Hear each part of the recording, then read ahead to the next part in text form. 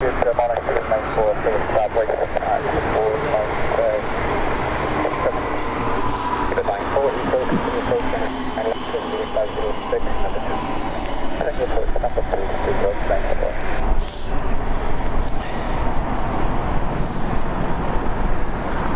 up?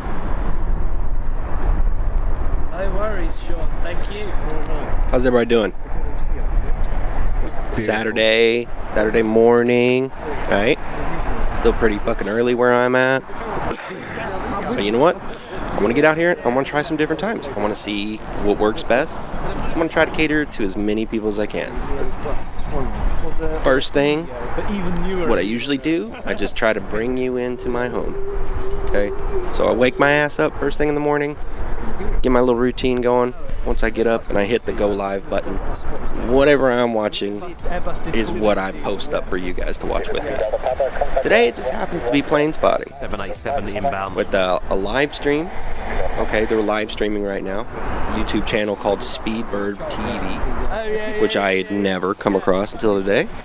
But I think with a lot of the aviation stuff that I've been watching lately, you know, YouTube started picking up on that kind of stuff, and, you know, they don't have, like, nearly the algorithm that, say, TikTok has, but, you know, they got around to it eventually. And they thought, hey, you like watching aircraft investigations, you know, whenever there's accidents and incidents and shit like that? Maybe you like watching them when they're not crashing into the ground. And I'm like, you know what? I'm going to give that a shot. And honestly, I've been having a good time. You know, a lot of people don't think that this is exceptionally exciting or anything like that, you know, which it may not be to a lot of people, but, you know, when you think of if you've ever been to an airport, especially when you were younger, it was so exciting to see these big airplanes moving around, and like as you're driving to the airport and you're getting closer and closer and closer and you could see the planes coming in and going out, it was so exciting. And I don't care what you say, man, even as an adult, you gotta find these things at least somewhat interesting, you know?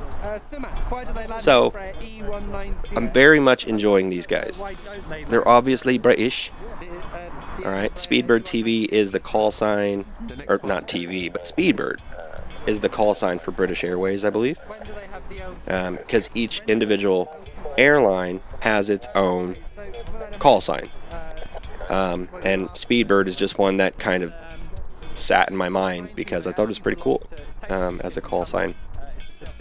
A lot of them have really, you know, just uninteresting ones. You know what? That's actually a good subject I want to look up. Let me see what the different airline call signs are, just because I'm interested. You know what I mean?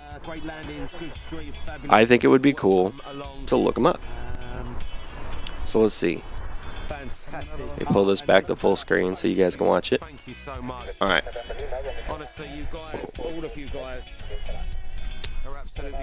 Airline call signs. Wow, look at this. This is okay, this is awesome. This is a list of the top 10 coolest airline call signs. Like that. Brilliant. Okay, let's see what they got. Citrus is the call sign for AirTran Airways. Okay. Alright. That's not bad. I like Citrus. It's not quite as cool as Speedbird, but Citrus is okay. Waterski is Trans-States Airlines. Okay. They're a U.S. regional carrier. Dynasty is the one for China Airlines. That's pretty cool. That's pretty cool and culturally relevant, you know? Hell yes. It kind of gives a little blurb underneath each one of the call signs, too, that give, you know, probably some history and some perspective on why they've acquired or, you know, designated these airlines with these call signs. And Dynasty, you know, makes sense for China Airlines. Wow. Okay, so apparently there's a company called Jazz Aviation. And they're Canadian. They operate out of Canada. And Jazz Aviation, their call sign is Jazz, which makes sense. Oh, here was one that I had heard before, too, that I couldn't completely understand. And surely in this blurb it'll explain why. But U.S. Airways, their call sign is Cactus. which I thought was pretty cool. It says the call sign originated with America West Airlines. Early in its history, the airline used the call sign America West, but it often caused confusion with other airlines ending in West, like Southwest, Northwest, SkyWest, and the FAA suggested that America West come up with a new call sign. The company held an employee contest to come up with a new name, and Cactus was chosen. That's awesome. Okay, so America West was based in Phoenix, Arizona, near the Sonoran Desert. Cactus makes it. That's cool, man. Alright, Virgin America, their call sign is Redwood. Alright, that's not bad. They're based out of the San Francisco Bay Area, so Redwood kind of makes sense, you know.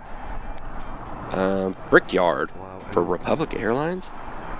Okay, I like this one especially, because as soon as I saw Brickyard, immediately I thought, wow, that's like an Indiana relevant thing, you know. But Republic Airlines is an Indianapolis, Indiana-based carrier that flies routes as American Eagle. He's rolling out really long. Brickyard, dude.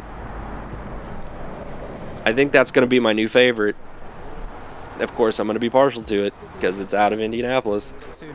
But even still, even with that aside, Brickyard's pretty cool, right? I think Brickyard's a pretty sick call sign for an airline. And then, of course, we immediately move on to one that's just categorically more badass. Dragon is the call sign for Hong Kong Dragon Airlines, or Dragon Air for short. Damn it. How dare you? How dare you one-up us immediately? And Brickyard's still pretty cool, though. Alright, Shamrock. Okay, I'm sorry. I just had to... make sure I was reading that right. Shamrock, okay, is the call sign for an airline known as Aer Lingus.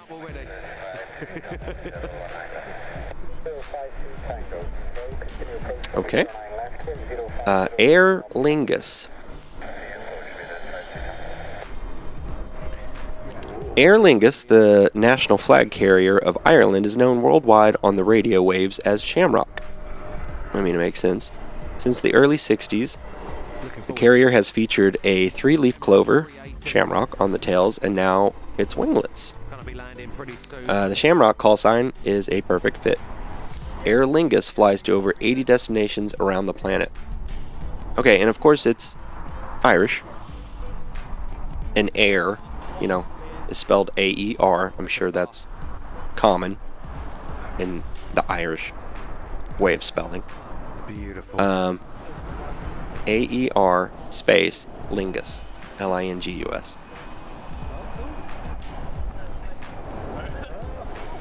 The only other time I've heard Lingus used is for something else that has nothing to do with flying. And guys, as well, it's Matt's birthday tomorrow. Anyway, number 1 on the list. I haven't looked at this list. I literally just Googled it right as I came on. Number 1 on the coolest call signs for air carriers. Speedbird for British Airways. I didn't pre-read, I promise. I can't. Ooh. Ooh. Was this written by a British author?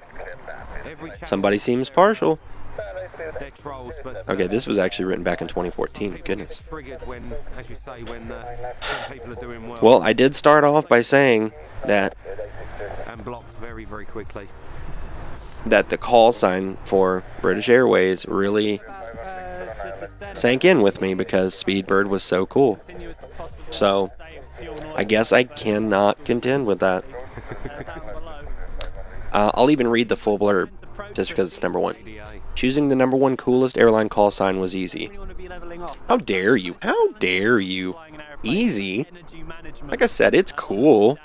And it definitely was the one that, you know, stayed in my mind amongst all the other ones.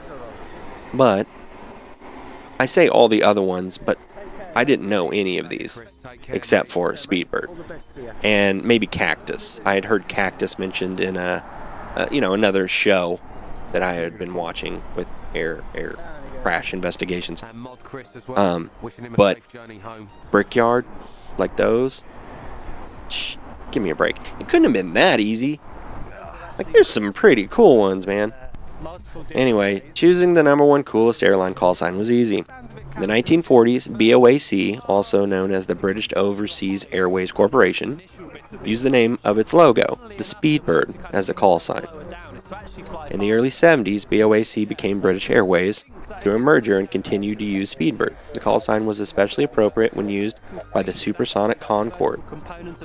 When Speedbird Concorde 1 was heard on the radio, you knew something really special was in the air.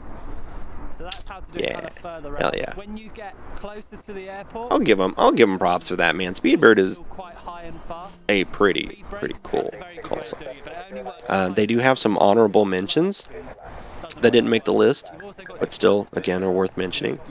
Critter is a call sign for ValueJet. In the 90s, the troubled low-cost carrier ValueJet Airlines had what was perhaps the cutest call sign. The airline used the name of its mascot, Critter. The happy little airplane was prominently displayed on ValueJet's blue, gold, and white airplanes. In 97, ValueJet became... Oh, my cursor's in the way. In 97, ValueJet became AirTran Airways through a merger, and the Critter call sign was retired. Oh. That's funny. It is cute in a certain respect, but when you think about airline pilots in general... Jeez. God, I hate to make blanket statements, because those blanket statements lead to blanket thoughts, and they're akin to stereotypes, you know what I'm saying? And that's the wrong way to think about anything. What I was going to say, though, is most pilots are proud individuals, both male and female, of course. And there's a lot of, in my mind at least, prestige that comes with being an airline pilot. Especially when airline travel took off, in the 60s and stuff like that. Everybody revered pilots, at least to what I remember. It was akin to being a celebrity. So, pilots started to be very proud of their craft, and it's totally worth, that's fair, you know what I mean? I would be too if I was a pilot. So I don't know how comfortable they were with calling out Critter every time that they would get on the airways, and be like, this is Critter flight 127. I'm sure they got over it after a while, but it probably took a couple little tiny chunks out of their pride to be referred to as Critter. And then you get the bigger airlines with the much cooler call signs that would bully any pilot from ValueJet, like, hey Critter. I could see some shit like that happening. Oh, this is cool. Hawaiian Airlines was known as Hawaii 50. That's poignant, right? Hawaiian Airlines, daily nonstop from Honolulu to New York, is... Sorry, I'm having a hard time reading that. Flight 50? Oh, okay, yeah, that makes sense, 50. Hawaiian Airlines daily nonstop from Honolulu to New York is Flight 50. Pilots and controllers often ignore the official radio designation of Hawaiian 50 and use the call sign Hawaii 50 to pay homage to the classic and reboot TV police drama. It's technically incorrect radio procedure, but how can they resist? Stephen Garrett would be proud. Book 'em, Dano.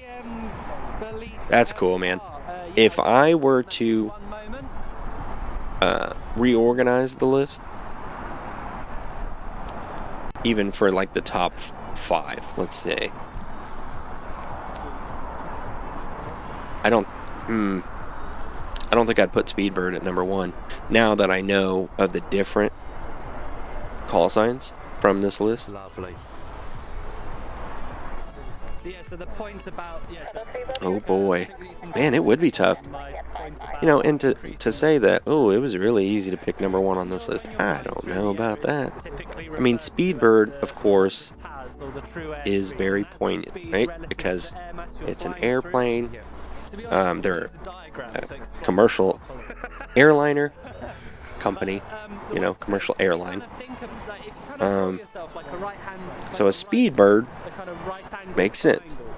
You know, it's very poignant. I love using that word. So maybe that's what gives it the edge. All right, I'll leave speedbird at 1. Jesus. Speedbird will be number 1. I'd make dragon number 2. I'm going to be biased and make brickyard 3. That's right, you heard me. So speedbird would be 1. Dragon would be 2. Brickyard would be 3. Dynasty would be 4. And ooh, I'm debating between like jazz and cactus as being number 5.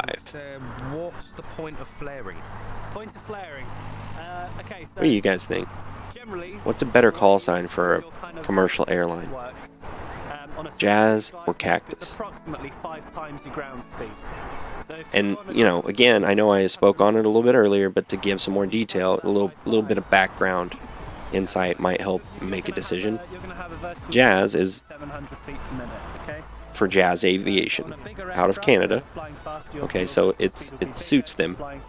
Cactus is the call sign for America West Airlines, which was based in Phoenix, Arizona, near the Sonoran Desert, where there's cactuses, or cacti, excuse me.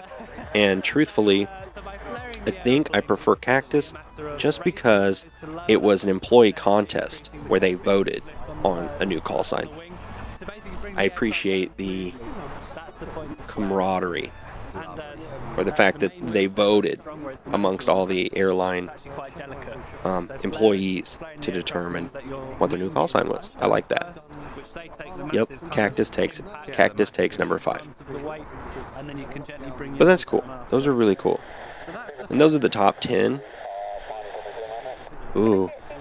I bet you there's a super... Let's check out this. Ooh, yeah, big O comprehensive list. We won't go through all of them, obviously. But I thought it'd be cool to pick out a few that I thought were awesome.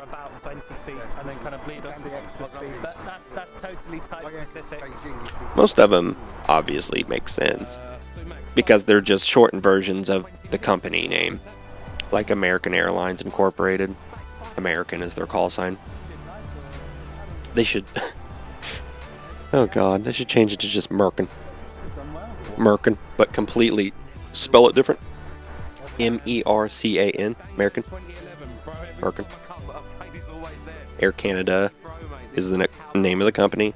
The call sign is Air Canada, of course. Ooh, okay. Out of Japan, there's a airline called All Nippon Airways Company Ltd. And I'm sure that's probably got a different pronunciation, maybe in Japanese. I'm not sure. It'd be dope if they changed their call sign to just nipple. I think that'd be effective. And it'd add a little bit of fun to the radio conversations, you know?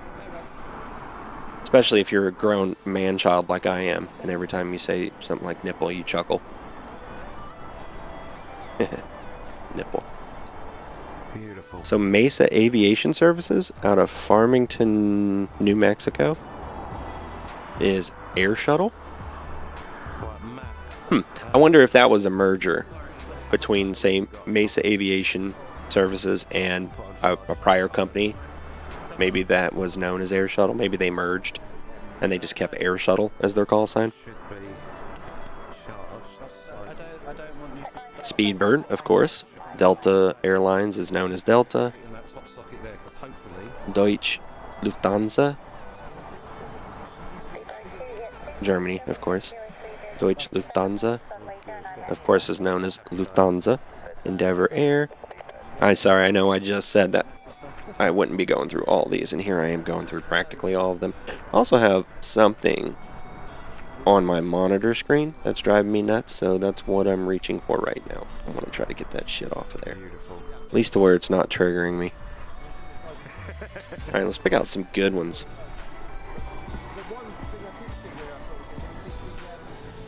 Spirit Airlines, known as Spirit Wings. I don't know. That's kind of corny, but I also think it's cute. or I like it. I think Spirit Wings is a cool call sign. Qatari. Rouge. Ooh, Air Canada. Air Canada Rouge is Rouge. Brickyard, baby. There it is. Republic Airlines out of Indianapolis. Brickyard. I still think that one's really cool.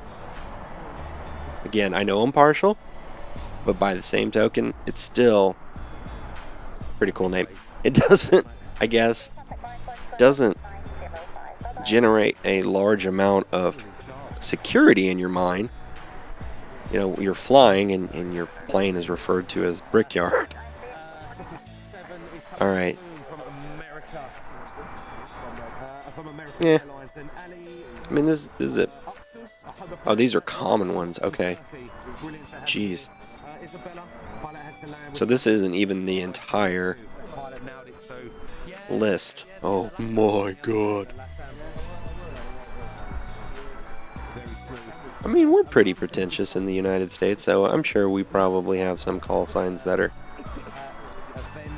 Wow, there's 1,069 airlines. It's probably not even the entire list of United States-based airlines, but that's just what they got on the list. It's totally type specific. It's quite hard to say. It also depends how quickly. See if they got any cool ones. You might be like cruising along and. Oh, Air Aurora is known as Borealis. That's kind of a cool one, because Aurora Borealis. Oh man, they got them stacked, real close. Probably only a mile separating those two in the sky. They're getting real busy. These guys are at London Heathrow doing plane spotting right now.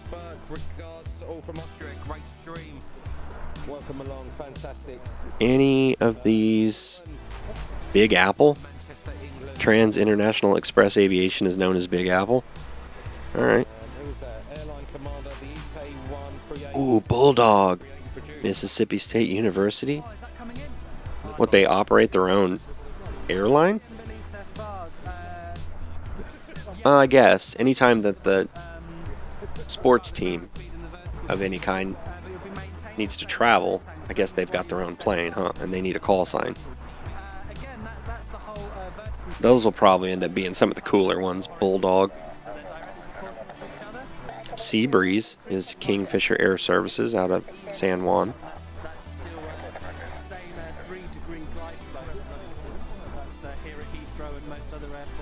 Blackjack. Ooh, Blackjack's a cool one.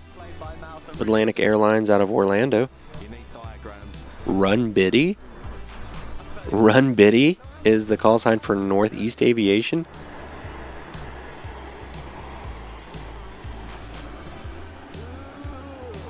Oh, wow. There's an airline out of Alabama, and their call sign is Airbama. That's kind of cool.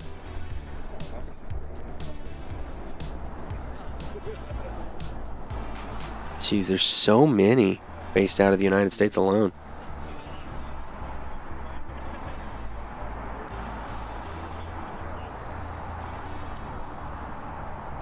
Checkmate. Checkmate's the call sign, Corporate Aviation Services.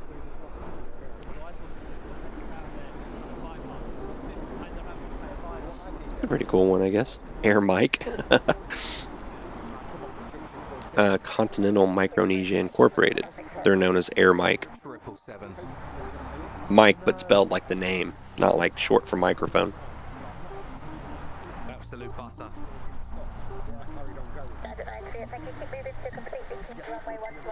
Coyote is ATI Jet Incorporated. I like Coyote, that's a cool one.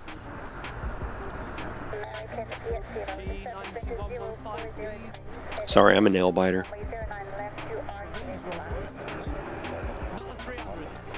Aw, Friendship. Friendship Air Alaska. Call sign, of course, is Friendship. And then there's Panther, which is Falcon Air Express.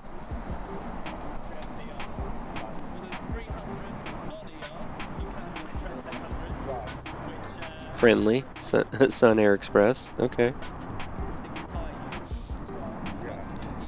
There's none that really stand out above all the others, though.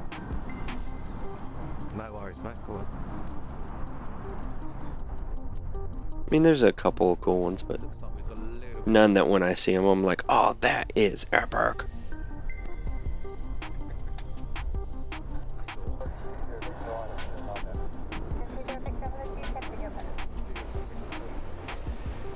Alright, trying to make sure this shit doesn't fall off my ear. No worries, that's what we're here for.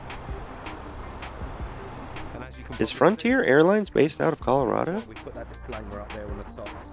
Andrea's he's nailed it with that comment. A good landing is happening more than a well-executed controlled crash. Fortitude? That's a pretty cool one. You can walk away from. An excellent landing is one you can walk away from, then take off again. If I started a aviation service, I would make the most pretentious call sign. I'm glad you're enjoying it.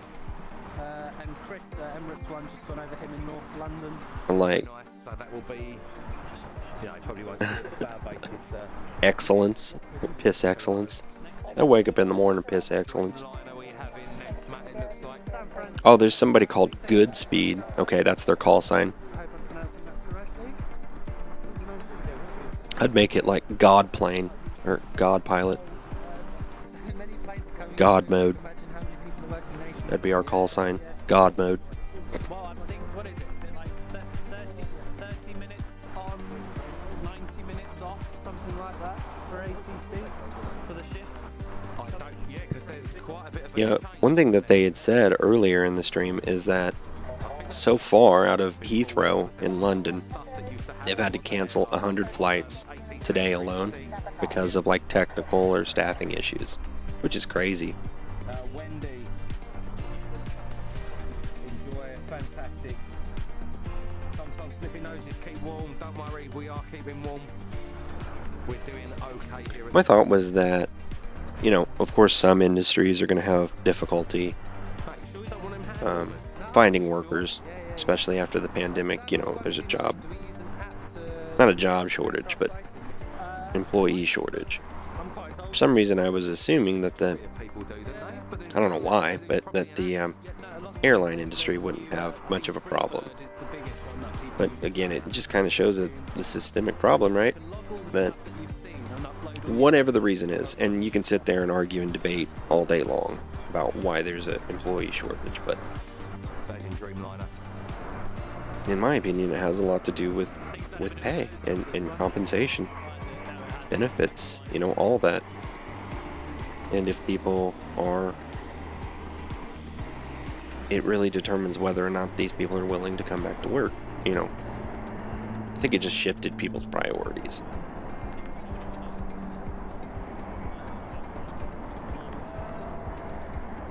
Like butter, beautiful. Like butter. Sorry, I also want to Really busy up here on the mound again, Matt. tweak some of my lighting. Sweet. It's so nice to see. Lots of spotters up here. Yeah. Didn't want it to be quite as bright as it normally is, but I also don't want my camera to struggle to constantly focus. I think it's okay right now, huh? Emirates A380. Yeah, I think it's alright. I'm gonna just leave it be. A3. But if I start noticing that I'm constantly out of focus, then I'll have to brighten up the light in here. We know we use an app called Flight Radar. But yeah, that's kind of what I was getting at, is it's indicative of a systemic problem. Flight Radar. Especially in terms of like air traffic control. That's a high stress job. Considering the airport that you work at. I mean, London Heathrow is insanely busy. So they've got planes coming in constantly. And I know that if they're fully staffed, they have multiple traffic controllers for each shift. But even whenever they have what you would consider to be a full staff in the tower, it's still got to be stressful. Beautiful A330. You know, you got to keep all these planes in line. I love these aircraft. Got to keep them all evenly spaced. Certain distances between each one of them. Got planes taking off, planes landing. All different call signs and numbers. It'd be stressful. The And I'm not entirely sure in terms of like compensation, just pure pay, how much they get paid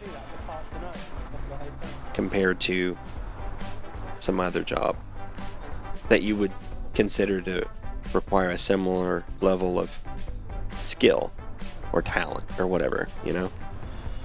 What would be a good comparison to a ATC controller? That's a high stress, fast paced job.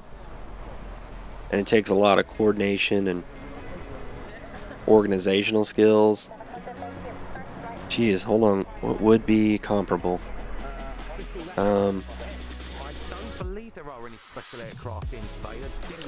a good question. I think most of the interesting stuff came in this morning. Yeah, I think it all. Well, just from an outside perspective, Although this A380 coming in now, they better get good compensation.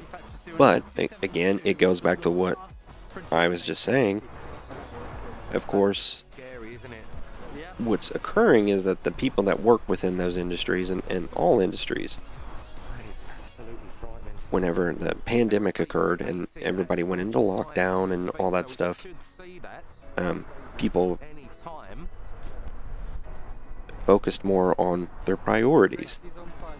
And of course, survival Derek, is the utmost important thing. Take care, Derek. And so began this process of analysis where people were thinking, okay, what am I willing to risk for my job? And, of course, death is not necessarily something that you have to worry about now, like from COVID, you know what I mean? We've more or less started to see that under control, more or less. I mean, it's still a problem for sure. But now that we have the vaccines and boosters Yeah, I can see the A3. and I can see the landing and those kinds of things, it's become less of a concern. But again, when people took the time to evaluate their priorities, it also made them realize, okay, well, aside from the potential to pick up this virus, what else was I sacrificing in the back. for my paycheck? And in a big way, your mental health. And I think people realize that their mental health and their overall happiness and satisfaction in life and their level of fulfillment was really important. I don't think people really put much stock in it prior to that. 15 degrees nose up.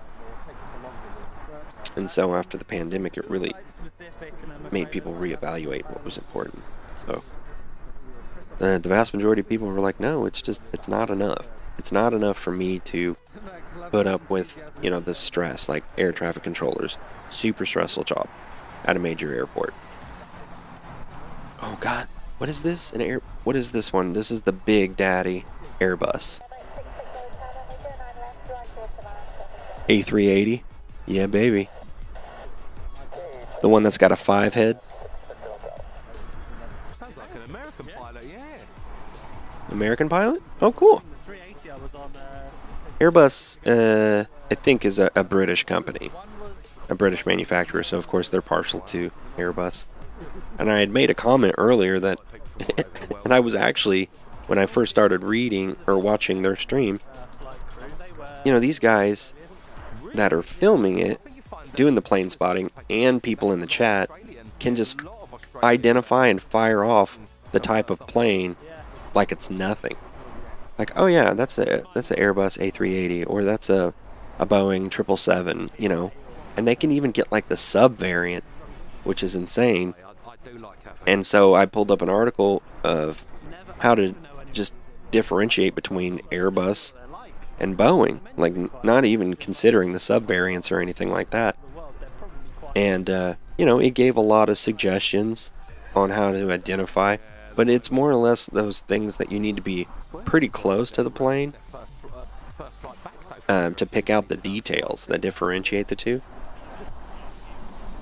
And I still wasn't able to do it. I couldn't even tell the difference. 380, ladies and gentlemen. But these guys can just rattle it off. And I had made a comment. I was like, I'm such a noob. I can't even tell the difference between these. They got a good laugh out of it. Look at that.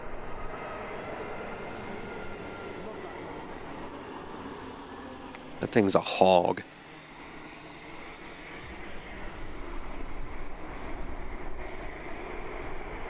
There was that noise again, Matt, that we heard last week. Get her down. Whoop. Bit of a crosswind. Whoop. Yeah, he got hit with a crosswind right there. Oh my God. Dang, man.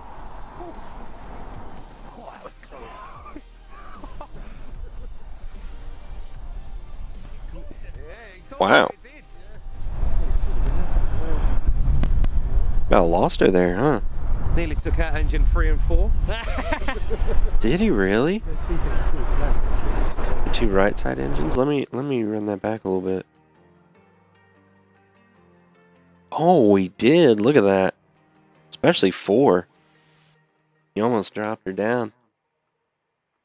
And hit the runway with it. Ooh. That crosswind was just really horribly timed. Watch, boom, right there. Oh, Right before touchdown. Oh, and there we go. Oh my God.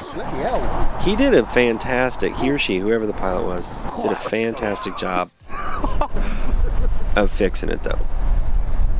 That could have got out of hand real fast.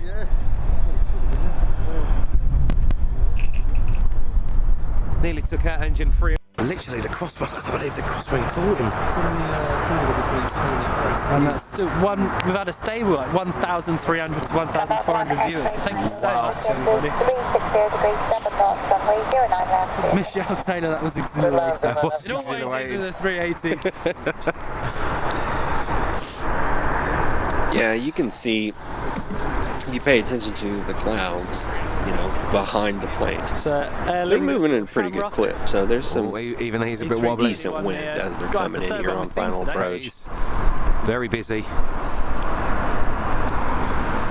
Not to mention, I mean, there's always pressure on the pilots to get these people down safely, right? I mean, it's just a super Forgot about that. high intensity job. I mean, you have, hey, it's Aer Lingus that I was talking about. Shamrock. But yeah, you literally have these people's lives in your hand. So there's got to be a lot of tension. You know, I'm sure you get used to it and cope with it very well after a while.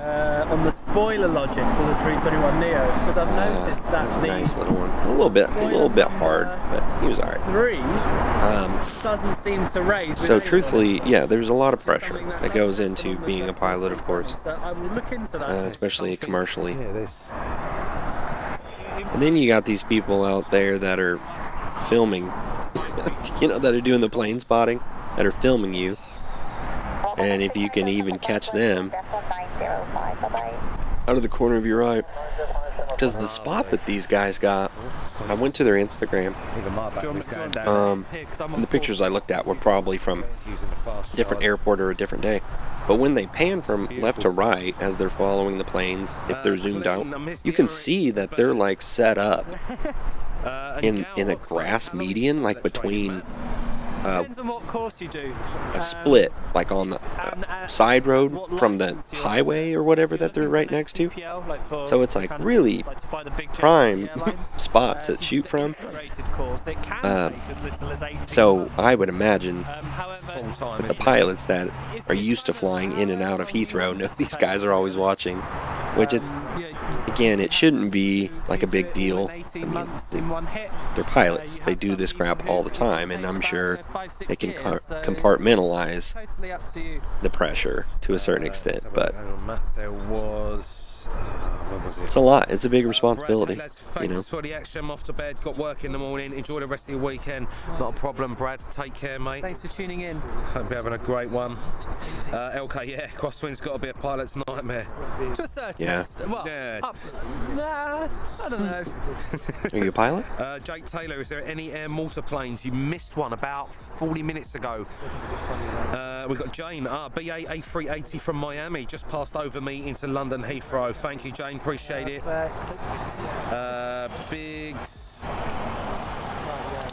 Big Smoky, British Airways, 20 minutes out, brilliant stuff. Mark O'Kane, Emirates have heaps of Australian and British maintenance folks working from them. Yeah, I thought that was probably the case. They do like British pilots. A lot wanna of the look. Middle East airlines. I can't remember the name of the airline I now. love the UK. Yeah, they That had the Brickyard Because it's call very sign. thorough, isn't it? Yeah. Schumacher.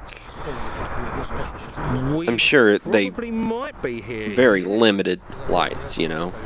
Technology doesn't let us I want to down. get a little more information about them now as a company. And what we got? Where'd you go? And Luke Moulds, hello from New Zealand. Brickyard. Jake Taylor, how long are you planning to stay for today? Probably, what did I say, about 1:30, 2, something like that? Till the batteries die. Yeah, till the batteries. Half 1 or 2. Let's see, they're 5 hours ahead of us. So what we Play it got? by ear. So it'll be 9 a.m. my When you time. have a plan. It's another hour and a half. When you don't have a plan, it's the best thing ever. All right, what happened to Brickyard? Where did Brickyard go? Is due at Probably a search. 1. Well, that's not too bad. So that's 40 minutes away. Todd Perman, hello. Hello, All right, Ed it's from Alabama, Republic USA. Airlines How are you doing? Welcome along, out of everyone joining Indy. us. And it's in from Doha. Right, so what I might have to do. All right, I want to get some more information about them. Follow this around in a second. Watch the coffee down there. Yeah. EDC Metalman. Hey everyone, how are you doing? Tronada. It looks like we've got enough. We've got 2 very powerful power banks here, and they do pretty well, to be honest with you. They only start taking a beating obviously when you put an iPhone in, because they're fast charge. Yeah, And Jace, hello from Alicante, mate. Hope you're having a great day. Hey, hello, Jace. Hope you had a good flight. What was this? Run. What altitude do planes turn off flaps, mate? I'm guessing that was me. Again, it's type specific. It's determined by speed and not altitude. So on the Airbus they call it the F speed, which is the speed that do go up. So it's hard to say. We're all right, so talking Republic Airways. a couple thousand feet on the airliners maybe, Call sign Brickyard. but it's all determined by speed. They're instead of, a regional carrier, of instead of course. altitude. In terms of landing, 'cause And the they flaps fly have Embraer limits. airplanes. If you do, Embraer extend the 170s flaps and too Embraer quickly, 175s. You can break them basically. So on the Airbus, it's you can bring the slats out on the 320. You can bring the slats out at 230 knots. Then you can go flaps 2 at 200 knots, flaps 3 at 185 knots, and flaps full at 177 knots. But that's for landing. Oh, we finally got a little period where we can relax for a second, Matt. Yeah. It's nice. It's Catch up finally with the nice. chat. Catch up with the chat. Catch up with everything.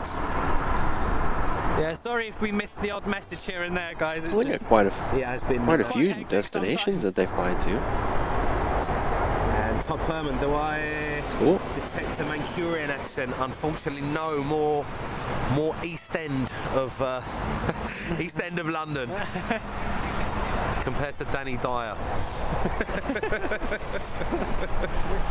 Where's that?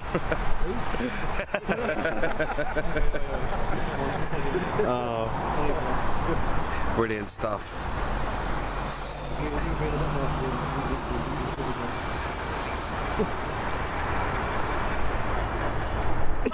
Shimak, yes, north side.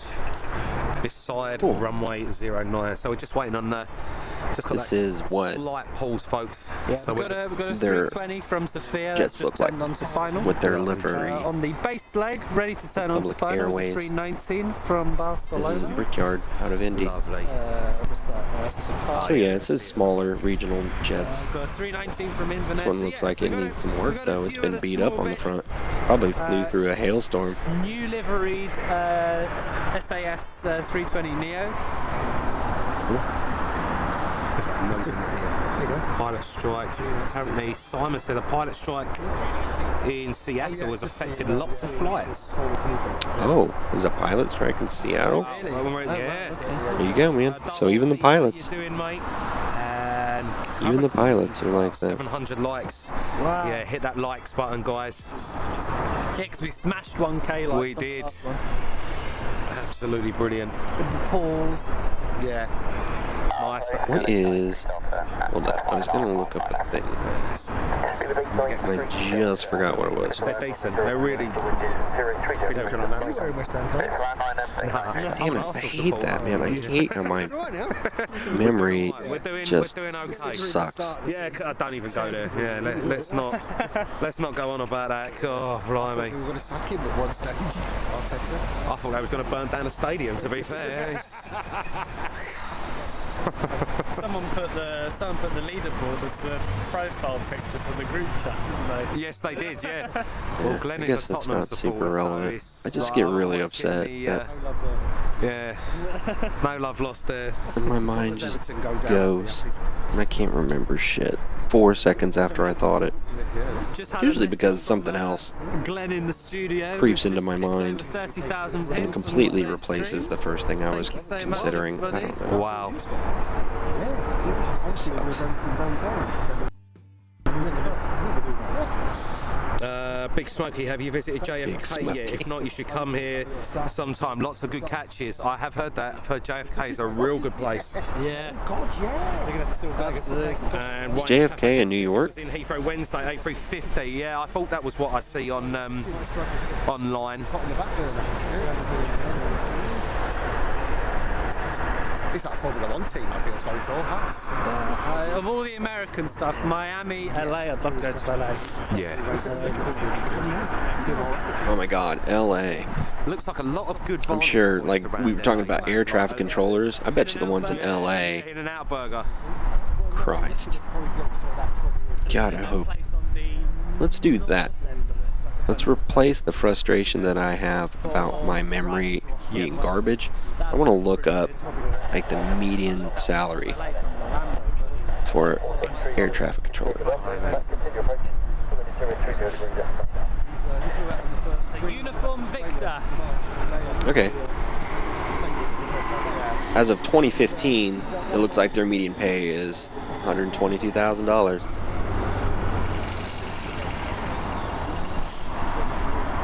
It looks like the median annual wage for ATC was $130,420 in May of 2020. Beautiful. That's good, man. That's good. Teasing about a possible JFK stream in September. Well, he is going on holiday there, so.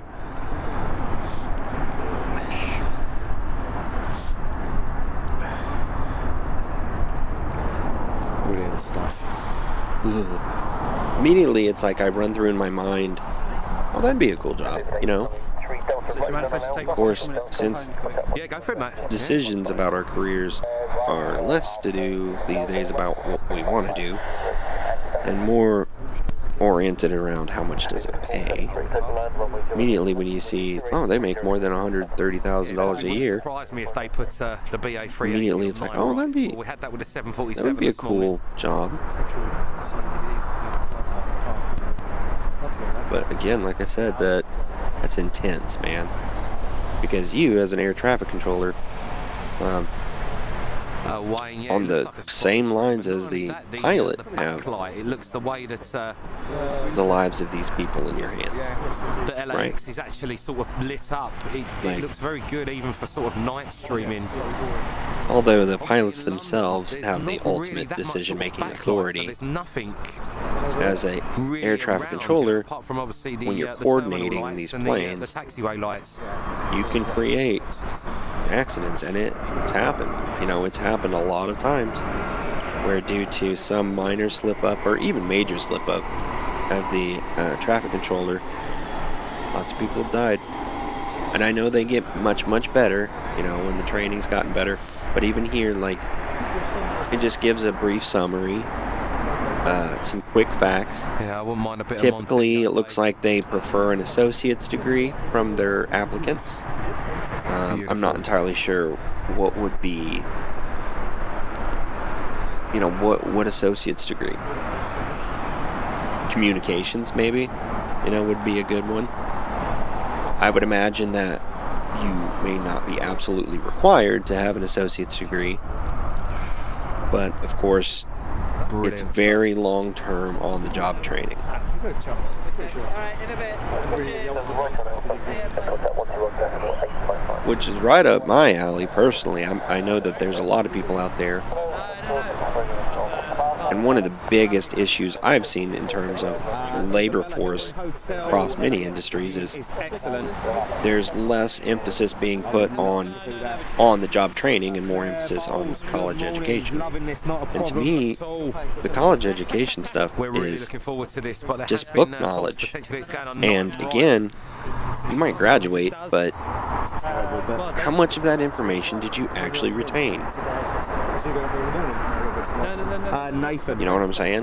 Like, I can retain information long enough to pass the test. I mean, now it's sort of like that. But it's highly unlikely that the information is going to exist a whole lot longer than pass the test. Yeah, like yeah, it's nice. That lunchtime. There's there used to be, from there now, it used to be a Lebanese place in England. The lunchtime slowdown, shall we say? I like all that stuff. Yeah, I did as well. I like going out for a good turkey. Well, my mum's Greek. But the on-the-job training is far more valuable in my mind. Oh yeah, that's good, I like that. Yeah. Because you can't sit down. Let's take air traffic controllers as an example. Glad you're You all know, enjoying let's say they get an associate's degree in communications. That's a pretty broad scope, right?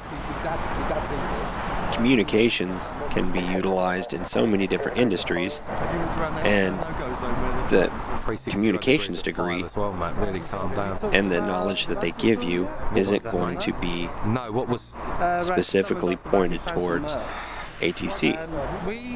We've been toying with the idea, But the on-the-job training is. Not at the second, folks.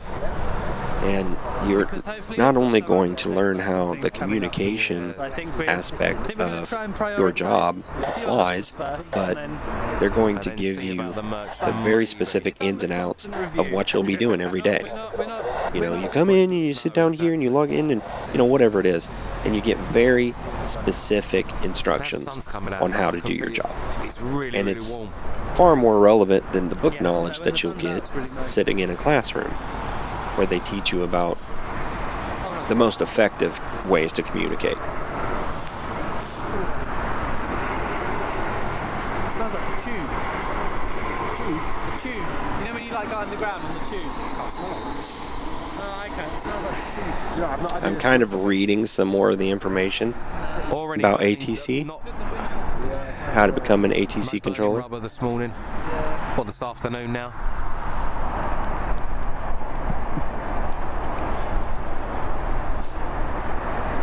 Beautifully done. Good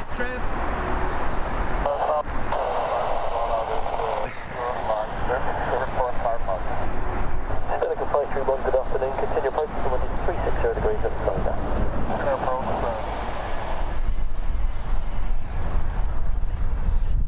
Got 7, 8, 10, half an hour out from Etihad. Okie dokie.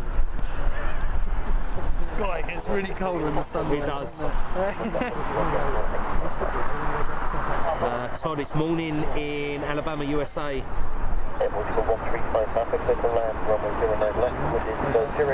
Nathan, no, unfortunately not. When they're on 09s, they never switch runways. So it's basically 09 left all day for arrivals, 09 right all day for departures.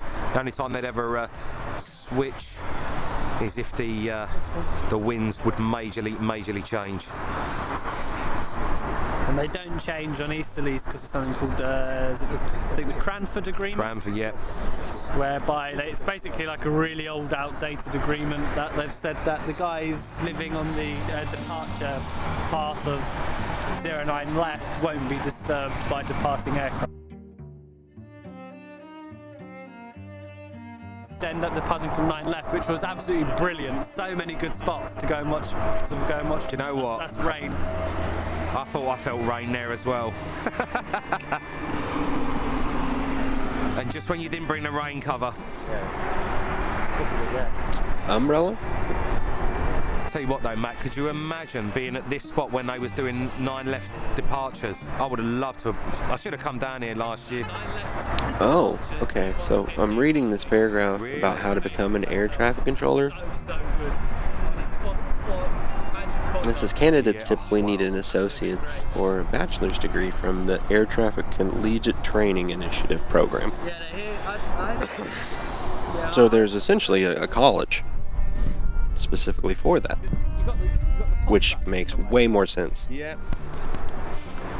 And Isabella, time in Britain now is 1:45 in the afternoon. Well, nearly 1:45.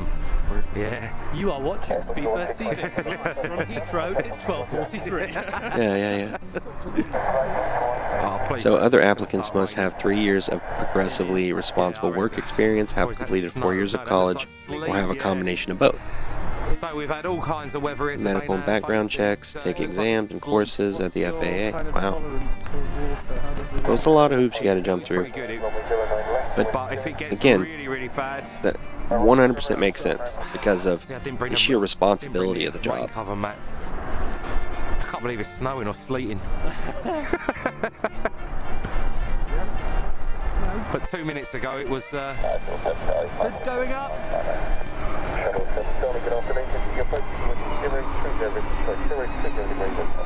Colours on that. Oh, I do like that livery. Nah, for God's sake. Oh yeah, because they got a bunch of equipment out there. If it starts raining, it's a lot of money they're going to lose.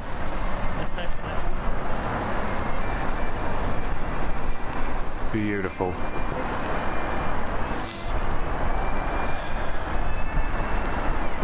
Ooh. I didn't see what happened. Yes, mate.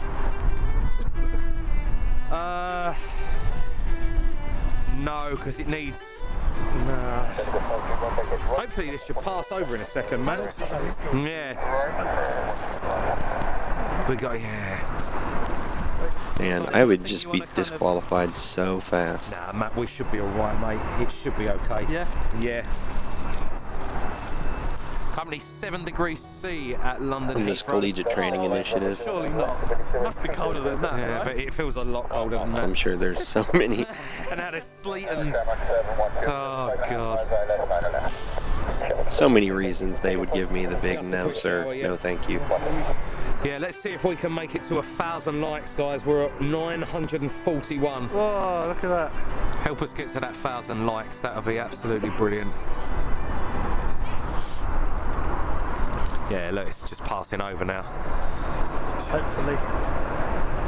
We've got BA380 coming in. Almost completed 4 years of college. You don't want to close up before the BA380. Had nothing to do with That shouldn't be too aviation, far out of now, Matt, course, should it? or I'll have a look. even communication. I don't want to go using flight radar too much, you see, 'cause I think that's what drains the I battery. almost have 4 years. Yeah, 3 minutes, turning on to final, base leg. Nice. Which, from what this is saying, if you complete 4 years of No, college, of course. Trust me, we know you can when get to- your foot in the we know door. when to quit, obviously, if the rain starts coming down. And obviously, we do not want to ruin any of the equipment that we got. It's taken us so long to get back to this point. I'm like seriously considering this. Although, like I said, there's no way I would make it. I'm a recovering drug addict and I can smell that. in a treatment program where I take medication to calm the cravings and stuff like that. And I'm a lot of times with a lot of employers, that's an immediate disqualifier, which I understand. I cannot believe I the understand mix to of a weather certain we've had here extent. today. Hey, you Marcus, thanks for rubbing it in. 27 degrees in Sydney tomorrow. Yeah, very nice. Thanks for that. Cheers. Claire Bowles, we must be freezing. We're all right, actually. We've got gloves. Well, I've got gloves and... It's manageable. What is this coming in? If I was like waiting at a bus stop, I'd be... Oh, it must just be the livery of it. But you're here under the aircraft, Matt, Yeah, so you... Kind of made it look loving like life at some the sort minute. of unique aircraft, but no, it's just the paint job. Did you get the fleet number of the National Express Is this code? Aer Lingus? No, I haven't. It is Aer Lingus. It's cunnilingus. And it's official, 1,000 likes. Wow, thank you so much, folks. I think if I flew for Aer Lingus and they had one of those boats for call sign, Cunny would be my Number 2. Number 2. call sign suggestion. Yes, from Miami. Lovely job. Can you imagine if that was your call sign? Yeah, I can see it in the background, Matt. Dwarfing everything ahead of it. Jeez, man. Yeah, it's there. It's incredible how Like the gear is finally, gear's just close coming they've got these planes to each other. I mean, you know, they have to maintain minimum distance, following distance, and spacing and stuff because of the jet wash that comes off of these massively powerful engines. See, I You know, it didn't can significantly affect the flight capabilities. Probably wasn't really. Like you've got this here, which is a smaller aircraft, of course, compared to the Yeah. A380. Is it the big 5-head one that's coming in? They kind of initially drop. So you got to bring in the smaller aircraft before the A380, because if you had placed the smaller aircraft behind the A380 and didn't maintain like a significant amount of distance between the two, Okay. it can cause the smaller aircraft to crash, just purely from the jet wash that comes off of the engine. Into their compartments and those kind of panels that stop the wheels from spinning Yeah. rub against it. You start hearing like a hissing noise as the tyres rub against it. It's pretty cool. Vancouver 40 Yankee, left 09 left at 9.5. 40 Yankee, continue approaching with this 36. Continue to the 40 Yankee. Yeah. Beautiful. Alright, so let's count Man. the full approach. That's incredible. Wait, where'd he go? On 30 tons of gear to lower. Jesus. How much they are? The 30 gear tons. itself is 30 tons. That is a lot.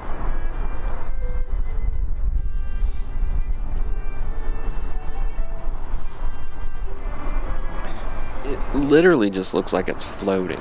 Check the face. Like it almost looks like it's moving so slow that it's about to stall.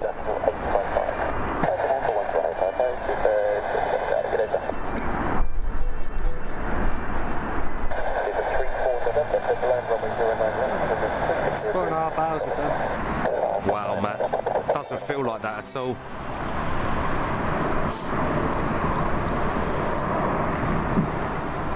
Yeah, looks and sounds healthy. Lovely. Go on, go on.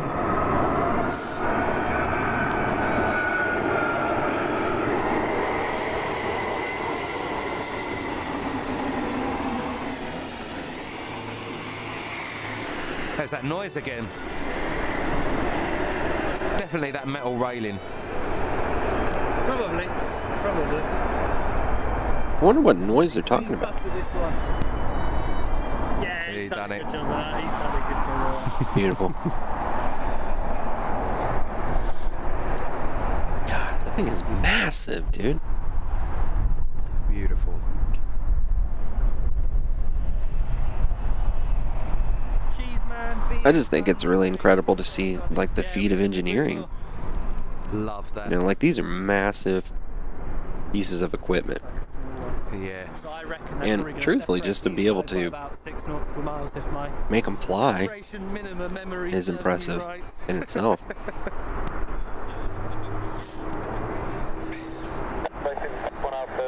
And you have to find this cool balance between keeping it lightweight and then also rigid, you know, so it doesn't just disintegrate whenever it reaches high wind speeds and high altitudes and stuff.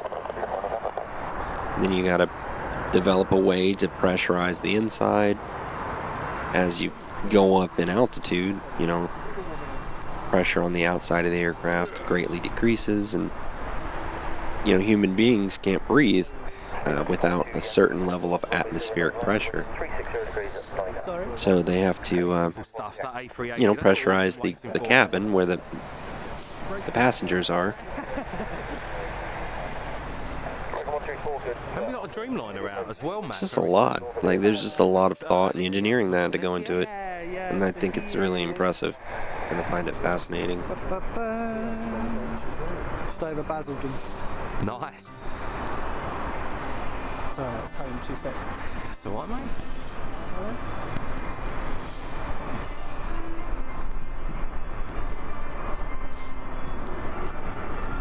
I think it'd also be cool to be a mechanic and work on these, you know?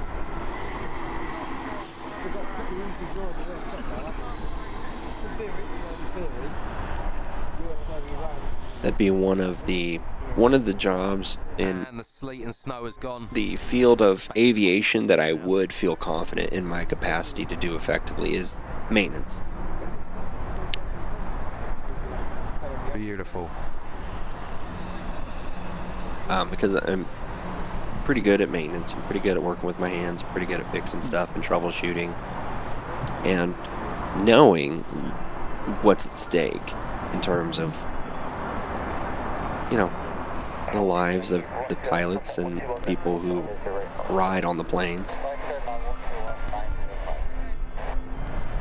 There's no way in hell I'd ever do a shoddy job. Because that too has also led to some pretty significant accidents, you know. Like the one, I can't remember what the airline was or how long ago it was, but the pilot was sucked out of the windshield, like the windscreen, because the windscreen popped off during flight. And it was because they replaced the windscreen, maintenance did overnight, and they didn't have the exact bolts that were being required, or that were called for, you know, in the maintenance manual, that the aircraft manufacturer said, hey, you got to use these bolts. They didn't have those exact ones, so the maintenance engineer that was working on it, you know, took like a picture, or maybe he just had like one of the bolts, but he didn't have enough to go all the way around, and he like took it to the machine shop where they kept all their bolts and compared it, or the image of it, to what bolts they had plenty of, and found one that looked, you know, in his mind identical to the ones that he needed. And so he grabbed a bunch of them and he went and he replaced the windscreen using these bolts. The only difference was that the overall diameter of the bolt itself, including the threads, even though it seemed to tighten up pretty good, obviously when he was installing them, they were just like a few micrometers. The diameter overall was smaller than the diameter of the bolts that were called for in the maintenance manual. So even though they tightened up and they threaded in properly whenever the aircraft was pressurized, this difference between the diameter of the bolt and the threads made a huge difference. And so the aircraft pressurized and it blew off the windscreen because these bolts did not have the diameter that they needed to really bite in and hold the windscreen in place. Maybe we'll watch that. Mentor Pilot did a really good comprehensive review of that incident. Cheeseman, no, they are running. The pods are running. They're just not running very frequently, it looks like. Yeah, but I did want to give some love to Speedbird TV. They're doing a pretty cool job of just plane spotting, you know?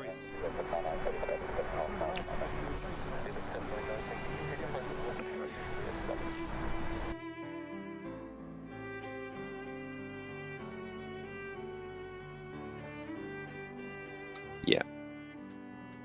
And the thumbnail for the guy getting pulled out is... I mean, it's not funny.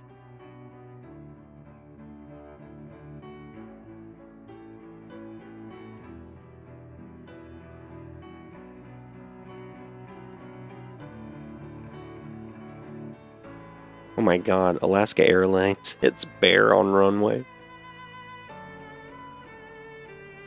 Alright, where's the one where the pilot gets sucked out? Alright, I'll search for it. So I'm not sitting here just scrolling.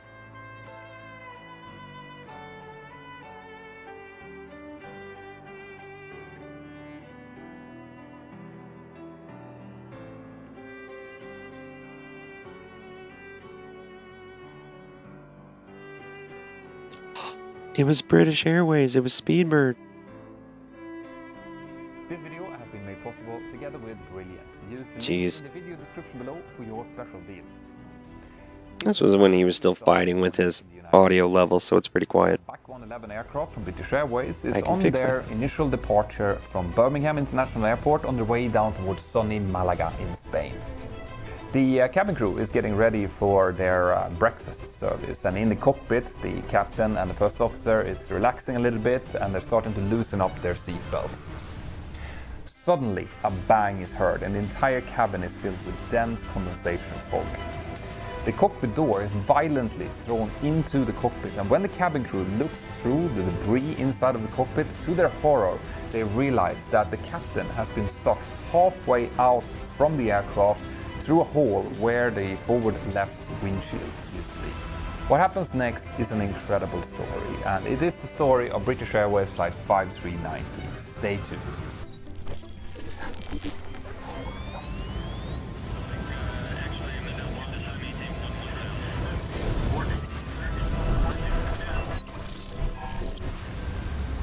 British Airways Flight 5390 took off on the 10th of June 1990. There were 81 passengers on board, 4 cabin crew members and 2 pilots, and the aircraft that was being flown was a 19-year-old BAC 111. Now the BAC 111 looks a little bit like a DC-9er. It's a short to medium-haul aircraft with 2 rear-mounted low-bypass jet engines, and it was known as a very reliable workhorse of the sky. Now this particular aircraft that was used on this day had been on the ground for about 27 hours prior to this flight because it had to undergo some mandatory maintenance. The previous crew had reported that they had seen some darkening and some bubbles on the left-hand windscreen just ahead of the captain, and that needed to be changed. And the maintenance work that took place on this aircraft prior to departure is going to be really important, but we'll get to that in a second. In the cockpit was Captain Timothy Lancaster. He's 42 years old. He has got about 11,050 hours of total time, of which 1,075 is on the BAC 111. Together with him was First Officer Alistair Atkinson. He is also quite experienced, 7,500 hours in total, of which 1,100 hours on the BAC 111. Now the day started just like any other normal Sunday flight. The weather outside was grey, but good visibility, light winds, and the crew was reported to be really happy about doing this flight, because generally these weekend kind of holiday destination flights tend to bring really happy and relaxed passengers, so the crew was looking forward to a nice and easy day at work. They also knew each other really well. They were a tightly knit gang, and the only one that was really new to the crew was First Officer Alistair. The flight crew had prepared for the flight just as normal. There was no bad weather expected. First Officer Alistair was the one who was going to be pilot flying for the departure. And then, according to British Airways standard operating procedures at the time, Timothy, the captain, would take over after the initial takeoff, and then he would be pilot flying for the remainder of the flight. So said and done, the aircraft pushed back, and at time 07:20 UTC, the aircraft took off towards Malaga. Now, if you take off from Birmingham, and I've done this many times, you have to go through London airspace, which is one of the most busy airspaces in the world. And this means that you can expect to get a lot of different radar headings and a lot of different altitude clearances as you climb out. And this is exactly what happened to British Airways Flight 5390 as well. Initially, they were cleared on a southerly vector, heading of 195 degrees to maintain, and they climbed up to flight level 140, 14,000 feet. They remained there for a while, and then eventually they got cleared into a different air traffic control sector. Once they changed over to that sector, they were cleared to flight level 230, 23,000 feet, and they were expecting eventually to get up to their initial cruising altitude of 25,000 feet. Now, as the crew had completed their initial departure procedures, they started to relax a little bit, and it's important for you to understand how we, the pilots, use the seatbelts when we're in the cockpit. So generally, most airlines will require us to be completely strapped in with a full seatbelt on from takeoff up to about 10,000 feet, and then from 10,000 feet down to landing. But between there, we can kind of relax the seats a little bit. We tend to have a full harness, which consists of a seatbelt around our waist and then across the crotch, and then 2 kind of shoulder harnesses over this. But the shoulder harnesses are not really comfortable to wear, long term. So that tends to be the first thing that we remove. And the way that we do that is that there is a button at the back of the seatbelt buckle. When we push that, the only thing that happens is that the seatbelt shoulder harness releases, but the rest of the seatbelt stays intact. And this is exactly what the crew of British Airways 5390 did as well. So they released the shoulder harnesses, and Captain Tim kind of loosened up the waist seatbelt a little bit as well in order to make it more comfortable. Oh boy. The aircraft now continued to climb, and as they were doing so, the cabin crew was getting ready for the first meal service of the day, which is going to be breakfast for the passengers. But as the aircraft climbed through about 17,300 feet, a large bang could be heard from inside of the cockpit. Almost immediately, the entire cabin filled with dense condensation fog, and the cockpit door was violently flung into the cockpit, where it jammed itself behind the thrust levers. Now, when everyone had regained their bearings after the initial shock, the number 3 cabin crew looked in through the debris inside of the cockpit and realized, to his horror, that the upper body of the captain was sucked out through the left-hand windshield. And the only thing that was still inside of the cockpit was his leg that had gotten tangled in the flight controls. Oh no. So the number 3, without hesitation, ran in and started to hold the captain around his waist to stop him from sliding more out through the window. But he reported that the upper body, the back of the captain, was kind of flush up against the body of the aircraft, and his head was banging towards the left DV window. Damn it, that's... As the captain was sucked out through the window, his feet had actually pushed the flight controls, and as they did that, they disconnected the autopilot. Oh my god. So this means that the first officer was now faced with a situation where he had an explosive decompression. He had his colleague being partially sucked out through the window, which he could see. There would have been an enormous inflow of really cold air and noise in the cabin. Loads of debris had been thrown into the cockpit because of the loss of the window. So this is a very, very serious situation right now. And the first officer realized very quickly that the first thing he needed to do was to get the aircraft down, because the BAC 111 did not have automatic masks for the passengers. That wasn't a requirement when the BAC 111 was certified. Instead, there was passenger oxygen that could be given to about 18 passengers on demand. But this meant that he now needed to get the aircraft down quickly. Now, he had the choice at this point to put his own oxygen mask on as well, but he realized that they were at 17,300 feet when this happened. Because the autopilot had been disconnected and the captain had kicked the flight controls, the aircraft had already initiated a fairly rapid descent. So he didn't think there was any need for him to put his own oxygen mask on. Probably because not he realized at that that if he altitude. did, he would have huge problems communicating with both air traffic control, but also with the cabin crew, who was now in holding on to the captain for dear life. So the first officer is now flying the aircraft. He is maintaining his heading of 195 degrees. He's initiated his descent, and he now calls a mayday call to air traffic control.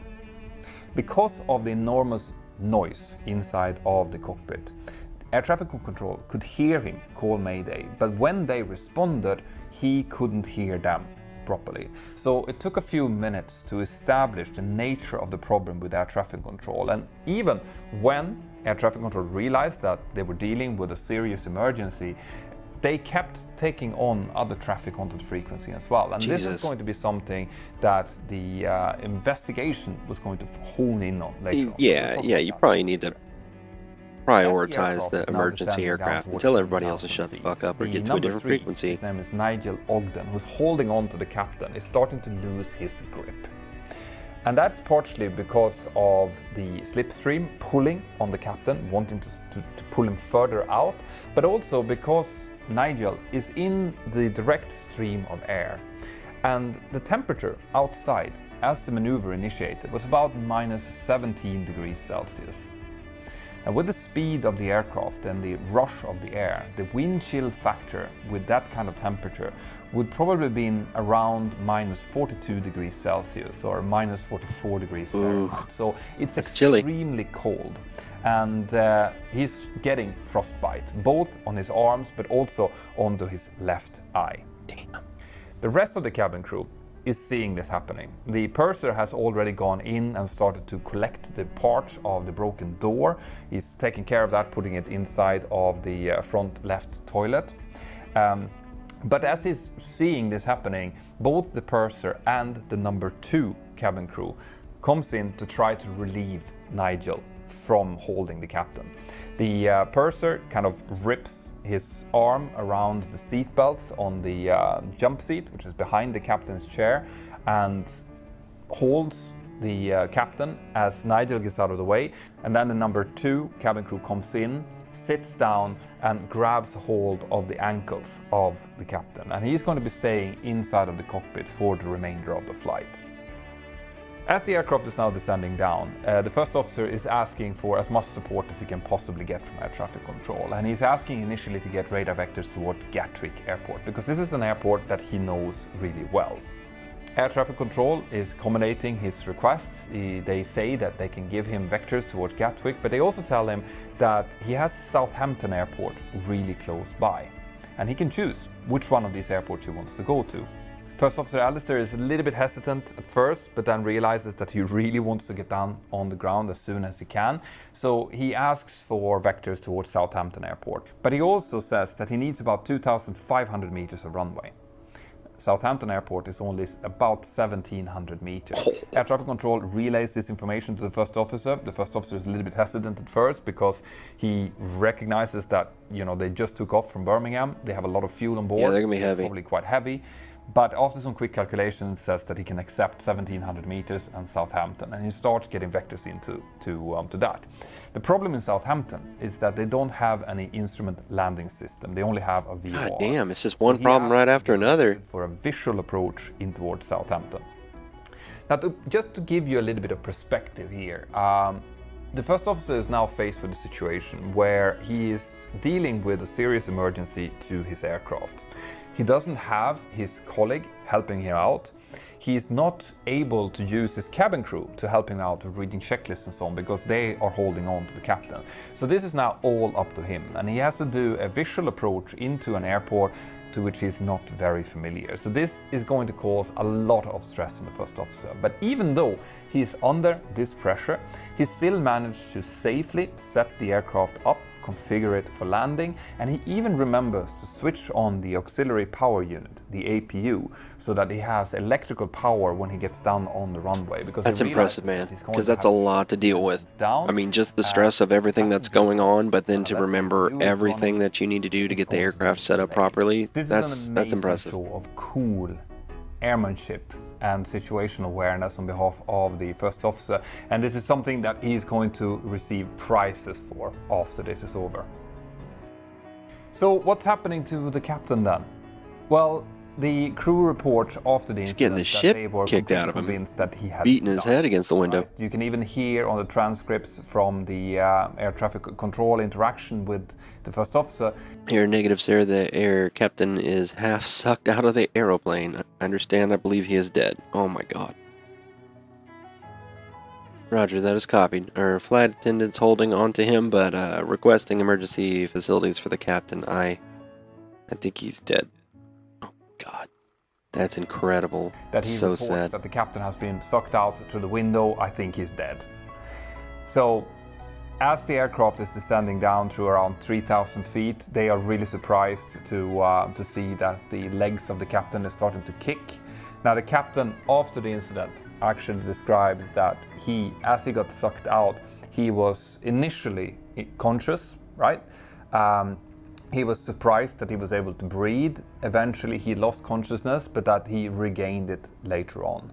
So as the aircraft now comes in and does a picture-perfect visual approach into runway 02 in Southampton, the aircraft comes to a stop on the runway. The passengers are disembarked during the normal exits, And then the firefighter comes in and helps the captain out from the position. He's still hanging outside Oh my of God, the window ew, of look at the the aircraft. blood. They get him onto an ambulance, obviously, and it turns out that apart from frostbite, a broken thumb, and a fractured arm, he is perfectly okay. The only other person that received any kind of injuries on this flight was the cabin crew, Nigel Ogden, who while his head was holding beating against the captain, window. had some frostbite damage to one of his eyes and a dislocated shoulder. But all of the passengers He didn't have like safely, and eventually like the brain captain damage. recovered, Holy shit. and he actually returned to service only about 5 months after this harrowing What? incident. But what actually caused this? How come that the windshield insane to me. just suddenly disattach itself and fly away mid-air? Well, after this short break, I'm gonna tell you what caused this.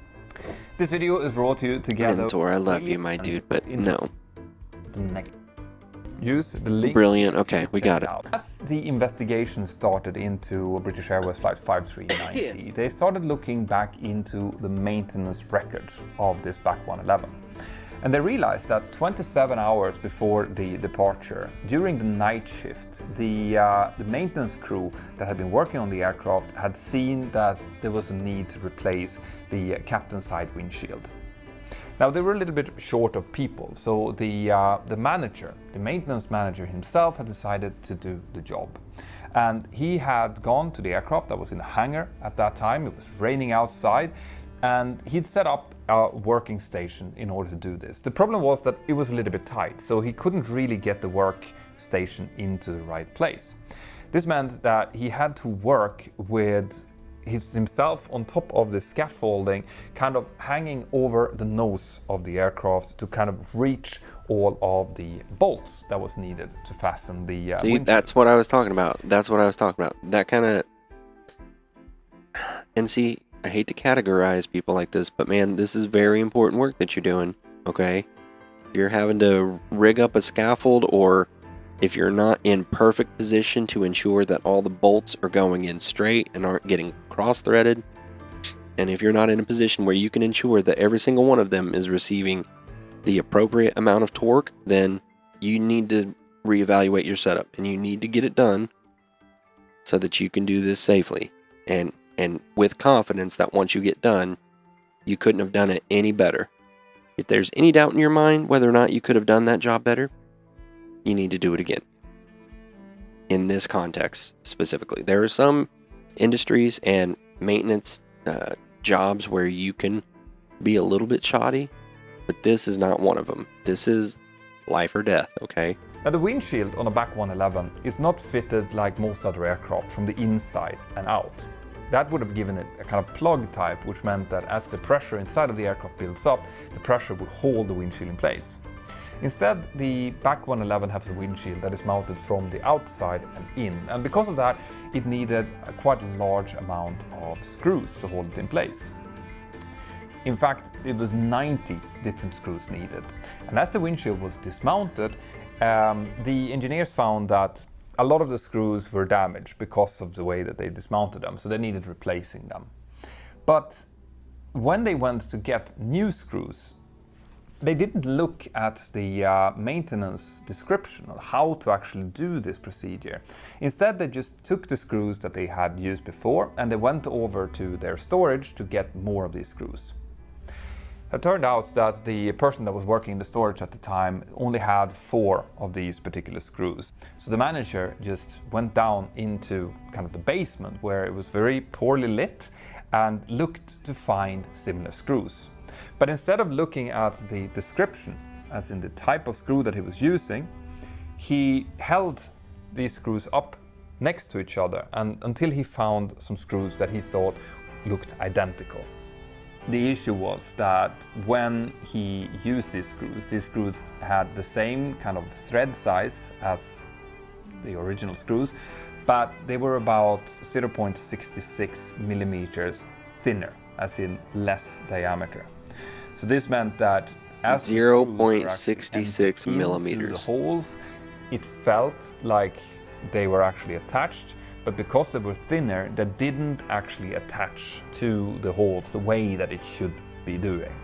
he would have noticed this if he would have been in a position where he could view these heads of the screws, because they were countersunk, and the size of the screw heads were much smaller on these screws than they were on the proper screws. That would have been... If you would have compared Look at that. the left windshield with the right. Okay, I mean, I guess visually it's not a huge difference, but you can clearly see with the countersink and the shape of the head, when they put these holes in here, when you put the bolts into them, it should pretty much fill up the entirety of this hole. Windshield, you would have seen that the screws on the right windshield actually covered the kind of countersink almost entirely, but the screws that he was Oh my god, that should have been like a huge red flag, man. Inside of the hole.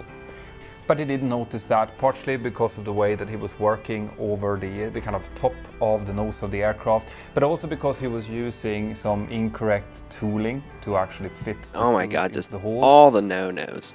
All the no-nos. You know, it's kind of obnoxious and cliche or whatever terminology you want to use for it, but like whenever I was working at Greatest Purchase as an installer, you know, and you would do some of these e-learnings on the computer and they would talk about your tool selection and stuff like that. The one lesson that always resonated with me that I thought was cheesy at the time, but ended up being very accurate, was there's no substitute for the correct tool. Like, there really isn't. If you don't have the correct tool, don't try to just make something work, some other tool. Now, if what you're doing isn't life or death, then okay, you might be able to make some other tool function in a similar capacity to what you're trying to accomplish. It's like, instead of using, you know, like a pick tool, you know, like when you go to the dentist and you get your teeth cleaned and they've got those pick tools that they use to clean your teeth. Like, that was a very common tool that we used when doing installations. And if you didn't have a pick tool, you could probably find a very small flathead screwdriver that could accomplish a similar task if you're careful. But then again, there really is no substitute for the right tool, especially when you're working on aircraft, and especially when you're working on an aircraft windscreen, you know, especially when you're working on an aircraft windscreen that bolts on from the outside instead of being like a pressure plug that mounts from the inside. And if he had been up and in a position to look over the work that he was completing, he probably would have noticed that, hey, wow, those screw heads look significantly smaller than the ones that I used previously. Which didn't allow him to feel that the amount of torque that was necessary to fix the screws was incorrect. Now, on top of this, because the engineer who actually did this change of the windshield was also the shift manager, it meant that he was also responsible for verifying the quality of any work that has been done during his shift. So this meant that He verified his own other work. engineer who could come there and verify that the job had been properly done. Now, there were rules at the time. If maintenance was done on certain points of the aircraft that was deemed to be vital points, then another engineer had to come by and check it out. But the windshield was not considered a vital point, funnily enough. How is, How is that not considered a vital point? So the first time that the quality of this maintenance job actually was tested was on a flight where the passengers are on board and the windshield started being subjected to the pressurization of the aircraft. Now, we all know now what happened. As the aircraft passed 17,300 feet, the differential pressure between the inside of the aircraft and the outside of the aircraft became so big that these faulty screws that weren't wide enough just could not hold the pressure, and the entire windscreen just popped out. God damn. The windscreen was recovered later on a field with some of these screws still attached to it, and that's how they could verify that the incorrect screws had been used. The shift manager had one last chance to pick up this mistake before the aircraft goes airborne, because since the aircraft was actually sitting on the ground for 27 hours before the flight, he was working on a different aircraft on the following day, which also needed a replacement of the windshield. But in that occasion, the job was kind of set up for him. So when he arrived to replace the windshield, he had not only the new windshield, but also the 90 screws that was needed for the job. And he recognized that the screws that was used on that job was different than the ones that he had used the previous day. But he basically just thought that, well, maybe they're different models, and Oh my God, dude, come on. But there, you can't make was assumptions. probably the best kind of point to pick up this mistake. Now, the Oh my investigation God. team came to a couple of different conclusions based on this. There were basically three causal factors. The first one was that an individual, in this case a shift manager, was responsible to do And the he job was a and shift manager, sign off like that the job essentially was a correctly supervisor done, of other maintenance because shows. this was not considered a vital part. So there was no cross-checking being done.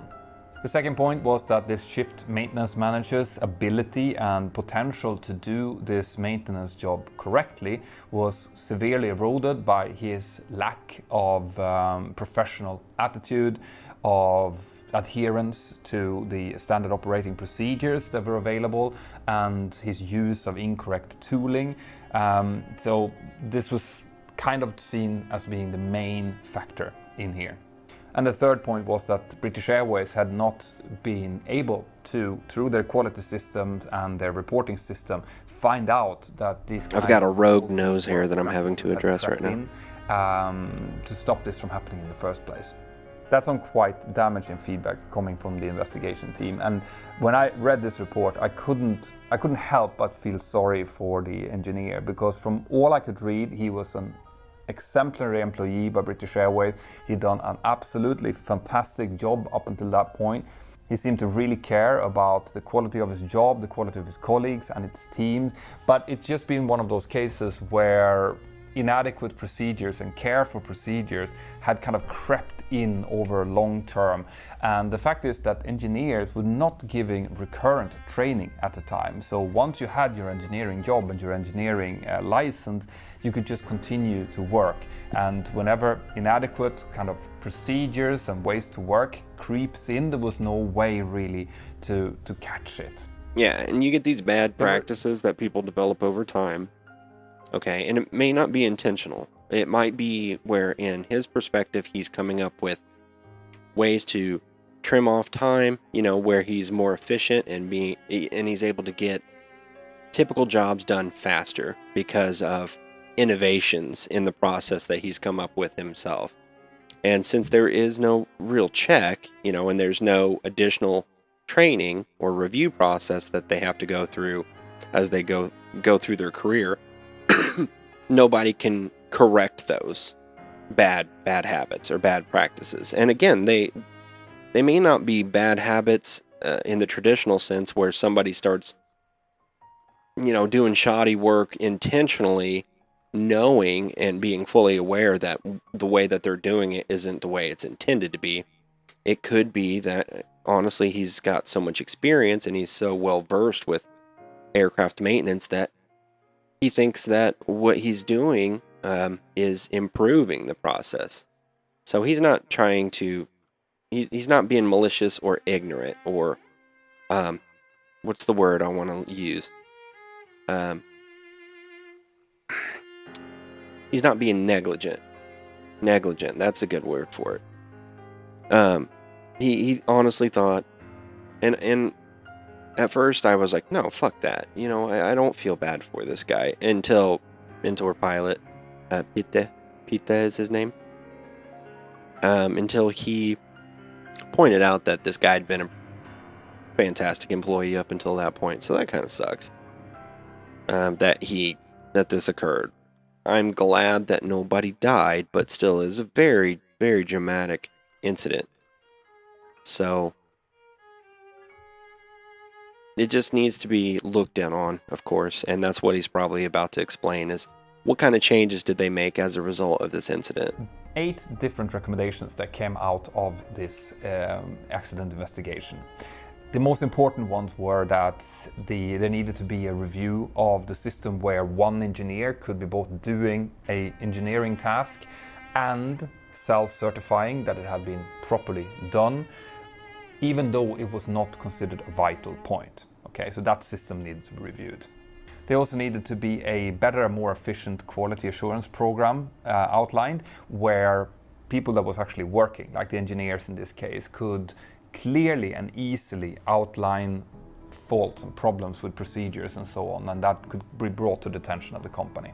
There was also a recommendation saying that recurrent training should be introduced to engineers, so that if some kind of bad work practices or non-adherence to procedures started to creep in over time, well then the recurrent training could kind of catch that and push the people in towards the right way of doing things, much like the way that we do it with pilots nowadays. There was also a recommendation that air traffic controllers needed to get a formalized both theoretical and practical course on how to deal with emergencies before they were certified. I'm guessing that they were still trained on this before this accident, but that the investigation team thought that it was inadequate and that there needed to be some kind of improvement on this training system. So as you can see, guys, just like with every single one of these videos I do about incidents and accidents, the industry is learning from what's happening, right? We see what is happening, we investigate it, and then we apply procedures to make sure that these kind of emergencies shouldn't happen again. This is how we work as an industry, and that's what I'm hoping. All right, let's Oh yeah, ex-Russian official says Putin's days are numbered. I'm sure that's true, right? Out front now, Vladimir Milov, former deputy minister of energy. Just another Russia, Vladimir. and an advisor now to the Russian opposition leader Alexei Navalny. He looks like a young version of Vincent D'Onofrio. You know what I'm talking about? He was the guy that played government. And you write in Pyle the op-ed that many Russian officials in Full Metal Jacket, currently in power now Private Pyle, are, quote, devastated by the consequences of Putin's aggression. What are they telling you? Oh, that's true. They won't tell it openly, but basically everybody understands that that's a unique situation. For the first time ever, we're moving in a backwards direction. We had a lot of difficulties in the 70s and the 80s and the 90s, but we were still somewhat opening to the world, and the direction was very different. Right now, Russia is being disconnected from global markets, global financial architecture, technology, logistics, and so on. This is to the extent that never happened before, and these people in power, they fully realize that. So when I say devastated, I mean it. And so President Biden was asked this week specifically about reports that Putin is being misinformed by some of his advisors, those people in that upper echelon of power. And I wanted to play this for you, what President Biden said. I'm not saying this with a certainty. He seems to be self-isolated, and there's some indication that he has fired or put under house arrest some of his advisors. Vladimir, do you think that's happening, that Putin has put advisors under house arrest? I hear some rumors. It's really hard to verify. I strongly advise against believing anything you hear, because we don't know what the credible situation there is. But yes, to some extent, he's really misinformed. But there is another side of the coin, that he was deliberately cutting himself off from an undesired information. So Putin lives right now in a sort of a self-inflicted bubble. It's just like it's a sort of a two-way street. It's not that there are bad advisors who are not informing him. He deliberately built a system where he punished people for bad news, and he really only heard what he wanted to hear. So this is the reality that we're facing right now. So these advisors that you talk about that are devastated by the consequences, that know the reality, are they, Vladimir, communicating with each other? Do they pose a threat to Putin? I mean, is there any sort of conversation or organization to any of this, or no? This is very important to understand because communications between government officials are intercepted by security services. So they are surveyed somewhat to a bigger extent than the opposition is. Anything, I mean, if like 2 people, 3 people or more would start to discuss that Putin is taking the country in the wrong direction, this is to, with large certainty will be recorded and reported to Putin, which is why they are afraid of talking about the failures of Putin's policy, even inside the system. They are afraid to talk one-on-one about that. That's an important factor which constrains all the moves that can potentially counter Putin's policies. So in your op-ed, you wrote that Putin's days are numbered. And specifically, you say, the events since February 24th... Boy, wouldn't that be nice if that were true? ...prospect of an end to Putin's regime as we know it. Of course, if he truly believes his days in power are over, that raises, very serious questions about what he might do, right, in those final days or hours, or what he could do. How do you see this, Vladimir, and how much longer do you think he'll remain in power? He still maintains a strong grip on power. He can hang on for some time, but a few weeks, months down the road, many more people inside the system will begin questioning what he's doing. Ordinary Russians will express discontent with deteriorating economic situation, huge losses in the war, and so on. This is something that Putin never experienced. He was pretty much lucky all along. Not this time around, and the Russian society, the Russian elites, they will finally begin questioning where are we going, and is Putin the right man to lead the situation. Actually, this is what I meant when I was talking about his days. I'm reading about the Vladimir, thank you so much. I really appreciate your elections time. process in.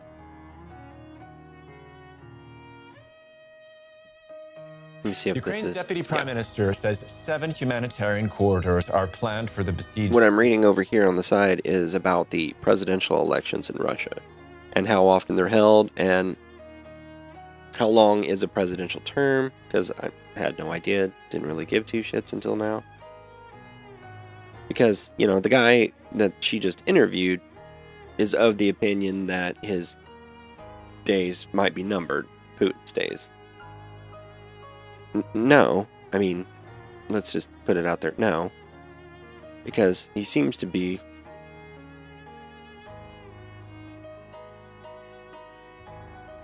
like a dictator almost, right? I mean, he has this stranglehold, and he obviously scares the shit out of a lot of high, both military commanders in Russia and highly positioned elected officials. But I remember a few years ago there being some controversy coming out of Russia with their elections, and specifically Putin. It seemed like they changed the term of office. Okay, here it says the president is elected in a 2-round system every 6 years with a limit of 2 consecutive terms. Prior to 2012, the term of office was 4 years. No candidate wins by an absolute majority in the first round. The second election round is held between 2 candidates with the most votes. The last presidential election was in 2018, and the next is expected in 2024.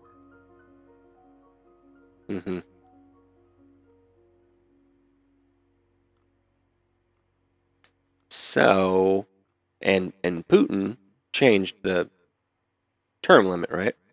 From 4 years to 6.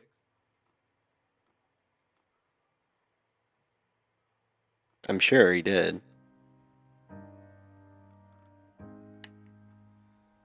Alright. It's got a link to this 2018 Russian presidential election.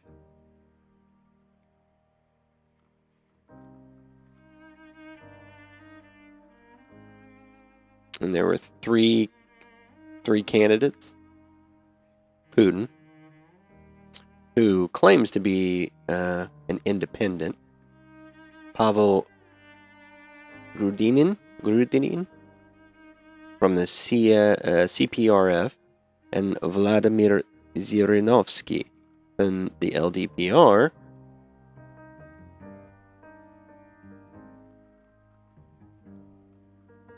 And just looking at the percentage of the vote, it's sus, of course.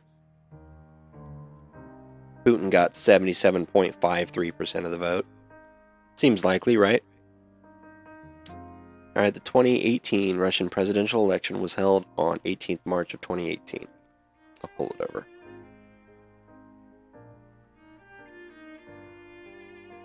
Yeah. Let me downsize it.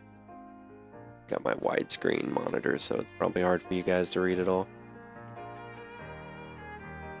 Of course, I'll read it out loud, but I like to at least size it for people who can read faster than me. Alright, 2018 Russian presidential election was held on 18 March of 2018. Putin won re-election for a second consecutive, fourth overall term in office. So do they have limits on, like, the maximum amount of terms that you can serve? I know it's like 2 consecutive, right? But apparently not. So it was his fourth overall term in office with 77% of the vote. Vladimir Zhirinovsky from the Liberal Democratic Party was the perennial candidate. What does that mean? What's perennial? I'm sorry. Perennial candidate is a political candidate who frequently runs, for elected office and rarely, if ever, wins. Oh, okay. So, Zhirinovsky is a perennial candidate, having unsuccessfully run in 5 previous elections. Other candidates, Pavel Grudinin from the Communist Party, Sergei Babarin, All People's Union, Ksenia Sobchak from Civic Connection. Okay, so a bunch. Oh, anti-corruption activist Alexei Navalny announced his intent to run in December 2016, but was barred from doing so due to a prior criminal conviction, which is widely seen as politically motivated for corruption. Yep. Consequently, Navalny called for a boycott of the election. He had previously organized several public rallies against corruption among members of Putin's government. Putin was eligible to run. He declared his intent to do so on 6th of December 2017, being widely expected to win. This came following several months of speculation throughout the second half of 2017 as, although he was widely expected to run for another term, Putin made evasive comments including that he had still not decided whether he would like to step down from the post of president, that he would think about running, and that he hadn't yet decided whether to run for another term. What? What? Different sources predicted that he would run as an independent to capitalize more support from the population, and although he could also have been nominated by the United Russia Party as in 2012, Putin chose to run as an independent. Among registered voters in Russia, 67.5% voted in this election. Oh yeah? This is insane, dude. I think the corruption is written right on the face of these elections, right? Like, you don't have to dive real deep to see how this is bullshit. So there you go. I mean, even in, what did they say, 2024 is the next expected election. They're not even sure if that would actually occur. Because if Putin just wants to be the president ever after, then he can make that happen, I'm sure. There'd be a lot of protests and people who would have a problem with that, of course. But I'm sure he could make that happen. Jesus.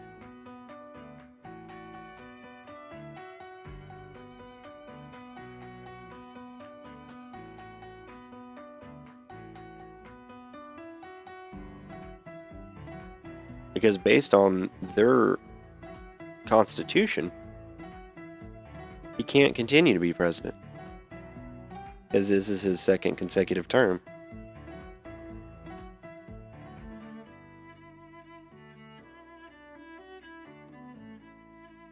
I hope so, man. I hope they can get him out of there. It sucks that that won't occur until 2024, but I guess it gives us a light at the end of the tunnel, so to speak. Cities of Ukraine today. And the Red Cross is making a fresh push to remove residents from the ruins of Mariupol. For weeks, the port city has been under siege by Russian forces. Estimates say more than 150,000 people are trapped in desperate circumstances and exposed to constant shelling.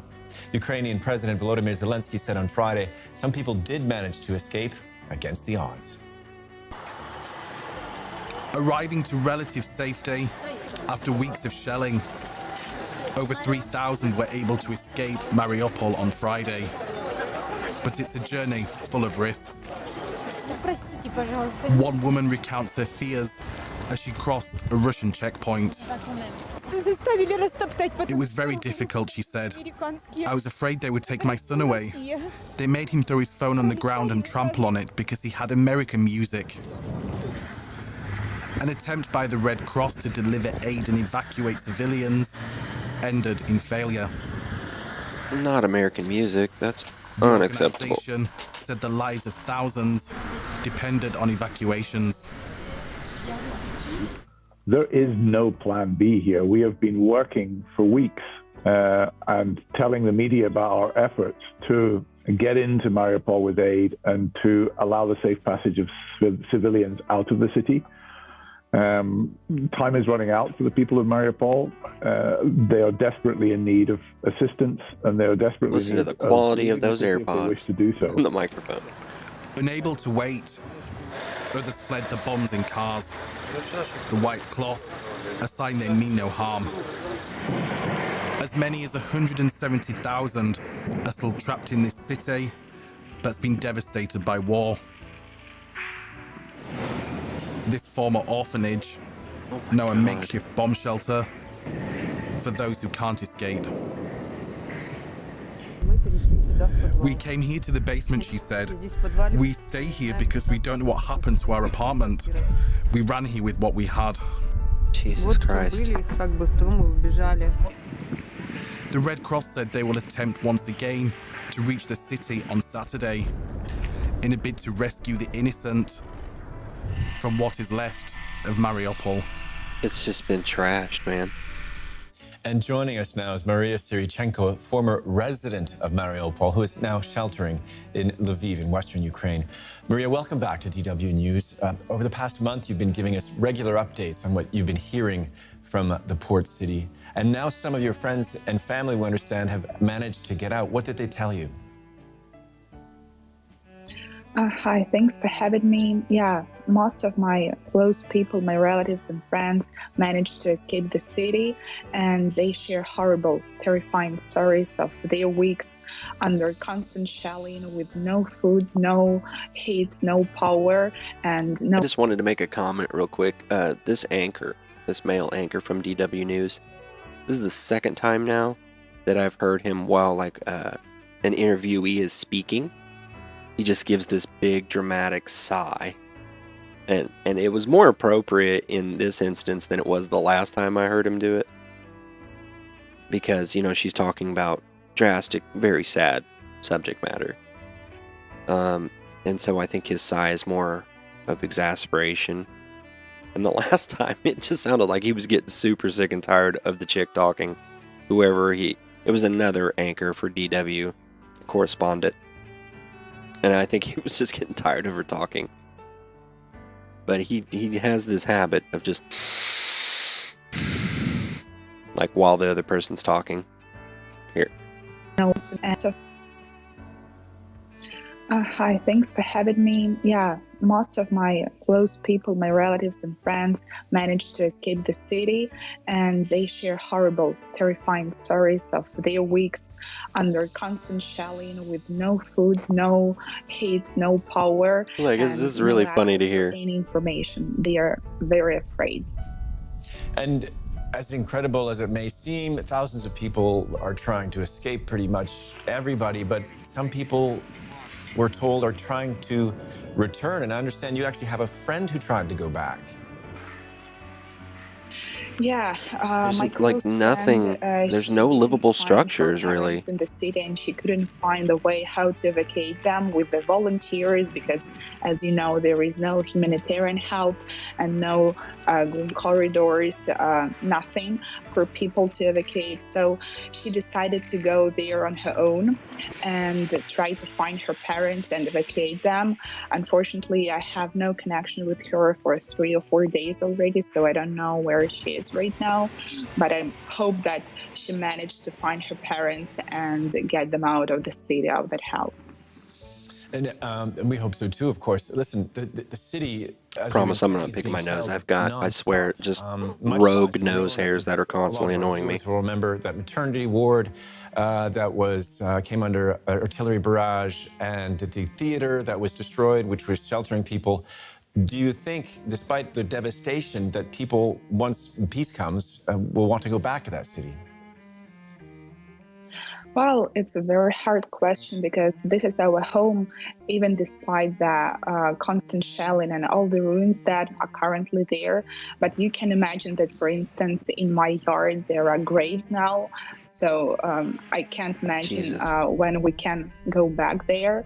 And we will need to rebuild the city and invest, billions of dollars to rebuild the houses and the infrastructure. But unfortunately, thousands of people have already died, and no one can return that. So I hope that we will be able to return, and Mariupol will be a Ukrainian city with prosper and everything again. So I have a dream to get back to my home. Jeez. Okay, Maria Sirichenko, former resident of Mariupol, thank you so much for sharing those harrowing stories and your dream. Thank you. DW correspondent Amir Nassif joins us live now from the Ukrainian city of Lviv in the west of the country. Amir, tell us about these attempts to rescue the residents of Mariupol, would you? Since Thursday now, Red Cross buses under the direction of the Ukrainian government have been trying to bring much needed aid, food, medical supplies into that besieged city of Mariupol, and to fill those buses with residents and bring them out of there. There's an estimated 170,000 people in that city falling victim every day to Russian shelling and fighting in the streets. So far, the mass evacuations have failed, but we have heard the good news that residents who were fit enough and lucky enough to find their own rides out of the city to the neighboring city of Berdyansk, also on the Sea of Azov, that they were able to take buses from there to the safer region of Zaporizhia or to just continue along those humanitarian corridors. I think that's something that we need to emphasize if we're going to assist. I think that that's one way that we can contribute, without escalation, right? This is a humanitarian effort. I think that NATO needs to make a very clear statement to Russia that says, listen, we're bringing in buses to Mariupol, and they're going to be bright yellow buses with big red crosses on the top of them, or whatever it is. You got to make them stand out, you got to make them bright, got to make them obvious. And you make a very clear statement both in the public media, okay? Have Joe Brandon call Putin if you have to, I don't care. And let him know, listen, we are bringing in a lot of buses. Very brightly colored, obvious buses from the Red Cross. And we are going to evacuate citizens that are being victimized from Mariupol. And if you are to interfere with that process, then we're going to have very serious issues. I think that is something that can be done or should be done, because we're not instigating anything. We're not trying to show force. What we're trying to do is get innocent people out of Mariupol safely. But we need to take charge in that, because obviously Ukraine, when they're trying to do it, Russia doesn't give two shits about the level of authority that Ukraine has. And that's the thing. In this scenario, it has nothing to do with who's got the authority to make these decisions when they're legitimately trying to evacuate innocent people from a war zone and a city that's constantly being shelled. That's not a military action to try to get those people out of there and get them to safety. But I think we need to provide the muscle. I think we need to be like, listen, we're going to make sure that like these buses that are on the screen right now are perfect. Perfect. Because they're bright, they're yellow, and you better make sure that they on the other side in Russia get the message, get the memo. We're sending these buses to evacuate people from Mariupol. They are not to be touched. And if they are, again, we're going to have some open conflict between the two countries. Because it doesn't seem like these mutual negotiations and agreements on both sides between Russia and Ukraine are to open humanitarian corridors is working. Because immediately after they're established, they're shut down for whatever reason. You know, open conflict flares up again or some shit, or Russia starts shelling very near where these humanitarian corridors are open, and for their safety, the humanitarian aid workers have to withdraw. They can't just continue to hang out in the war zone. And I'm sure it's deliberate and purposeful. And that's what's aggravating, is Ukraine doesn't have the muscle to say, look, we're trying to save people's lives here. Can you please not bombard these innocent caravans full of people, evacuees, while they're trying to escape the city? So NATO's going to have to provide the muscle for that. And I think that's fair. I think it's fair for us to do that. But, of course, in Putin's mind, it would be, again, us stepping over the line, you know? Safer space. But as I said, the mass evacuation of thousands of civilians that needs to happen in order to save their lives has not happened yet, and that attempt is going to continue until it's no longer possible. And in that story, we heard about the fear that some refugees are feeling at Russian checkpoints. Why? Are there any credible reports of Russian soldiers mistreating them? There's several reports of not only mishandling, but situations where civilians pass through a checkpoint after they've cleared the checkpoint, then they come under fire from Russian troops. We've also heard stories of people being abducted when they go through checkpoints, journalists and activists who are then forcibly brought to Russia and no longer heard of. Colleagues here have talked to family members who have had that happen to their family members. We've also heard that mines have been placed on roads leading out of dangerous areas like Mariupol, and many people driving over those mines at night fall victim to them, injuries and deaths. So the danger of fleeing to safety is sometimes greater than that of staying in the city. At least that's how some people are calculating it, Nick. Well, it sounds like an incredibly dire situation. Just to talk about the politics here, President Zelensky has made a statement on what he expects Russia will do next. Can you give us the main points? He's basically warned Ukrainians to remain cautious as they move back into areas that Russia has left after they've decided to redeploy troops to the east. So Lviv, where I am, Western Ukraine, is considered a safer area in the country. Lots of ex-residents of Kiev live here, and there's been talk in the last few days of us starting their lives again in Kiev now that Russian troops have mainly moved out of the areas surrounding the capital city. But what Zelensky warned is that as Russian troops leave, they've left a disaster behind them. He's warned of shelling continuing there from afar. He's also warned of Russian troops leaving mines for people who move back into the area just as an act of terrorism, even mining bodies or rubble so that when people come to remove dead bodies from the street or to pull away rubble, then they could fall victim to a mine. That's got to be war crime. So all in all, he said that as it becomes safer to move into these areas, people still need to remain highly cautious and vigilant as they try to begin their lives again. Okay, DW correspondent Amin Isif in Lviv. Thanks for that.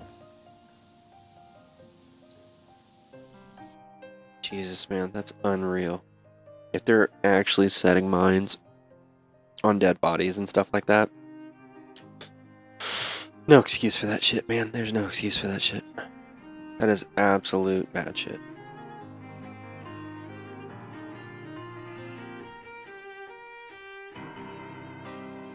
Sorry, I'm just kind of at a loss for that kind of crap. I mean, war in itself is bad enough, right? But if there is any truth to them hiding mines within dead bodies and within rubble and shit like that, it's worse than a war crime. And I hope they're not being given orders from their commanders to do that shit.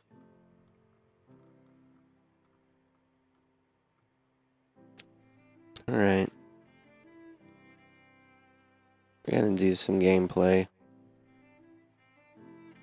Sorry, that shit just bummed me out, man. Usually doesn't, I mean, it's always bothersome, right? To me, in my mind, to hear about this stuff, but sometimes it just hits harder than others.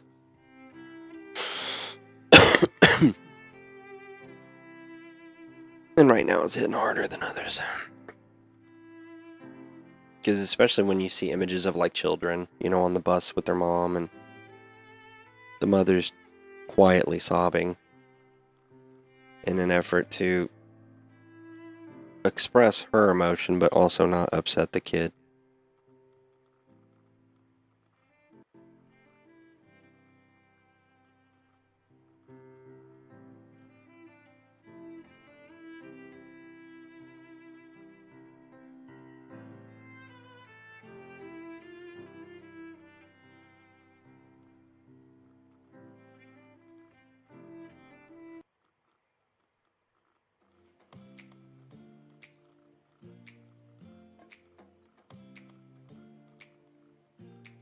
I launched Satisfactory. It should be up in a sec.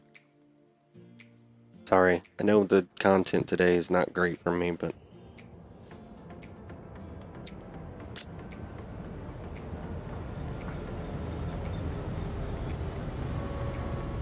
I'm trying.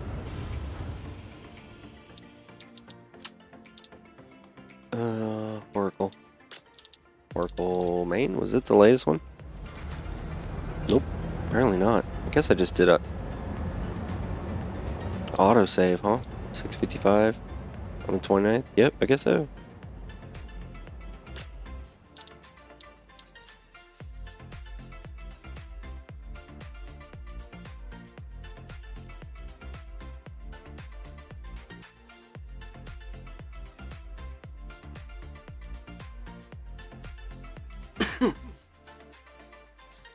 I'm going to focus on trying to get a lot more stuff built today.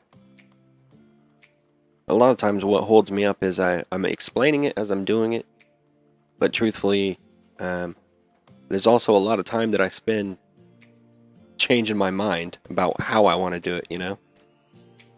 But I think what's going to be the most effective thing for me to do is just get in there and start slapping shit down the way I want it, or the way that I think I want it, right? And then if I change my mind, I can change my mind, that's fine. But I'm getting hung up on the planning phase that I'm not getting anything built.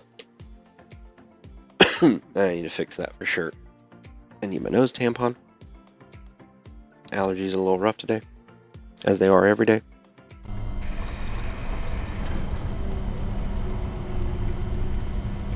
Alright. So I want to start feeding crap into this. What is this thing called? A sink. Some resource sink? Awesome sink is what they call it. So I start feeding crap into it. And I start getting tickets printed out. And I can use those tickets to unlock special things in this Fix It Awesome shop.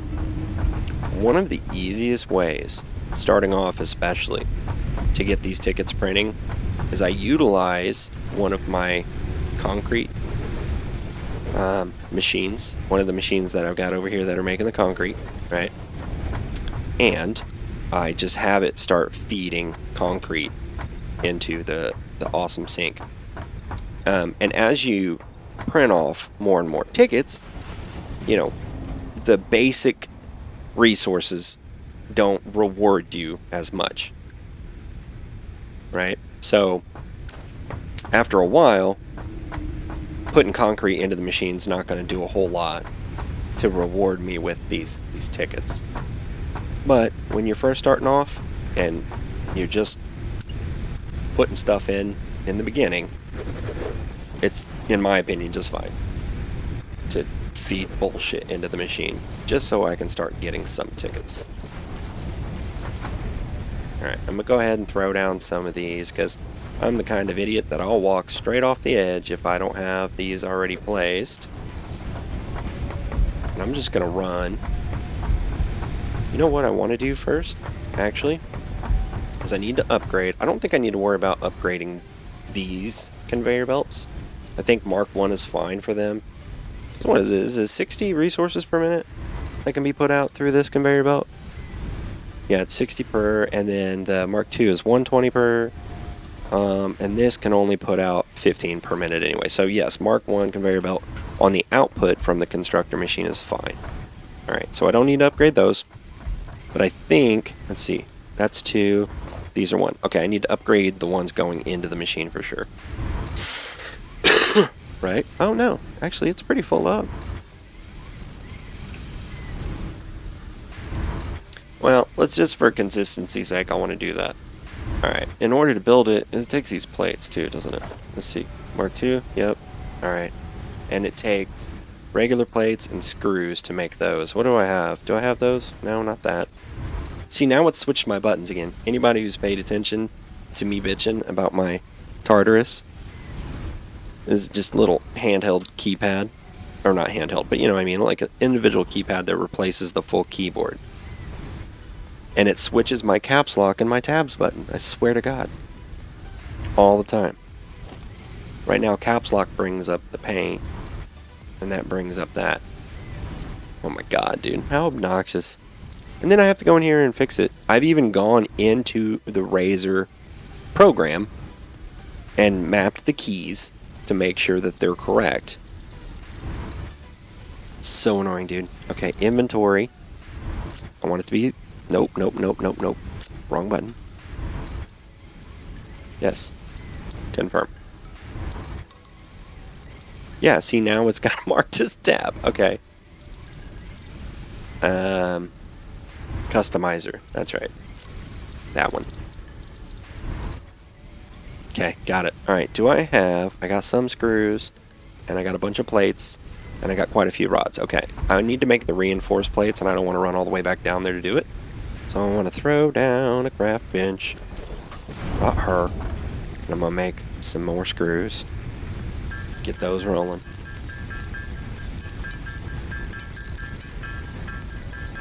Also, I have an extra portable drill in my hand, or in my inventory for some reason. I was going to put it down somewhere, but I can't remember where it was at. Oh well. I just hate having excess bullshit really in my inventory that I don't need at that particular time. Like, I've got an ass ton of wire apparently. Oh, it's probably because I threw down the space elevator and I brought way more than I needed to get it built. Alright, that should be enough of that right now because I got a bunch. I got enough to make 28 reinforced plates. I think I'm just going to make all 28.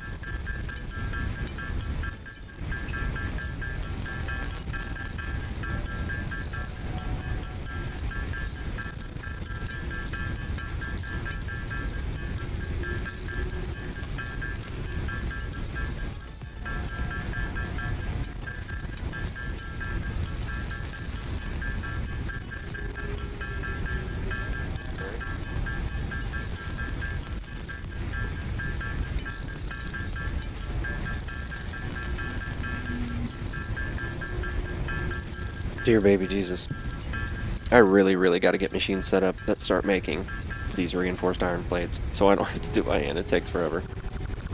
Alright, well, regardless, we're good for now.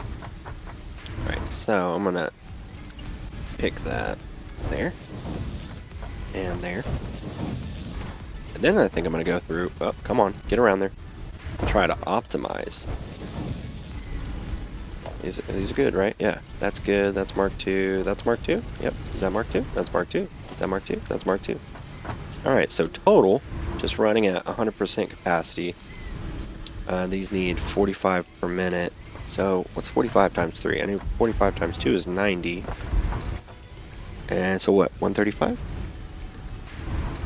Yeah, I think that's 135. So 135 is what I need my drill to be putting out per minute.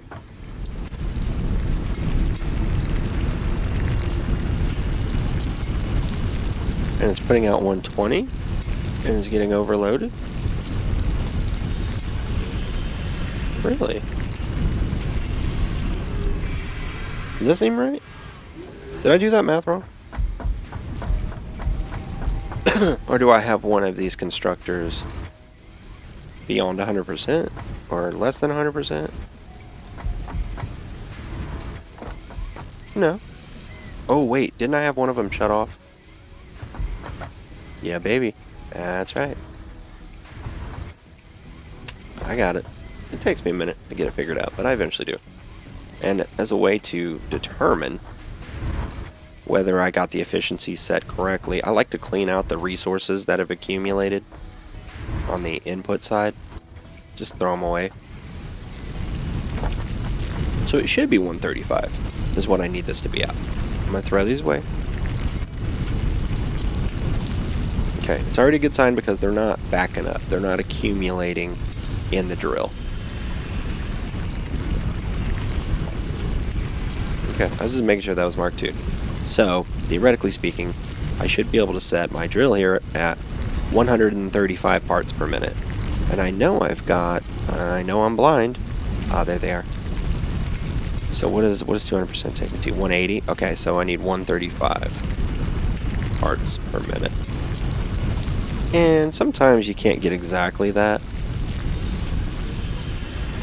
Yeah, like that'll be 135.6. What was 112? 134.4? Oh boy, what do I want to do? Do I want to go over the 135? Or under it? What's better?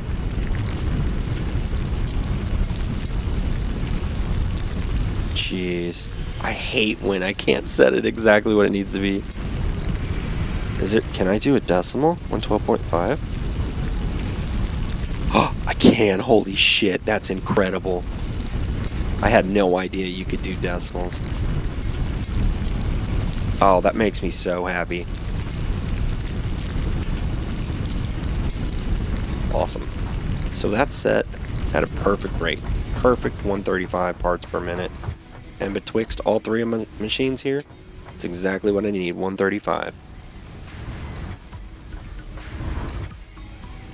There is a lot of benefit in my mind, other than just satiating my OCD, to smoothing out the power consumption. Right? Because then you don't have to look at your power consumption and it be all erratic and... See, it's still hectic, which is fine. I get that. I haven't put a lot of effort into smoothing out the power bands, but once I do, it's going to be pretty amazing. At least I give it a great amount of appreciation. Alright. So, what I want to do, and I've got plenty of resources to do it, is I'm going to run just a basic Mark I conveyor belt from this concrete guy over to my awesome sink. Just to get some bullshit feeding into it. Let's do like there. Do one every 2, I guess. Oh, see, this is what I mean. I don't want to. Because I will walk off the edge of some shit, not paying any attention. Alright, that's good. Now, in terms of alignment this way. Alright, we're getting there. We're getting close. We're getting close. Alright, 2. That aligns this way. That aligns this way. Alright. So I'm not going to get quite that. 1, 2. Alright. And then I'll go to this guy. Hey, dude. Dude. I'm pleased. I'm a happy camper. Alright, and then I'll hook this way. And then I'll just get some basic bullshit feeding into the awesome sink and be able to unlock some more of the foundations and walls that I want before I really start putting stuff down in a more permanent position. I promise it'll just add to my sanity. Alright, I need to hook this bad boy to power though, don't I? Does it need power? Yeah, it does. Which makes sense. It's just, oh wait, the connection's over here? Oh my god.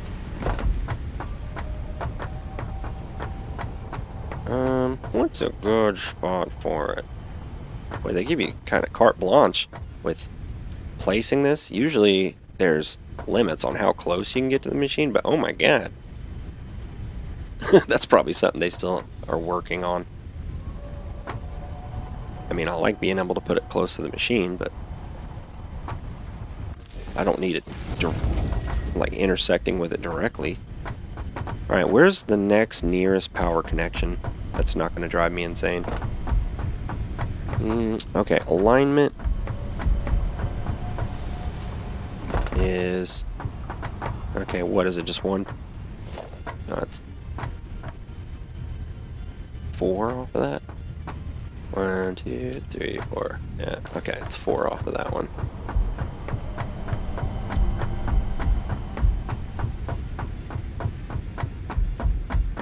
And... Okay. Wait, was that... God, I'm such an idiot. Alright, it's not super relevant, but here we go. Here's what I'm doing. Connect to there. Okay, and we're going to run it this way. Hopefully it stretches all the way here. Yeah, it does. Okay. Alright. Plop her right there. Matter of fact, I don't even think I need this one here. I don't think it'll bother me that much. As long as it's not clipping through the building. Nah, that's good. Alright, now it's going to start taking in my junk.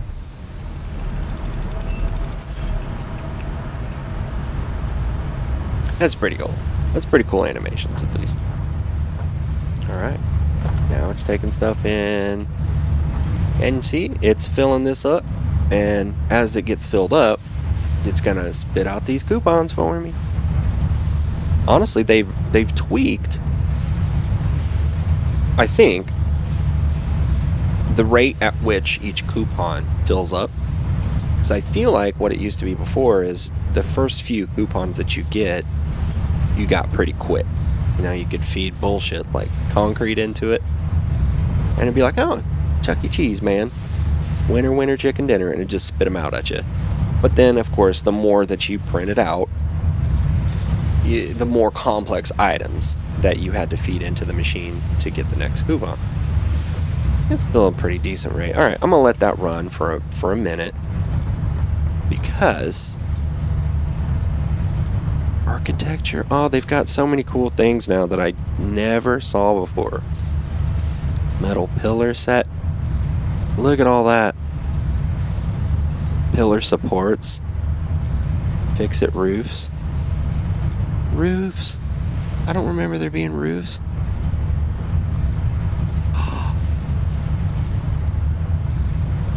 That's so fucking cool. Oh my god, dude. I'm getting such a fucking nerd boner. That's... okay, so that's concrete and this is metal. Okay. I was trying to see what the difference was between them.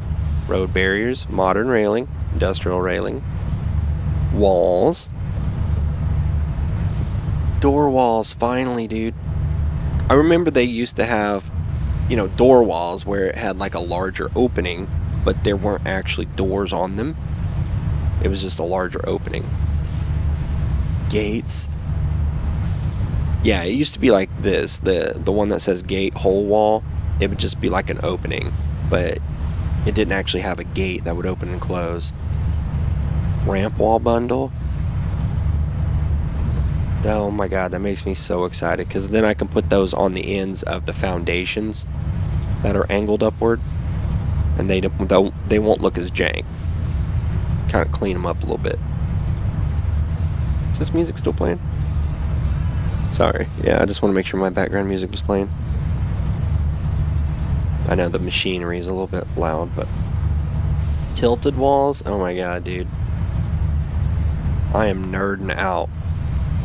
I'm getting a satisfactory boner. Oh my god. But what I was mostly interested in, conveyor lift floor hole. That's fucking awesome too. I know that doesn't seem like super important, but you know, you can always leave a chunk of foundation out of the floor and allow something from beneath, you know, and a conveyor lift to come up through it. But it always looked like crap because you just have this giant hole in the floor, and you know, you would have to put like railing around the perimeter. You know, if you weren't paying attention, you could accidentally fall through it, and depending on how far you're falling, it could kill you, you know. But this is awesome.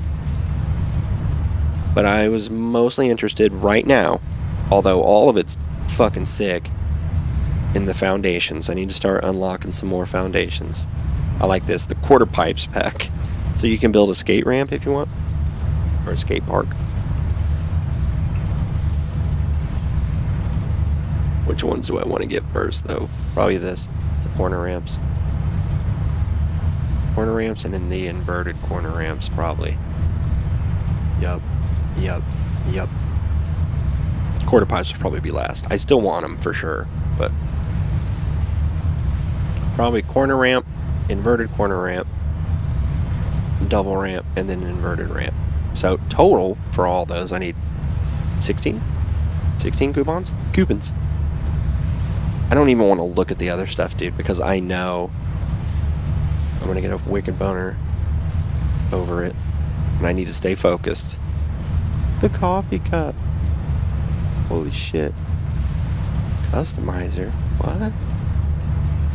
What is the customizer? Is that so? Patterns? God damn it, that's amazing.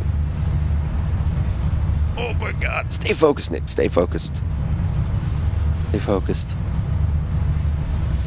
Confusing creature, silver hog. Okay, so they call them hogs. Got it. Confusing creature. Adequate pioneering. Pretty good pioneering. Satisfactory pioneering.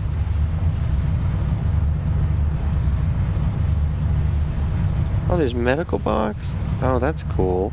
Is it just like for decoration, or do they serve specific functions, you think? Label sign, display sign, lights, control panel, street light. Oh my god, dude. There's so much cool shit. I'm sorry. Alright.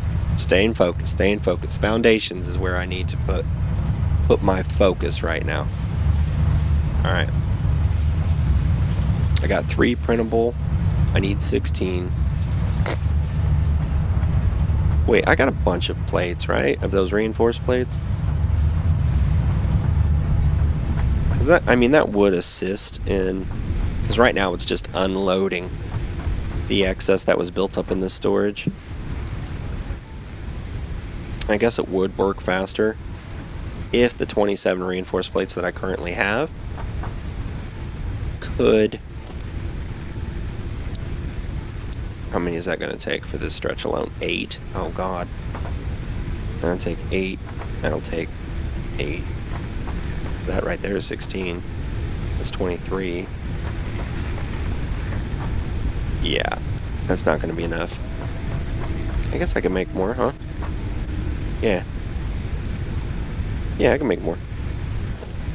Alright, here we go, here we go, here we go, here we go. We're doing it, we're doing it. Rather than walking over to my craft bench that's very nearby, I'm just going to plop another one right here, because I don't feel like walking.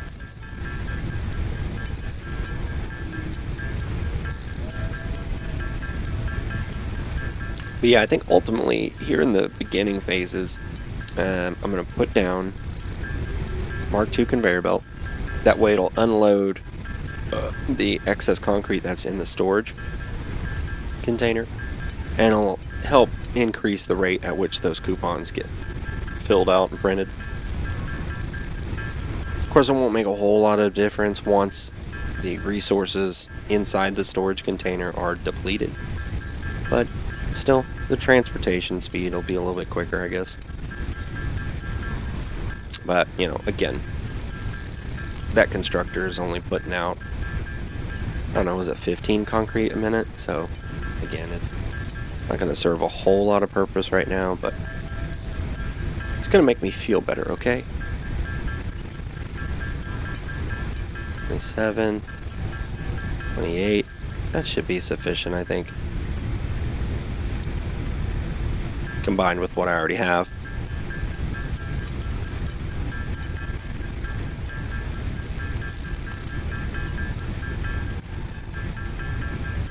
Alright, while that's doing that, I'm going to go use the bathroom. I'll be right back.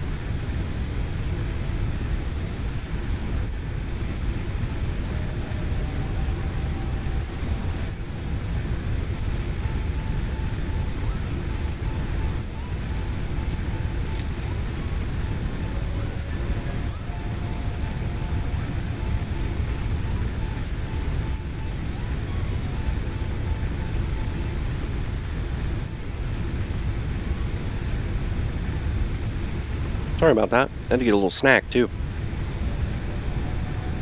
I haven't eaten anything yet today, so I got the all-American breakfast. Fudge brownie. Something good to start off with, right? Especially for a dude who's in great shape, such as myself. Alright, cool. Okay. Whatever. What are we doing? Oh yeah, plates and stuff. So we're good to go on that. I actually have no need to keep 2 screws in my inventory. It's a waste. Alright, I'm going to replace these. Logistics, conveyor belt Mark II, cheese. Alright, I'm going to replace these 2. Jesus Christ. Just because it's going to trigger me if I don't. Gotta maintain consistency, you know? Please tell me I'm going to have enough. I'm not, am I? Please only take 4. Oh my god, of course it takes 5. You fuck. You absolute fuck truck. Alright. What a disappointment. I need one more. Boom. Annoying. That's what that is. It's alright though. I'm not that mad. I'm not mad. You're mad. Boom. There we go. Now they're cooking. See? Not much difference.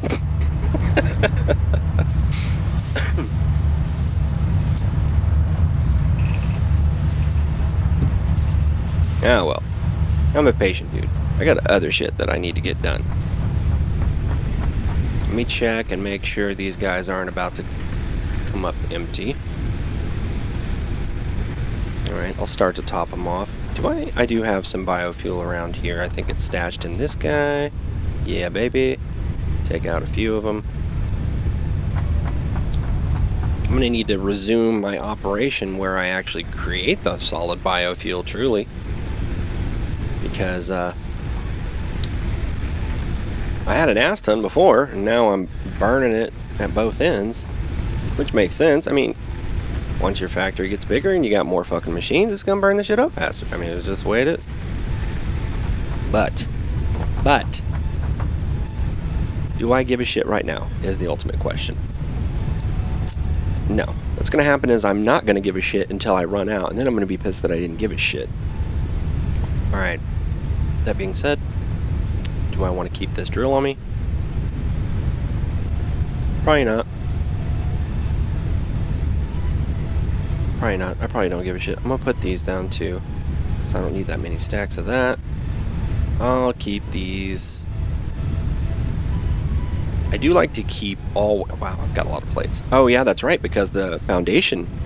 I was bitching about this the other day. That what it used to be was just straight up concrete to make the foundation. Now it's concrete and metal plates, which makes sense when you look at them. There's metal in them. I'm just bitter. So that's why I keep so much concrete and metal plates on me. Foundation is by far and away the most important shit in the game. In my opinion. Alright. Now that being said... Oh, I gotta go check on Doggo. I forgot about his ass. I'm coming, dude. Are you okay? I'm so sorry. I hate imprisoning you like this. It's for your safety. Mycelia, you're a good boy. Do I want to let you follow me for a while? Yeah, you need out. Come on out. Come on out, okay? Be careful going down this ramp. It's still not completely sturdy. Well, it's sturdy, but... Ooh, it's not as safe as it could be, I suppose. Alright, how can I get you down? There you go. What? Do I not have what I need? Oh, I'm in the wrong build mode. I hate that. I forget that all the time. Okay. Hey, boyo! God, he's so fucking cute, man. I get really distracted by him.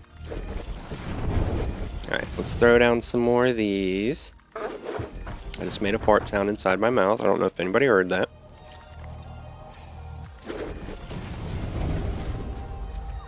Alright, I'm thinking this is the height that I want these foundations to be at. I know I was sitting there arguing with myself last time I streamed and played the game. And it just pisses me off, but this part of the foundation has got to be higher. There's just no way around it.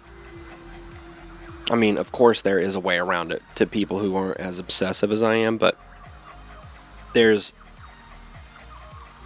soil or ground or earth underneath there that comes up and is at a greater height than what the vast majority of the ground is down here. And I cannot stand having just little pieces of earth jutting through the foundation. So, I'm sorry, I just have to do it. Now, it really kind of creates a situation that's difficult to overcome in a couple ways. Let me switch back to my normal. Not that. God, I keep hitting the wrong buttons. I'm not quite used to the new building modes and shit like that they've implemented. Okay. So yeah, at this point, in order to put a drill down on this resource node, I have to have the foundation at or near the height that I'm currently at.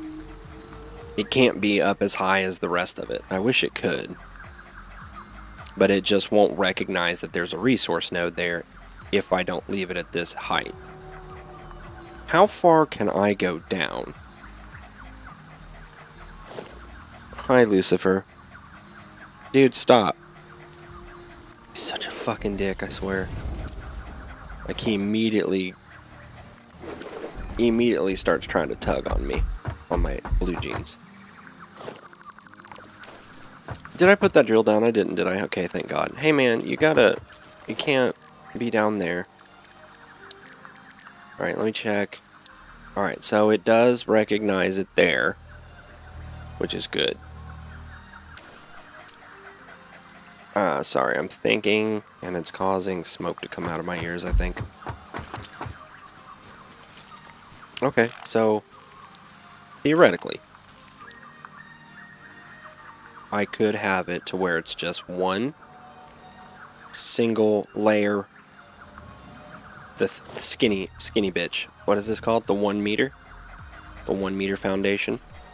And it still recognize that there's a resource node there. Oh, dude, you're in the way. Come here. Come here. Come here. Boy. Thank you. Because I would prefer it that way because it's not such a drastic drop from this elevated platform down to that. Nothing. Nothing. I guess the next question for me is, will it be recognizable over here at this resource node for me to put a drill down at this height? Because that's really what's going to determine it. Alright, drill. Minor, mark 1. Okay, cool. Yeah, that's recognizable. Do I want to go at that elevation then, since it's a more subtle lift between those?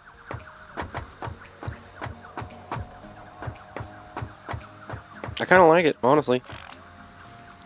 I don't like not utilizing as much space as I can, but there again, I don't think it's going to make a huge difference in this context. The only consideration I really have right now for the height is I do build a ramp down to there where the quartz deposits are, and even further down there's coal.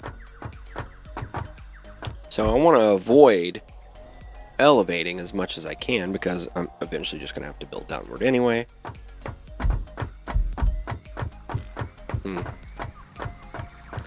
This is me thinking.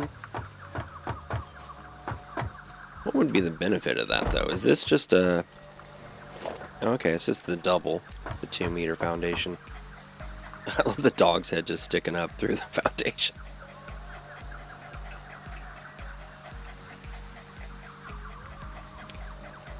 I think... what do I think? I think I'm going with a higher elevation. Yeah, buddy. I think we're doing it. I think we're doing it. We're doing it. Fuck it, we're doing it. Alright, put that there. Bless you. Lucifer just sneezed all over my fucking foot. Appreciate you, dude. I really do. Alright, I'm gonna feed the cat, I guess. I'm sorry. I'm just gonna leave it here rather than switching scenes and stuff like that. But it'll be real quick because food's just right here.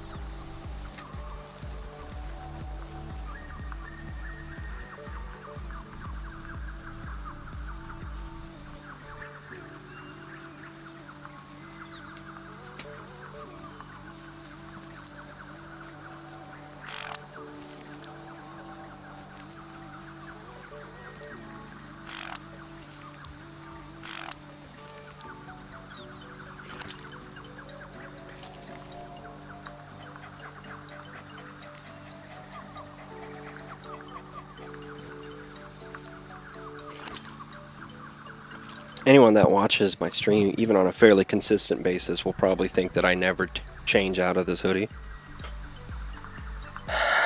I do, occasionally. That other one I like, it's just gargantuan, man. It's like 4X or something, and it's really big. So I apologize if it looks like I only wear this hoodie and nothing else. This is super comfy for me. Alright, so now that I'm going this other route, I'm going to need to replace all of this foundation over here with others that is slightly more elevated. So I'm going to mass destroy those. And I'm going to do zoop as my build method. Alright. I know, doggo. I know you're running around and you're all excited, my dude. Let me get some of this put down here. Be careful running around here, okay? You're making me paranoid. Alright, 4. Change the build mode.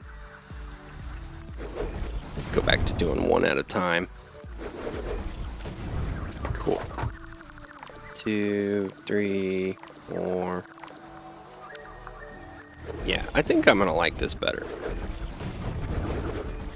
Until 20 minutes from now, I'll be like, God damn it, I wish I would have picked the other way. But you know what? It's alright, man. It's not that big a deal. I didn't just kill my dog, did I? Where's he at? He over here? Oh, okay, stay there. Alright, don't move. I swear to God, I am going to accidentally kill the dog at some point, and I'm going to be devastated.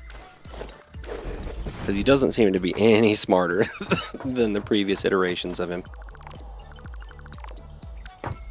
He will just, like, gleefully come, like happy. You know, wagging his tail, and ears flapping in the breeze, and just walk off the precipice of a giant cliff. And he'll be happy and smiling the whole way down. Which I would imagine. No, they let them die, don't they? If they fall from high enough, they die. I'm sure they probably do allow that to happen. Where'd he go? Is he over here? Okay, hey dude, you're a good dog, man. You are freaking me out though. What do you got? You got limestone? Oh my God, I'm gonna put that right in my trash pocket. Thanks, dude. You're so sweet. Okay. This I'm gonna mass dismantle these, because doggo can't get to these inner ones. So it's okay for me. I'm just afraid there's going to be a hole that he's going to fall down into, and I don't want that to happen. Like I said, I seriously don't want him to die. Alright. Don't walk over there, doggo. I swear to God, man. You're going to find a hole and you're not going to like it. It's going to be the least favorite hole you've ever found.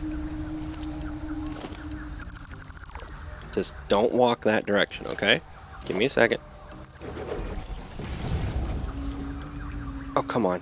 Thank you. Are you still over here? Okay, good. See, this is what happens, is I feel bad because I'll put him inside of a pen for his safety, and then I'll let him out because I'll feel bad that I've put him in a pen for so long. And then I spend the rest of my playthrough just completely freaking out that he's about to die. What's going on over here? Why are these machines not running? Oh, because I shut them off. Should probably get back to that, huh? Alright, let me focus on that then. Putting down the foundation that I need to put down in order to get these machines running again. That's definitely what needs to happen. But I spent so long debating at what level I wanted to put down the foundations that I've completely forgotten what my main goal was. It was more or less putting down the machines that I need in order to put down the assembler machines, not just the constructors. But since you have to put constructors in a series to build the minor components and then combine them, you know, in the... What do they call it? I just said it. The assembler. Jesus Christ. So since you gotta use constructors to make the minor components that then come together in the assembler, it takes a lot of space. Well, the way that I build it, it takes a lot of space. It doesn't have to. Okay. No. Thank you. Okay. Okay. So then I got a single ramp, right? Yeah. Yeah. Come. Will you sit your bitch ass down, please? Thanks. There we go. See? Makes sense. Just like that. Now, obviously, there's not a whole lot I can do about this section right now, because it's going to take a lot of movement. So I'm not going to focus on it. I'm going to focus more on picking these up, alright, if I can. Hopefully I got the inventory space. I do. Just going to wipe it out. Start from scratch. Because it was just my basic bitch stuff that I had built in the beginning. I plopped it down in the worst possible way just to get it running. The mission is accomplished. So now we're going to formulate a new mission. And it's going to be dope. And I'm not even going to worry about positioning the machines on this side where they were originally. I'm going to probably start building them out this direction that I'm looking at right now. Because that's just been my MO previously, and it's worked out pretty good. Alright, so let's move it to Zoop so I can put down multiples at a time. Boom. Just get a lot of this done in one fell swoop. You absolute dick. Don't do that to me. And I just hear the dog down there breathing, just panting. I mean, he's cute. He's a cute little companion to have, but he can be a pain in the ass. As I guess as real dogs, you know. Real dogs are like that.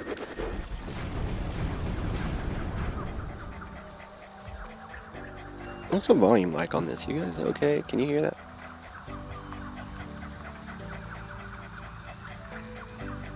The background music and the gameplay and shit like that isn't as loud. I'll make sure you guys can hear it. Should be alright. Alright, yep. If volumes need adjusted on anything, you guys just let me know. Okay? Thanks. Alright, so I got that down. The dog is standing literally right there, so I need to move him. Come here, dude. Attaboy. At least you follow me, man. Oh shit, I forgot to change the goddamn build mode. Okay. Take this down. Take this down. Alright, I want to trash this stuff because it's taking up inventory space. Was it transfer all stacked of type? Okay, so can I do control and drag these in? That's what I'm talking about. That's the quality of life shit that I really appreciate about these guys. Coffee Stain Studios. Alright. Okay. So, I'm gonna focus on getting... Yeah, doggy, I know. You're a good boy. Let me elevate this one. And... oh, there you go. I do want to elevate this side if it'll let me. Jeez, I'm not even going to be able to jump up that high. Hold on. Let me put down a... yeah. ramp so I can get up. Here, come here, dude. Come on, boy. I've let you run around. I've let him run around for a few minutes. I think it's time for him to go back in his pen. Come here, dude. Oh, I got ahead of you. I'm sorry. Come this way. All right, now come this way. Good boy. Come here. What is you doing, huh? You're such a good boy. I forgot what the fucking thing was. There it is, Walls. Oh, you're such a good boy. What? You brought me sulfur. I'm gonna put it in my trash pocket too, but you're so sweet. Stay right there. I'm sorry. Like, I feel so bad putting him in there, but I have shit I need to get done. And the first thing I said when I started playing is I need to focus on getting shit done rather than sitting there debating it. And furthermore, I'm not even sitting there debating it as bad. I'm fucking with the dog. Anyway, problem solved, right? He's a good dog. I'll go let him back out again when I feel like it. Alright, put those there.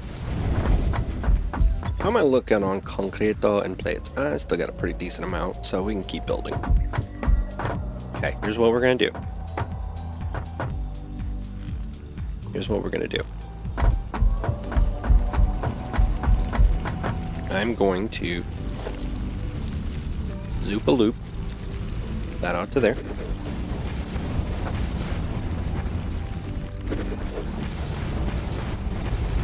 Throw that out. Oh yeah, that makes this shit so much quicker and easier.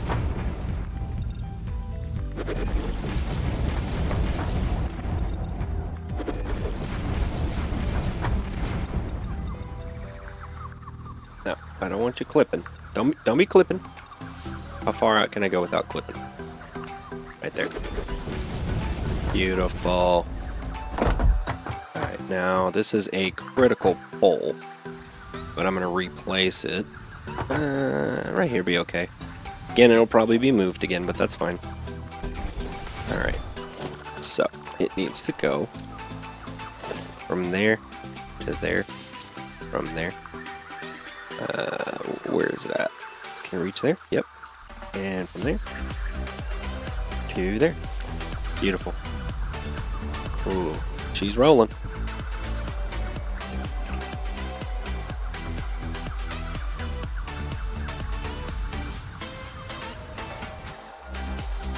God, that's just the most appalling thing to ever see, is just fat moving that quickly. I'm sorry for that. I'll try not to do it ever again. Alright, so these are crucial, important bad boys. Hey, dude, look at this motherfucker. He just comes rolling through whenever he wants. As if it's his planet or something. As if he was here first or something. I don't know.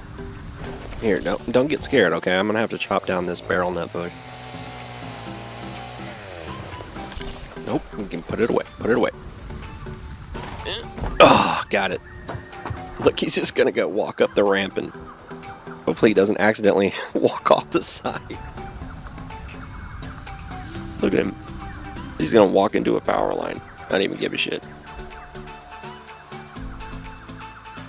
Okay, this might be sick of me to say, but I would think it would be kind of funny if these big bastards come walking through, you know, your factory and you've got power lines going across, and you know, it's fine that they clip through them, right? It makes sense. You don't want them to damage it because then you keep having to replace them and stuff. But it would be funny if they got zapped and then like fall down for 5 seconds and then get back up. It's kind of similar to when you hit them with a car and you take their legs out and then they lay there for a few seconds and then get back up.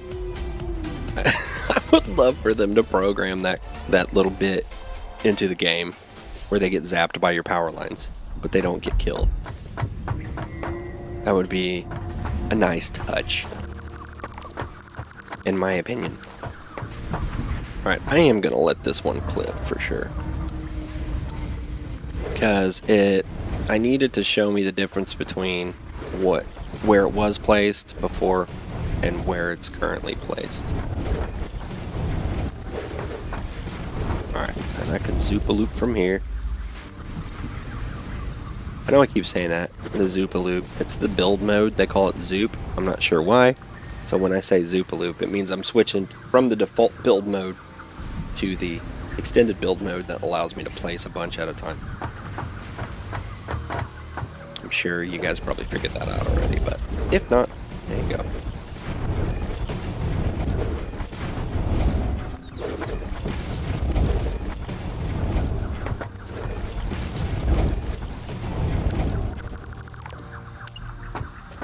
Beautiful. Yeah, he's just checking the place out. I don't mind that.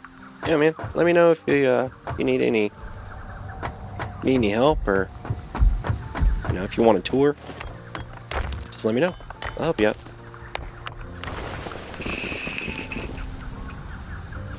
Alright, I really don't need that quartz right now. I'm gonna throw that away. I just needed to move it mainly. Hey, what the hell are you doing? I like the little sound effects they added to his footsteps. I wonder. I doubt it, but I wonder if this drill will reach to this resource node at this height. Probably not, and if it doesn't, it's not a huge ordeal. It just, for consistency's sake, would save me a lot of stress. You know what I'm saying? Alright. Let me disconnect that from back there. Please, baby Jesus, as you lay in the manger. It would just be of great service to me to allow this minor. Thank you, baby Jesus, you are good to me. I appreciate that. I appreciate that. That is a huge boon for me.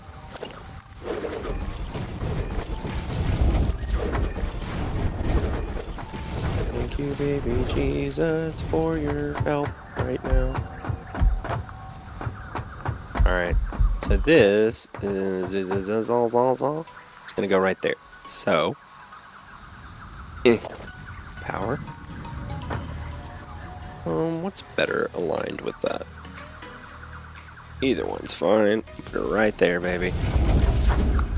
Okay. I can hook the, well, let me flick it off. I don't want it to kick on and immediately start doing stuff, truthfully. Because I don't have any machines hooked up to it right now, so just let it be. What's in here? Can I reach it? Yeah, I can. Can I take all this stuff? Yeah, I can. Ah, no, don't stab at it. What the? You crazy. Lady, you crazy. Right. That stuff, I'm just gonna move up near the hub. This is the setup that I had for making biofuel and shit like that. So yeah, I think I'm gonna just move it up to where the hub is, and that makes more sense to me. Having that setup of machinery near where biomass burners are, you know? Makes more sense putting it there than way down here. Excuse me. Having a little asthma trouble today. I might have to use my nebulizer. I don't have an inhaler, so.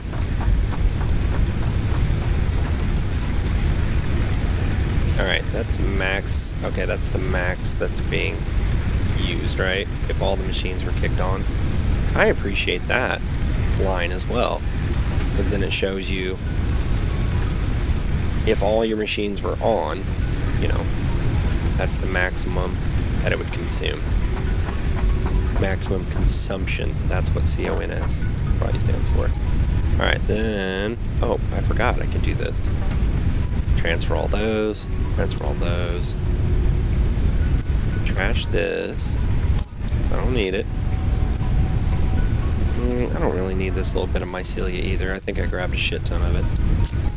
Okay, but I do want a single stack of this for my chainsaw. Alright, we're rolling, man. I'm excited.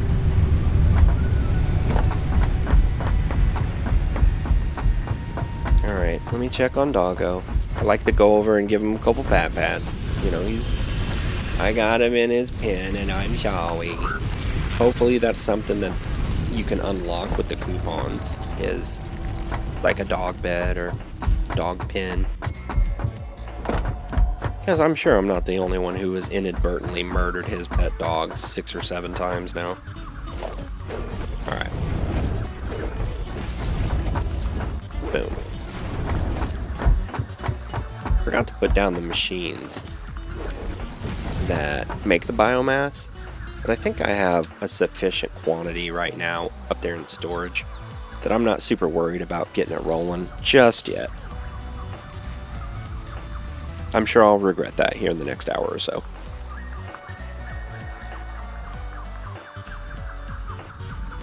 But for now, I don't think it's a big deal. I'm going to move the mic away from me so you don't have to hear me chew.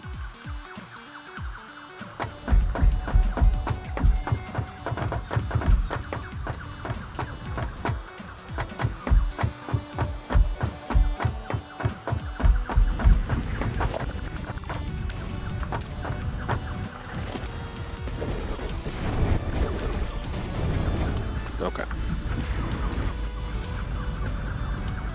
I want to focus on getting this stuff positioned and aligned with the rest of my foundation, so it's not all cattywampus compared to these. That's right, I said cattywampus. It's a technical term. Alright. Yeah, because again, you see how the terrain starts to elevate above the normal level. I'm going to have to angle upward or something to get it covered, which is fine. It's something I've done before for sure. Best bets on this, though. Alright, I can take them all. I got room. Let me shut down the machinery and shit. Hold up. Let me go shut down the drill.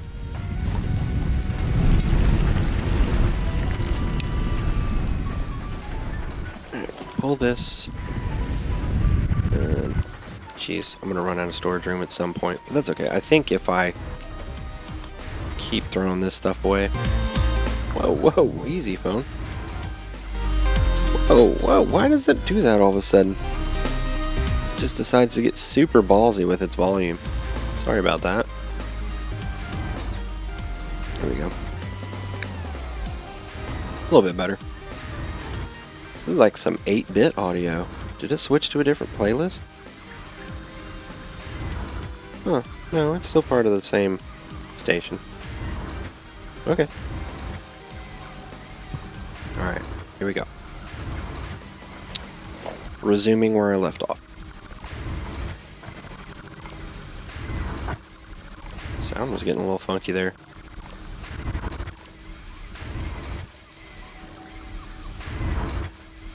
Uh-oh. What is that? What's this thing? Did I accidentally hit a button? What does that do? There's like, on my mixer, there's like a waveform thing. What does that do? Jeez, I don't even know. I've never seen that pop up. I must have accidentally hit it. Sorry, I just need a second to make sure that everything's okay. Yeah, I mean, it all looks the same. Yeah, that popped up automatically, and I'm not really sure why. What does this symbol mean, too? There's like, I've bitched about it before, but it's like, it looks like a speaker. You know, like when you adjust the volume for your computer.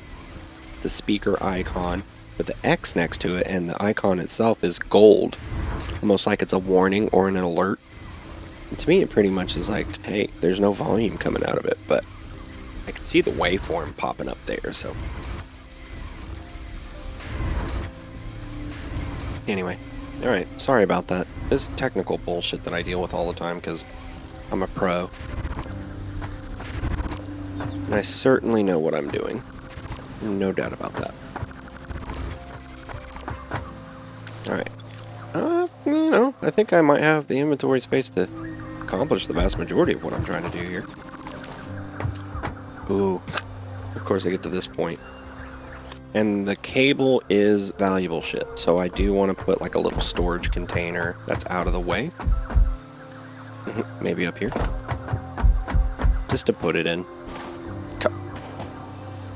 I'm an expert at platforming games. I'm not sure if you guys were aware. Alright, here. Yeah, just like that. Takes up way less space. Okay, give me a couple back. I want a couple back for sure. Alright. Excuse me. Boom. See how many times I failed to jump up here this time. 1. Okay. This one failed. That wasn't too bad. Jesus. Okay, the wire isn't as important to me, so I'm going to throw a few of them away. So I can get a few more of these in. I could certainly... No, don't do all of them, Nicholas. Jesus. I could certainly put down another storage box and keep them separate, but it's not like that deep right now. It's not a big deal. I still have plenty of both in this storage box. So I think we'll be fine. Alright, let's do the mass disassemble for these motherfuckers. Motherfucker. Cool. And what do I normally do to angulate to cover this terrain as it goes up? I think I just do a smooth incline.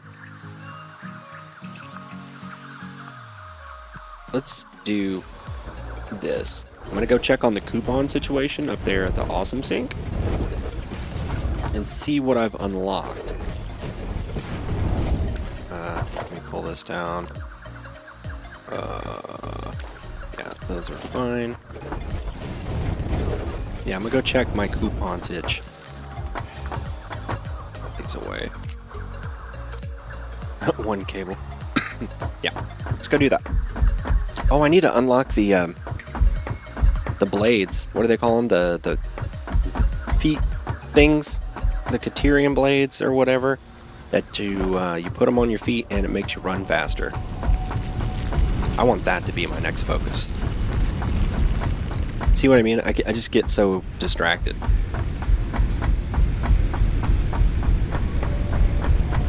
Alright. Again, immediately distracted. I need to fill up my biomass burners while I'm up here.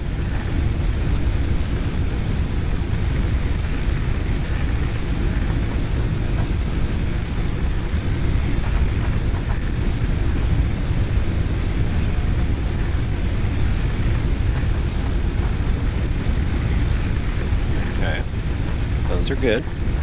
Then I'll check on the coupons. Then I'll check to see what it takes to build the Caterium booty things so I can run faster. Okay, good on that. How many coupons do I have now? 12? What did I say I needed? 16? Yeah, see, it's filling up real slow now, so let's go ahead and print the coupons. Let's take these 12. And unlock a couple more foundations. I think I wanted to do, yeah, this. Shopping cart, please.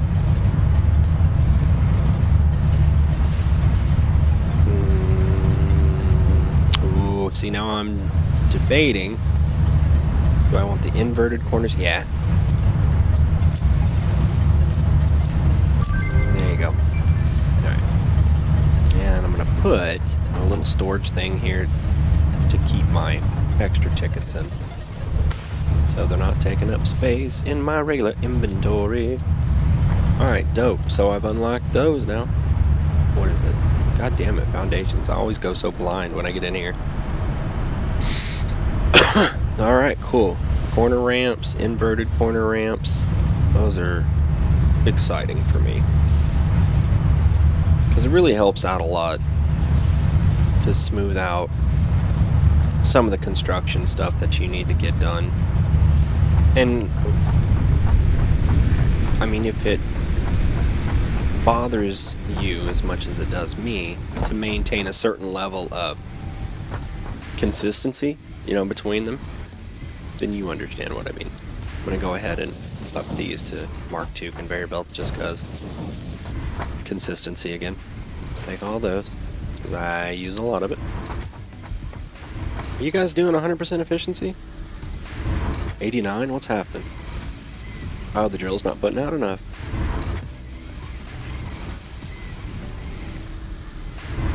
Hold on, I'm doing math in my head. Hold up, 45, 90, 100, 110, 120, 130. Yeah, it's 135 per minute, right?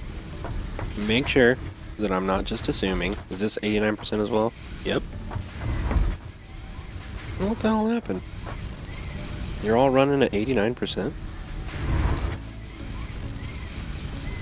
Oh wait, hold up. I think I just realized. Because the conveyor belts, right, they only carry 120 resources per minute. So between all three machines, it needs to carry, the conveyor belt needs to carry 135 parts per minute. It can't do that. Got it. It can only do a maximum of 120, which means 40 per minute is what this needs to be.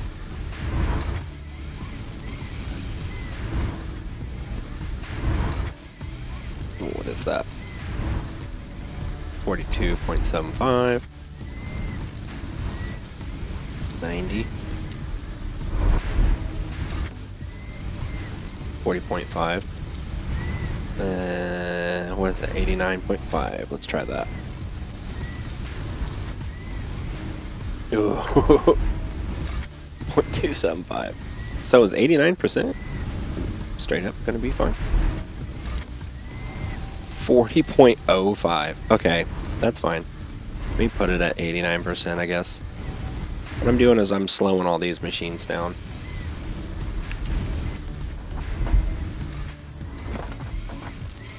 Again, in an effort to keep them all at 100% efficiency.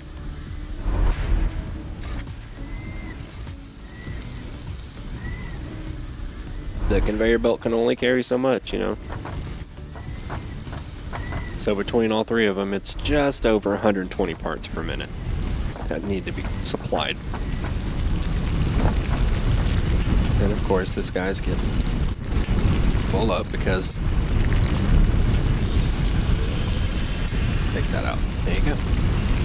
120. That's all I can put out, man. I forgot. I completely forgot that the conveyor belts themselves are highly limiting factors. But that should help a little bit. Okay. Oh, I want to go check out the Caterium booties that I can use to run faster. Did the man finish anything yet? Nope, but that's where I unlock these bad boys at, huh? Ooh, I need to make frames and a bunch of Caterium. Alright, so 10 frames.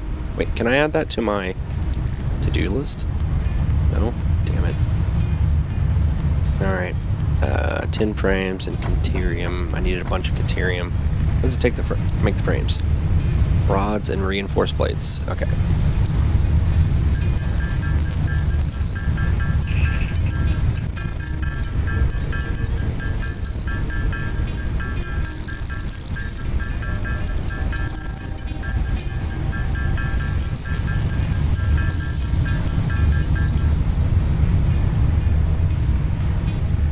Pull that sound down a little bit, that volume. The game volume, I mean. I can't remember exactly. Is it one for each? Oh, god damn. It's 3 for each modular frame. Holy shit fire. Well, that's not going to be enough, is it? I need to make 10 modular frames?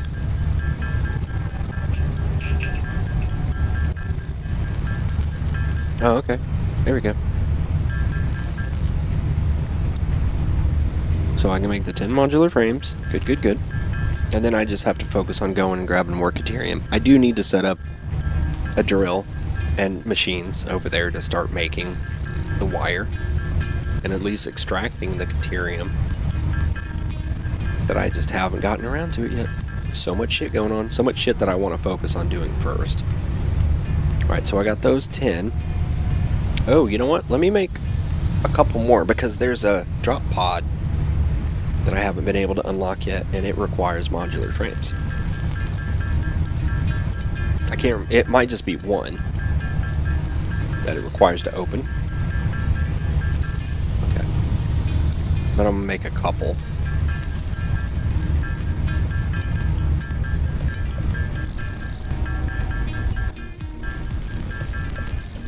Alright, sweet. 4 of them, I guess.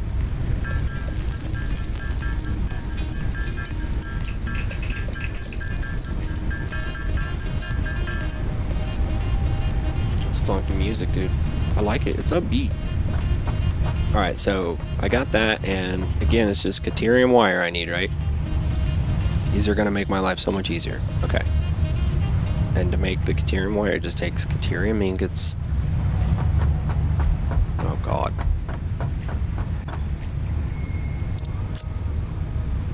Do I have the resources once? Oh no, there's already a drill. Even though it's just a handheld drill, that's fine. I want to make sure that I can over there plop down some of the things I need. Yeah. Oh, the sun's going down. Whoops. Almost walked right off the edge. Right, how do I want to do this?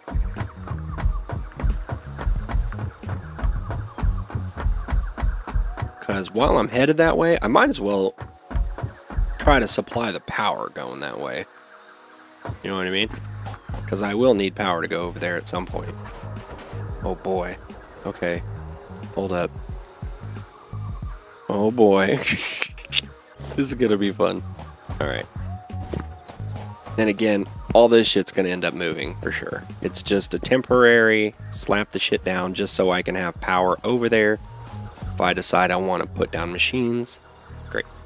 Alright, I'm just gonna put that one there for now.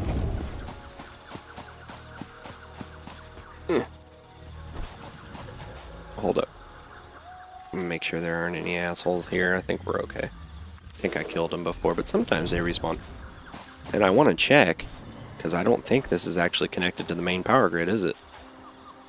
Oh, yeah, it is. Okay. For some reason, I thought I disconnected it when I was tearing down the machines. Oh, God. Can I cut down this tree? I cannot have that clipping through. Is it possible to... Yeah, it is. Okay. God, I hate cutting down these really pretty trees, but again, I won't be able to stand that clipping through the tree trunk. Alright, cool. Put that away.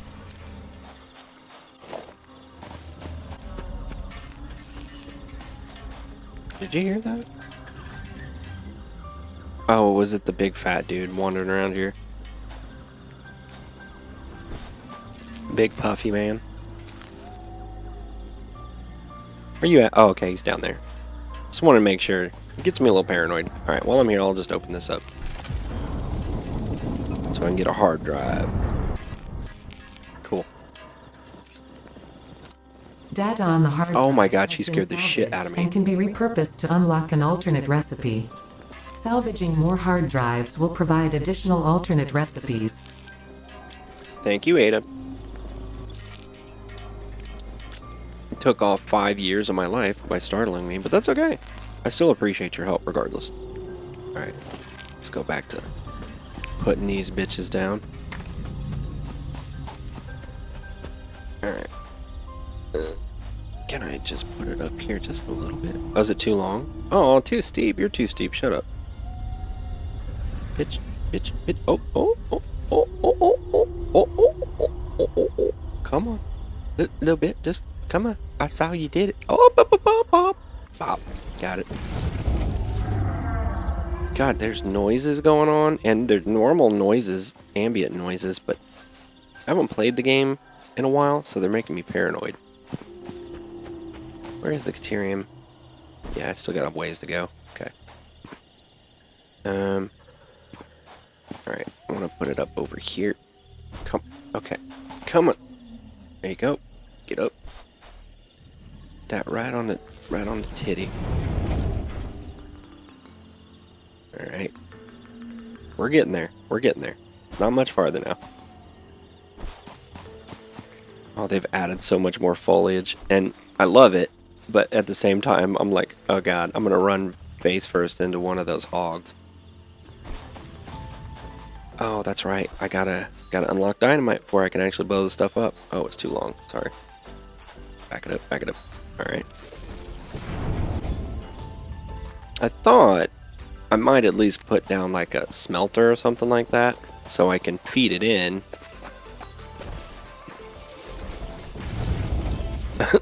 You know what I'm saying? That would be so funny to just zap his ass. Okay. No, no, no, no. Get out of here. Thank you. And now grab this and put her down right there. Yeah, maybe I'd start smelting some of the stuff so that I have a sufficient quantity. I can afford 2 of them, so let's do 2 of them. Alright, boom. Bada boom. Bada boom. Bada boom. I want y'all to make Caterium ingots. Dead. Caterium ingots. Alright, now she rolling. Hell yeah, dude. We good on the power? Yep. It's suspiciously smooth. What happened? Oh, that's right, because the other machines are turned off. And the only ones that are running are the concrete ones. And I have them running at a perfect 100% efficiency. That's why the line is so fucking smooth. That's right. And that's ideal, because you don't have any major spikes or dips in your power consumption. For somebody who likes consistency, sign me up, dude. Sign me up for that shit. What are you doing? You working? How about you guys? What you got working? Give me that. And you give me that. And right now I'm just going to focus on getting enough Caterium so that I can make whatever those things are that you put on your legs. I keep forgetting. Something blades, Caterium blades, dick blades, foot blades, I don't know. Oh god. Give me just a second, okay?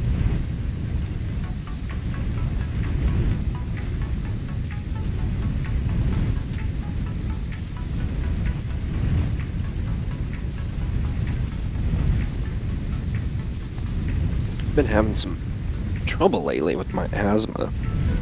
And I don't have like a rescue inhaler, but I've got like a portable nebulizer. And I don't like having trouble breathing. And I know it's funny to a certain extent because I sit here and chief on my vape all day, and then I wonder why I can't breathe. But truthfully, I know this is ignorant, but you know, I used to smoke cigarettes, and I switched to the vape for a lot of reasons, but you know, my health concern was one of them. And I know it still seems stupid, but despite some of the more concerning reports that you see coming out, I still firmly believe that vaping cannot possibly be as bad as smoking cigarettes. I make my own vape liquid, so I know that there isn't random crazy shit in it. There's 5 ingredients in the shit that I make. So, I apologize, but I'm gonna have to chief on this for a minute.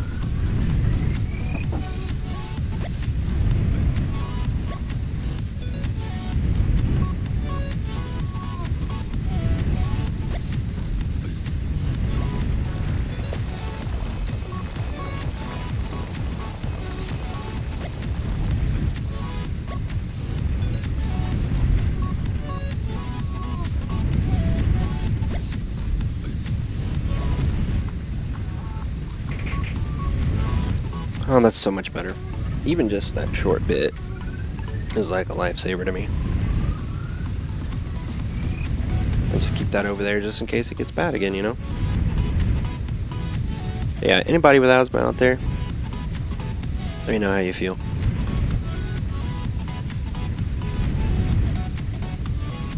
Alright.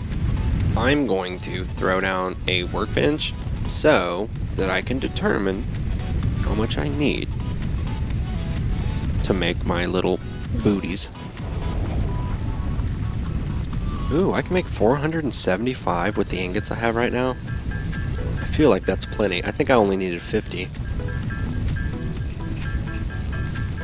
Cool, dude. Cool. That's exciting. About to get some breakfast too. That's pretty exciting.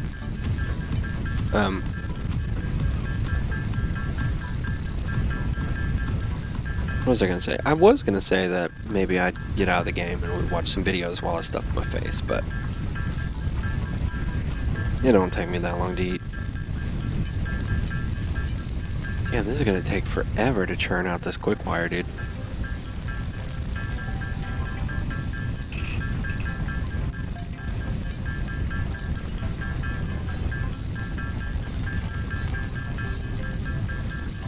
Alright. That's not. Jesus. Let me make a workshop.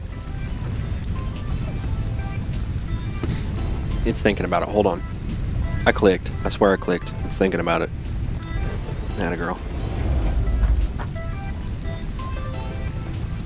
I want to get one of these zip lines too. Oh, I forgot I have to go put this in the MAM. I was thinking I could equipment workshop and be good to go, but I gotta unlock it first. Alright. Well, you know what? You guys are doing great, okay? Keep up the good work. I'm gonna take what you got here. Oh, no. I'm wrong way. There you go. And I'll go ahead and empty these guys out. Fill these back up. Okay. Get them working. Get them working, man. Might as well. Beautiful. Alright. Now I'll be back.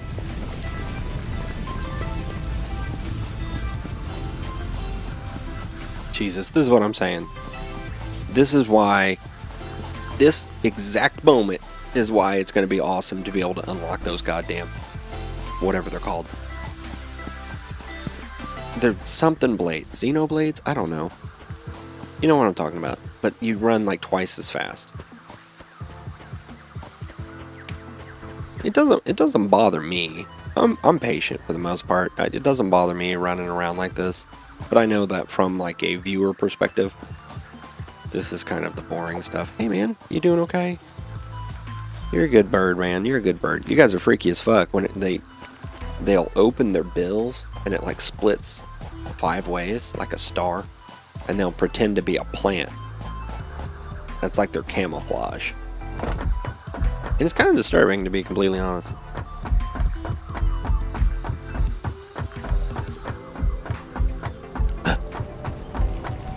Oh my god. Oh, it's there. Holy shit. Oh yeah, and then I can put the hard drive in the MAM too after that. Hopefully unlock some sort of cool alternate recipe. Alright. Straight into Caterium, baby. I think I got what I need. Hell yeah. 5 minutes? What is Blade Runners? Why didn't I think of that? It makes 100% sense. Blade Runners? Hell yeah. Okay, so 5 minutes for that to research. And I think I'm going to just put these Caterium ingots in here, because I still got some Caterium, the wire, quick wire, excuse me. Alright, and I want to put down the hard drive in my MAM storage. If I could see it, I'm blind, there it is. Cool. So I can analyze that afterward. I want to take this drill though, because I put my other one over there to drill the quick wire and or the Caterium, and I still need one for when I go out here and I'm trying to place drills down and view where they need to go and shit. So alright, am I good on concrete and plate still? Yeah, for the most part, I think I'm alright.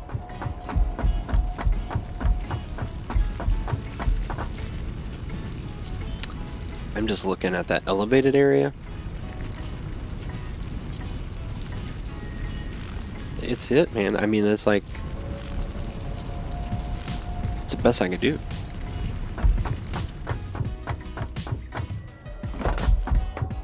For right now, it is. I mean, there's always alternate ways to do it, and alternate ways of doing it that won't trigger people. All right, let's do this. I'm gonna put down some more of this.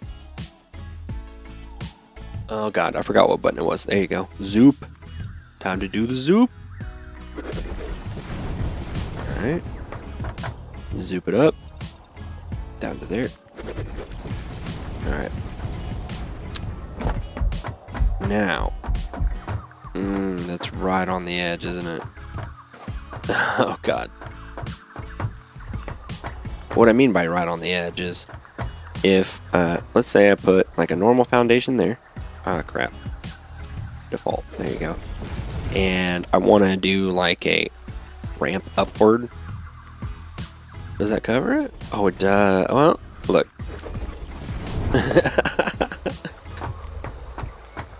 See, even that little amount is a little bit annoying to me, so what's the best bet? Can I, well, let me use a more extreme ramp. See if it takes care of it.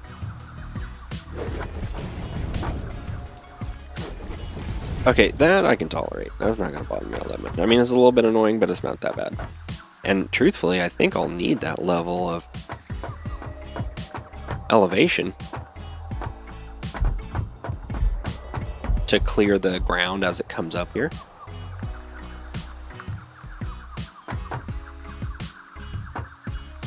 Oh, I was like, that pole is exceptionally tall, but it's not.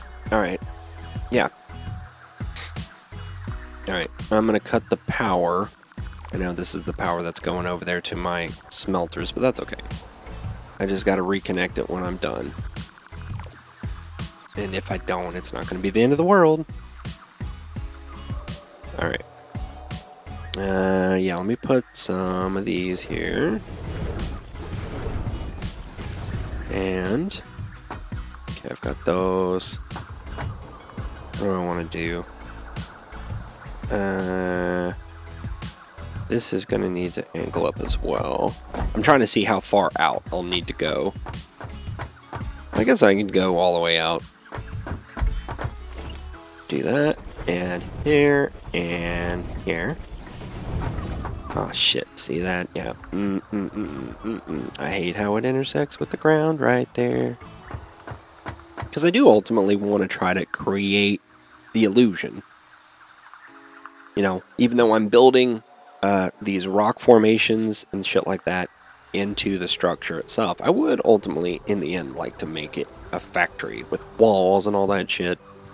And it's just whenever you have clipping, when you're building clips with the terrain, this kind of breaks the illusion, man. And you can't like when I put that there and I put that there, you know, the terrain sticks through. And I don't think you can you unlock it to where it doesn't snap?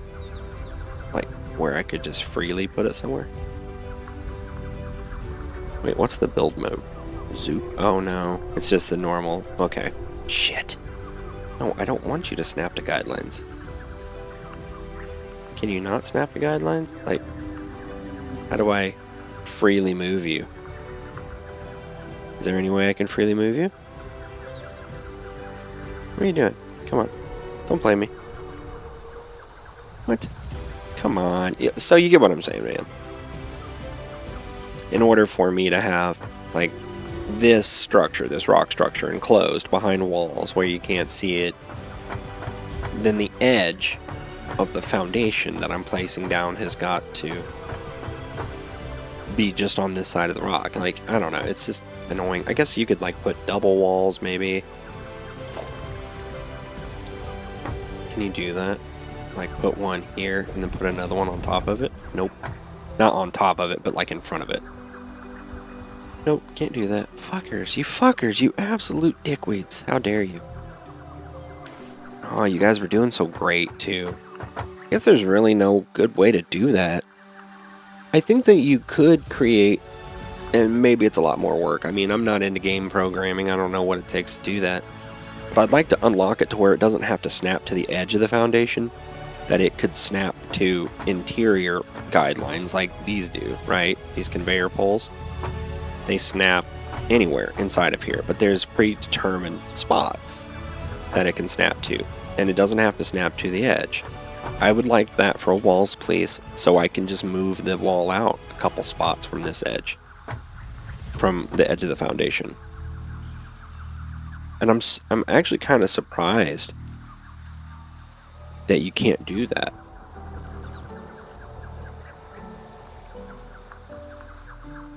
What is the, wait, hold up. What does the Zoop build mode do whenever I have it for the walls? Oh, it won't let me pull it out here. That sucks. Okay, so it's just a vertical or a horizontal. Man, come on. That's a shame.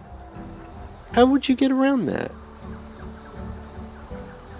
Like, because that's a lot of shifting, man. A lot of things I would have to change and move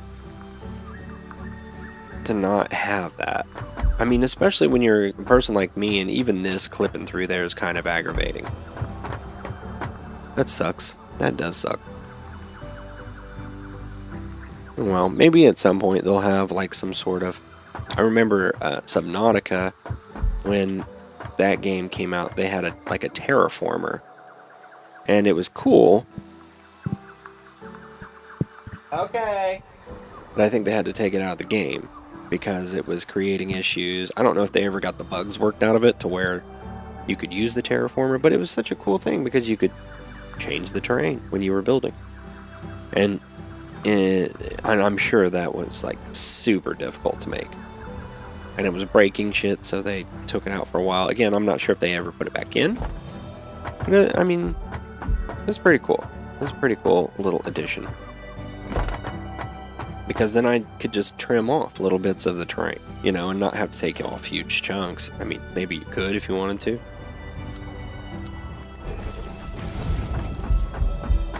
Alright. Let's see what it'll take to enclose what's left of this terrain up here.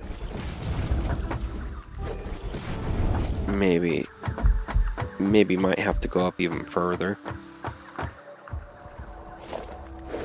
Hope not, though. Oh, beautiful. It's gonna be good like that. It seems to be, anyway. Oh boy, I wonder if it'll reach the resource node, though. Yeah, it will. Ah, diggity. Alright, I'm gonna go grab some breakfast. I'll be right back.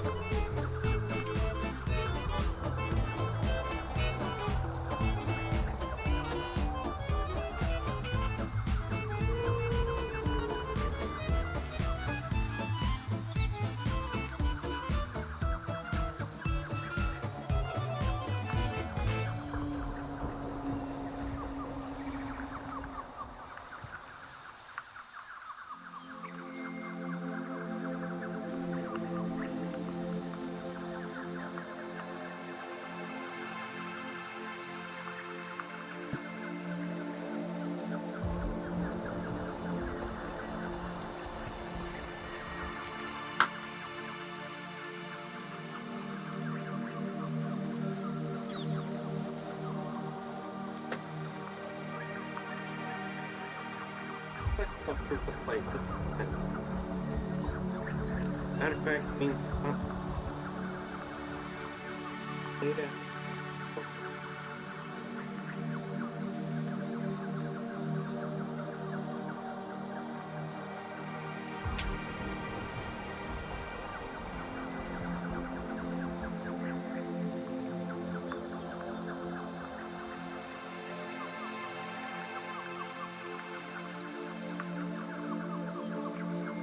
Alright, sorry. I need to switch my headphones too. I think I like these better. The other ones are great, but they take a little bit longer to take off and put on.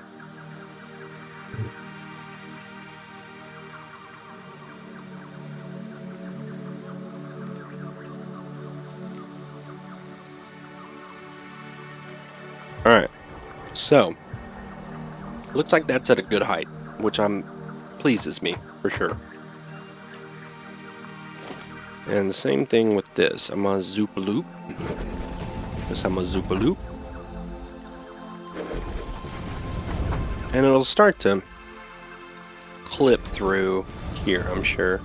Yeah, that's alright. It's good enough for now. It gives me enough of a flat surface that I can go ahead and put down the drill. Kind of deal with everything else later on. Here, dude, you want some sausage? I get so mad at him, man. He's such a pain in my ass, but I can't ignore him, dude. He's a good dude. He's a good cat. A good dude. He's a cat. He's a good cat.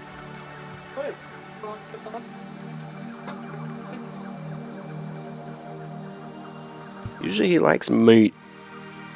He wouldn't take the sausage. That's alright, I'll take the sausage.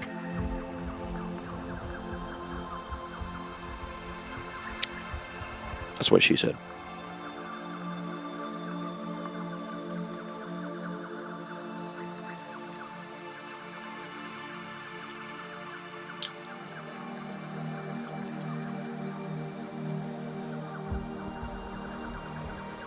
I know this is top tier content, but there's cinnamon rolls and quiche. I think it's called quiche, right? It's like a breakfast casserole.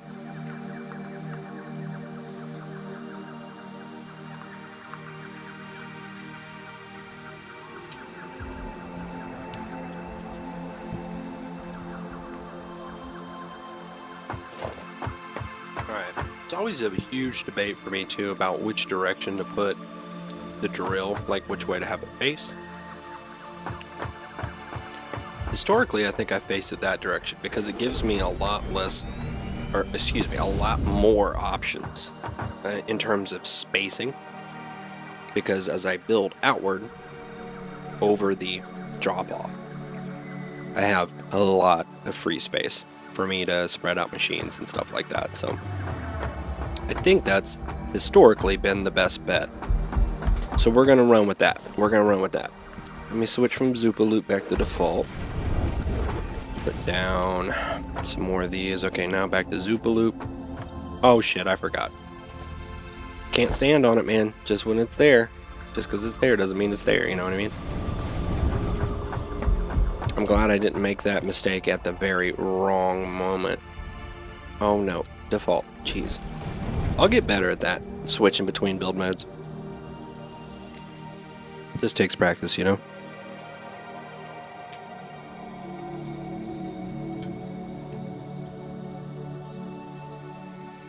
I'm acting like Hassan, dude.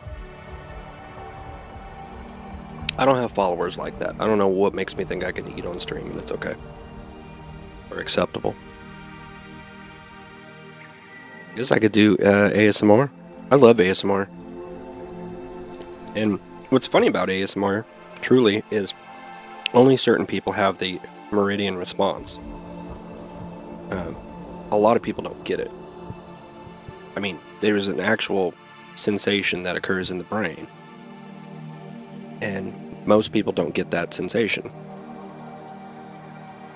But when I was younger, I always wondered what was wrong with me.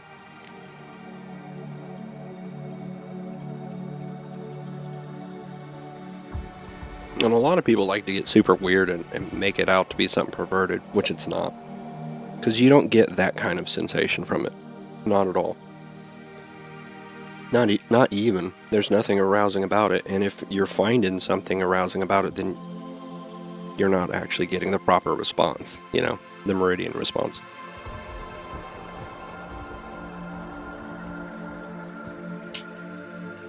It's like a sensation that starts in your brainstem, or at least it feels like it does, and it radiates down your back, but it's like as if somebody stuck a syringe and injected. I know this sounds like way more abrasive, and there's nothing negative about it, I promise. But it's like if somebody had given you medication that targets your brainstem and causes relaxation all the way down your back. And it's different than like a massage or whatever. And physical contact isn't needed to trigger it. For me, and everybody that gets the meridian response is different. But for me, it's quiet talking. That's why you'll find a lot of people will whisper if they're doing ASMR. Me, it's not whispering, but it's just quiet speaking. Not whispering. Whispering's a little bit too much. I mean, I guess I could get it to a certain extent, but quiet talking. When I was younger, I would notice the meridian response like when I was at the doctor's office. Like the pediatrician, and my doctor was always really soft-spoken.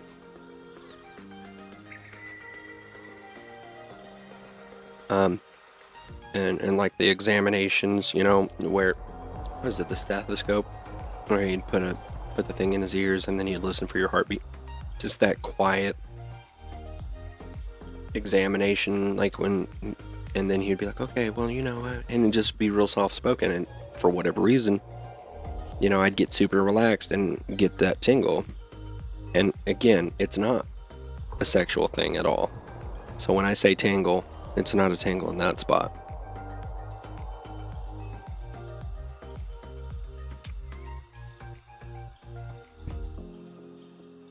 So, doctor's examinations were triggers for me. My dad, a lot of times too. He'd be reading through like a manual, like an instruction manual, or even like a cookbook or something like that. And he would, you know, he would analyze the page, you know, and you could see him reading. And he would just be like calmly breathing. And then he would just slowly reach for, you know, to turn the page, and then slowly turn the page. And it's so hard to explain to people that don't get that meridian response. But just that calm, quiet analysis, like, for me, it's like something to do with analysis. Like, calm, quiet analysis, or reading, or examinations. And it's different for different people. Some people like chewing. I hate the chewing sounds. But ASMR, like I said, I always wondered, and I never spoke about it. I've never mentioned it to my parents or to my brothers or anybody, because I didn't know what was causing it. And I just thought they'd be like, you're fucking weird, you're creepy, are you getting a boner? No, never once have I gotten a boner because of an ASMR response.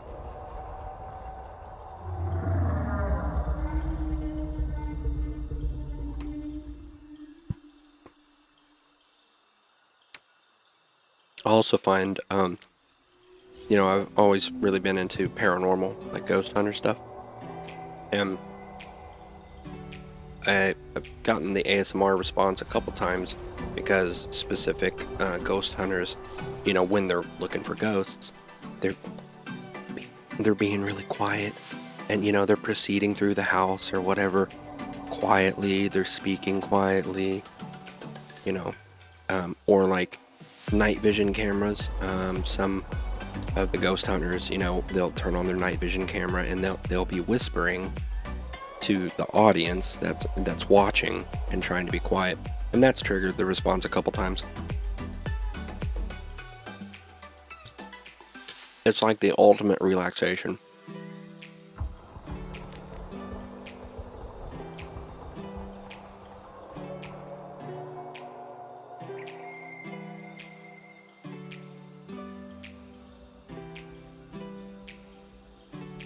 This quiche has corn in it. Is it supposed to have corn? Don't get me wrong, I'm from Indiana, so I love me some corn, so just never seen corn in it. It's not bad. I tell you what my favorite part is these fucking gigantic cinnamon rolls, man. Oh my god.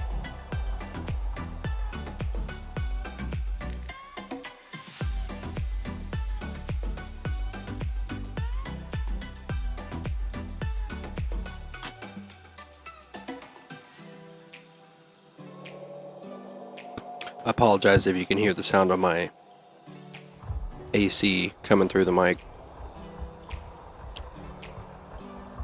But I find that I give a lot more entertaining content when I have the AC on, because it kind of drowns out some of the shit that I'm saying.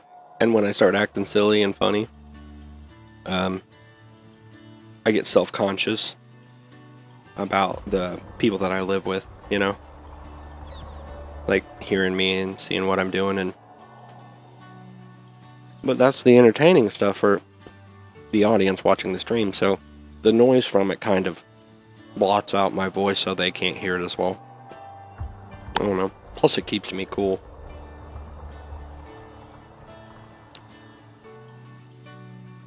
So what I'm really struggling with right now is, I know I could be really good at streaming. I know that my personality's in there. It's just been buried for 2 decades now. Well, no, probably 12 years, I'd say. 14 years. Something like that. Yeah, 14 years. Almost 15 years now.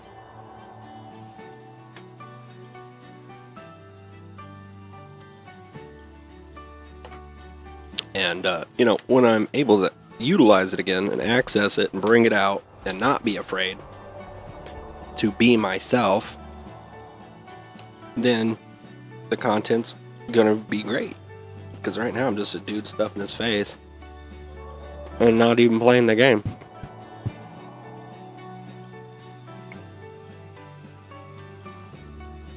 I'm almost done. Thought I just heard my dog. Oh, okay. I was like, how the fuck do you get out of his pen?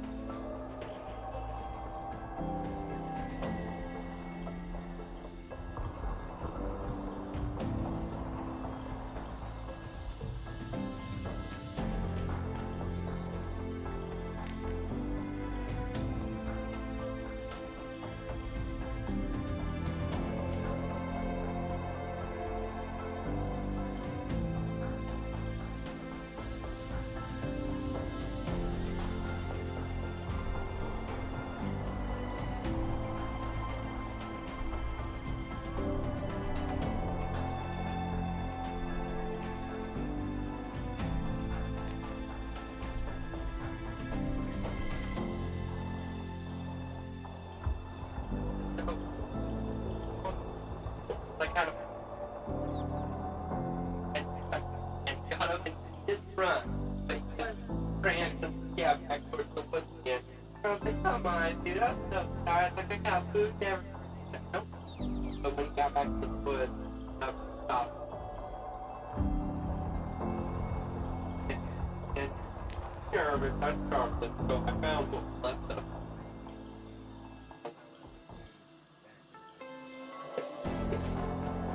Oh.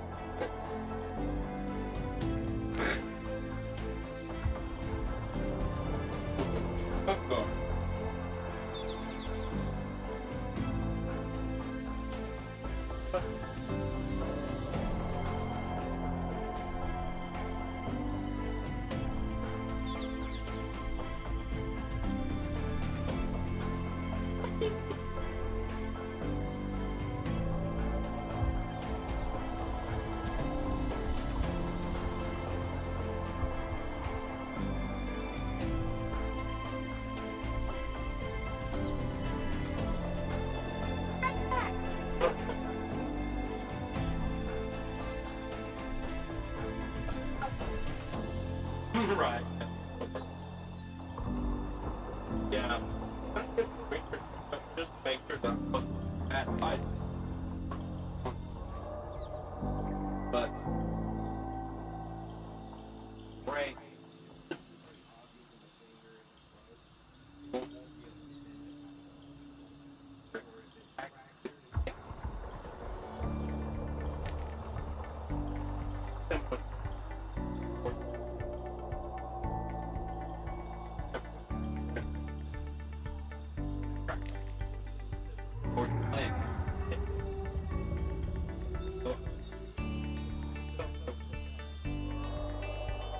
I was starting to get nervous because like I don't like receiving pictures from your injured, okay? Because they're always work ones.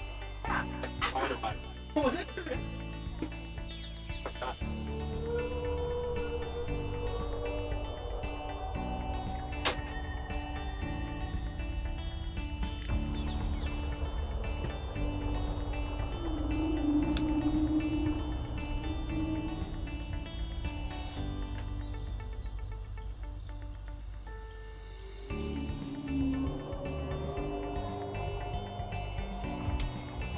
These cinnamon rolls are so good.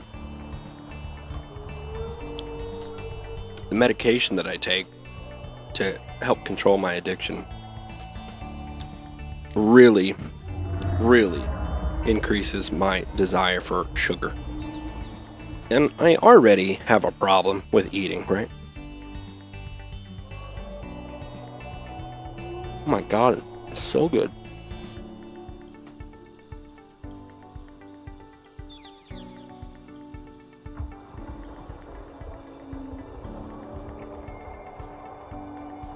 Hey, homie. How you doing? I ain't got no more food, okay? I just literally just scarfed it. Plus, you wouldn't have eaten it. It was a cinnamon roll. You're more of a meat boy. Ain't nothing wrong with that. I don't judge. I'm a meat boy myself. It's pretty sad when you gotta use alcohol wipes to clean your ass up after you stuff your face. Like a damn child. Okay, so here we go. Okay, oh, I gotta fan it up again. Sleeve me. Alright, now I'm in a position to make progress. Are y'all ready? Alright, me too. I want to get these machines popping to where I can make copper. Do I want to continue? Ooh, that's a good question. Well, I'm going to at least need to continue with this elevation for these foundations until I get these rocks covered. Alright, so it'll at least need to come out to here. If a shout. Okay. At least. What I'm considering doing is leveling it back off. You know, I've got it at this elevation because the drill is up here and the resource node is up here. But do I want to bring it back down so that it's level with the vast majority of the foundation over here, and it's not just elevated here for whatever reason, you know what I mean? I could theoretically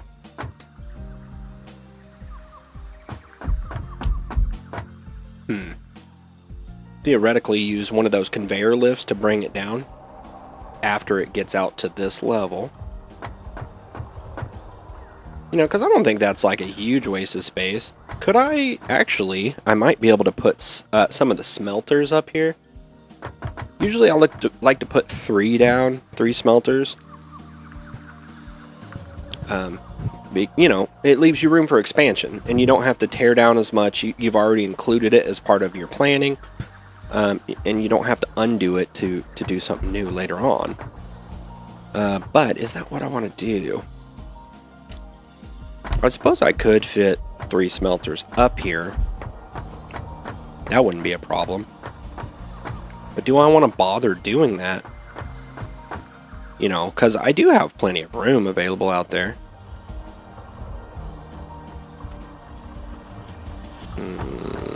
Sorry, this is part of the problem with me when I play. Is I sit here and the planning part of it is excruciating for anybody watching. Ah, damn, and that doesn't really line up anyway.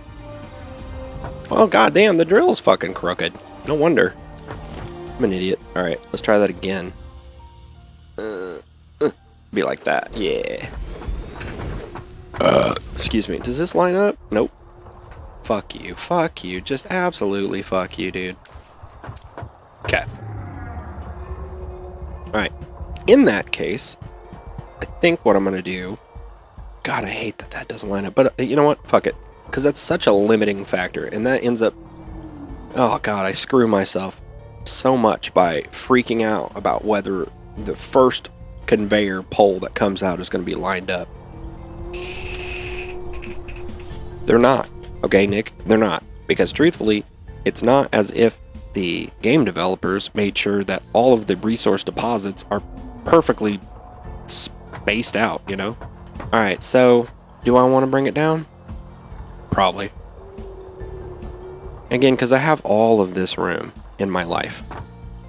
And there's no big reason for me to... There's no big reason for me to squash it all in here if I don't have to. Plus, the further I come out from the drill itself, before I start adding like the conveyor posts, the less obvious it's going to be that there's a big difference between the post itself and the drill. I know that didn't make any sense, but what I'm getting at is it won't be as obvious and as triggering, I guess, to me that the conveyor post is not perfectly aligned with the center of the drill. And it shouldn't be that big of a deal anyway, but you know how it goes. Alright, so let me switch my build mode to default. Put that there. I'll put that one there. And ultimately, it's going to come out to... Oh, what's close to center, though? Want it that side or this side? This side or that side?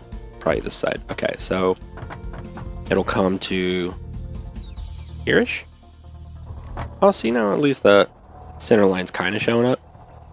Oh, I really wish it let me unlock this from... God, why can't you let us just free place the item? You know what I'm saying? Like, why do you have to have it snap to stuff? I don't know. I'm sure there's a reason for it. I didn't mean to delete that. I'm sure there's a proper reason for it. Let's just say that. I don't know if it's like a convenience thing. How many plates do I have? Do I have any? I only have 2. Okay, well then I guess I'm just going to deal with Mark 1 conveyor belts for now. Yeah. I'm just trying to get this back up and running at this point because, you know, I tore down what I was using before. I need to replace it. And then I'll worry about the process of trying to get it sped up. Right now, it's not a big concern of mine. Oh, come on, get back there. Oh, are you going? There we go. Oh, no, don't overlap. There we go. Okay, ultimately, I'm just going to need to put one of these guys. Oh, god damn it. I'm such an idiot. Oh, that's Mark II. Okay. About freaked out for a second. What is this thing? Oh, it's a stackable. It looked a little bit different from its design. Alright, and boom. Is that good? Yeah, baby. Alright, so it'll come out. And see, that's what I mean, is I'm pretty far out, right? From the drill. So, the fact that the conveyor belt isn't perfectly lined up with the center of the drill isn't like that huge of a deal. See, I'm sitting here trying to convince myself it's not that huge of a deal. It really isn't. Is background music playing? Yeah, it is. Okay. It was just blending in so nicely. And it truly isn't. And there's really not a lot you can do to fix it anyway. Like, there just isn't. But I wonder how many people... I need to go on, like, forums and see if people have discussed this exact issue. And if they have, what did they do? Like, is there some exploit or some trick, some bullshit that you can do? You know what I mean? I imagine you could probably... I mean, I can think of an exploit, but goddamn, it'd be really tedious. It would essentially be what I did on the concrete. I'm sorry, guys. I'm really sorry, but I gotta try this out. And nobody's watching anyway, so it doesn't matter. Alright, so, here's what I'm gonna do. When I put down this conveyor pole, it is not aligned with the center of the drill. Me personally, it drives me fucking insane. I'm sorry, okay? Sue me. I want it to be lined up. But I think what I can do is pull up a couple pieces of the foundation that I've already put up, put down a different piece that's kind of more, that will allow the thing to snap to it. No, don't snap. I don't want you to snap to it. Here, I'll show you. I did this several days ago when I was putting down the drill for my concrete.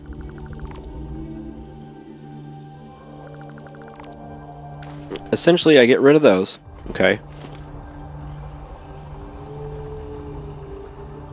I do want those to be at the proper height, though. Okay, so I'll need to be... How much lower is that? What I'm doing... No, go down. It's trying to put down foundation.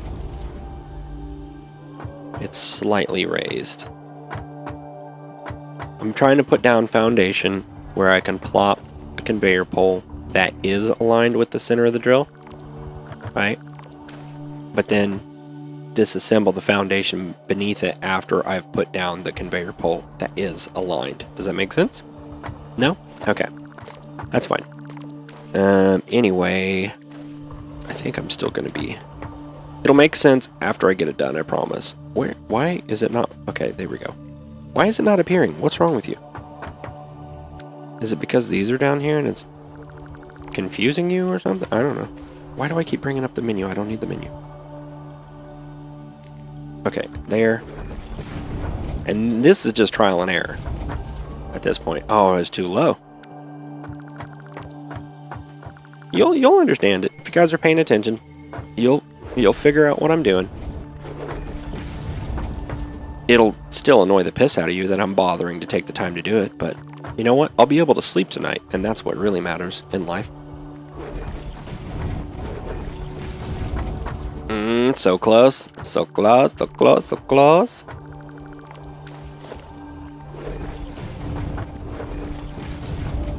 Oh my god, look how close that is. Oh my god, guys. Do my gamma. Do my gamma, guys. There.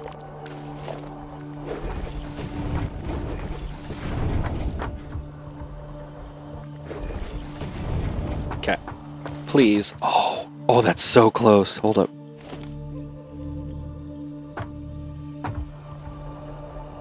Is he gonna accept it? What do you guys think? What do you think? You think that's acceptable?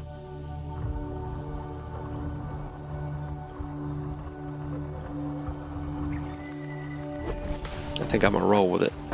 So here's what. This thing, I'm gonna punch it. Disassemble. Take you down. Get ready. You leave the conveyor. Pull. And it's floating in the air because it's magic. Put that down. Put that down. Put that down. Put that down. I'll return these. That and that.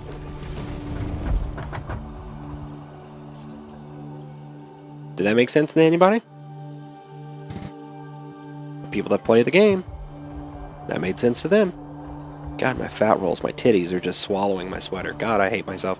Anyway, so now it's aligned with the center of the drill and I can sleep tonight, okay? Now, I'm so pleased that that occurred. See, they're not flawless, okay? It's not flawless, but it's far more acceptable in my mind than any other versions. Oh, no. Is anybody watching? No? Okay. Good. Good, good, good. Because we're doing it again. But Nick, why? Because it was close, but not quite good enough. Okay. I can take that one away too. Where was I standing? About right here? I think so. This might be a little high. How is that? You know, it's almost acceptable. It's a little on the high side. So, about right there. Still a little on the high side, okay. So there, let's go right here.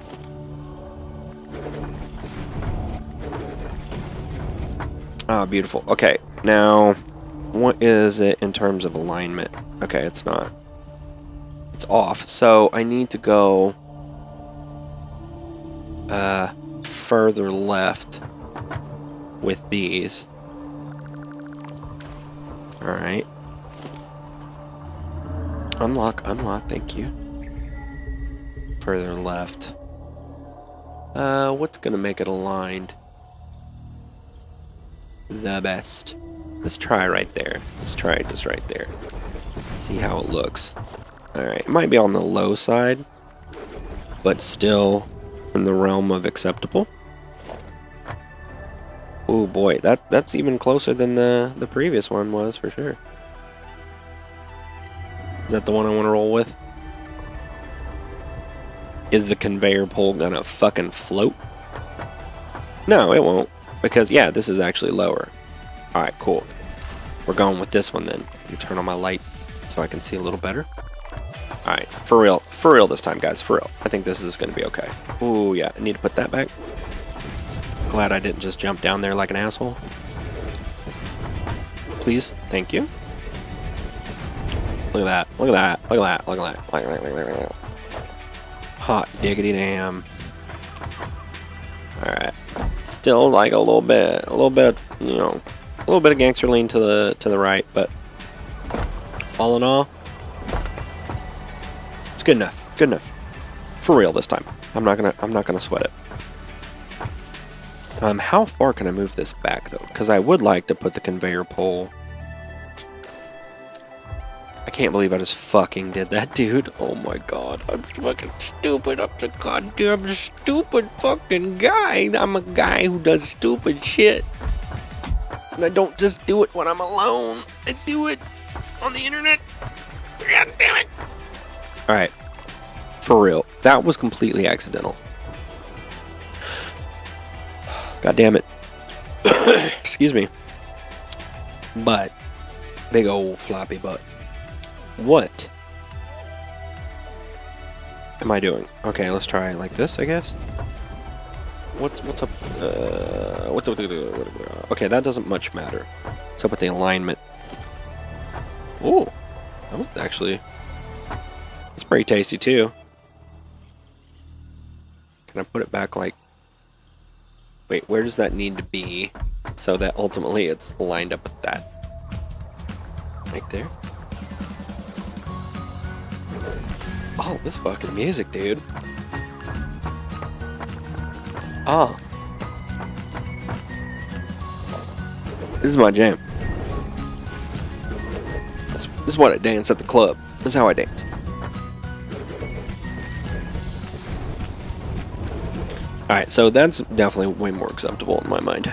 Can I do this? I can do this. Ah, hot diggity damn. That's lined up on there, pretty close. Alright, so I need it to come out here. Ah, fuck. I keep forgetting that. Damn it. I fucking hate life sometimes. Why did I do that? I'm such a dick face. I need another conveyor pole out here. I can't fucking believe this shit. I'm so stupid. I thought I was like being slick too. It's something that I've done before, but I've never been even close to successful with it. So I end up just scrapping the whole idea. What else do I got? Like, what other pieces of shit do I have in my inventory that I could possibly use to try to help out with my scenario here? Nothing. Is that a wolf howling? Are there wolves in this game now? Don't get me wrong, that's kind of sick, but terrifying at the same time. I'm almost convinced that there's probably more creatures in the game than there was last time I played, and I'm kind of afraid. Alright, yeah, that blows, dude, because there's no... I don't think it's worthwhile. I don't think it's worth me sitting here and dicking with it any more than I already have. I'd like to, you know, have... I think my original stab at it's probably going to be my best bet. It's not great at all. But I don't think there's a whole lot I can do. Unless, I guess, I could try... I'm sorry, guys. I'm not just doing this because it's aggravating to me, but I'm also doing it because I think, with enough conviction, I can find an exploit that's kind of efficient, and it'll save my sanity at some point. I swear to God. I know this seems insane. But to me, it's like I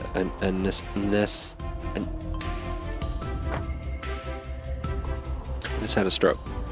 It seemed necessary. I feel like it's something I need in my life. Okay, I'm very sorry for that. Now, I'd like for you to not be that high, but you're very, very high. Like, just so high. Alright, God, I'm gonna end up trying to do something slick, and I'm gonna fall and die, for sure. Fish out. Can I, yeah, try to, like, align myself in front of the drill? This is not working. Okay, that's way too low, isn't it? By comparison.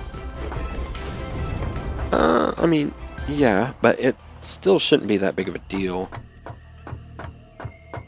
Alright, what are you doing? What the fuck are you doing with your life, buddy? Oh, you're just completely overlapping. That's what you're doing with your life. Okay. What about you? Do you line up in any meaningful capacity with this drill? Like, you're showing an alignment, but... Oh, no, it's... Wait, I mean, I guess it's not horrific.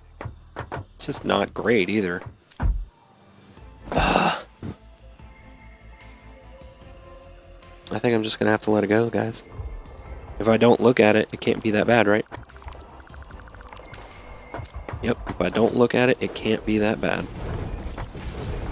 And once I move on to the next project, I'll even forget about it. And I'll only have to think about it every time I pass by this conveyor belt.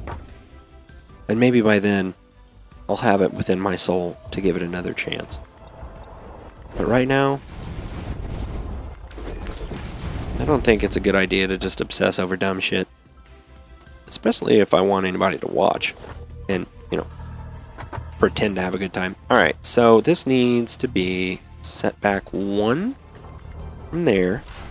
And I do need...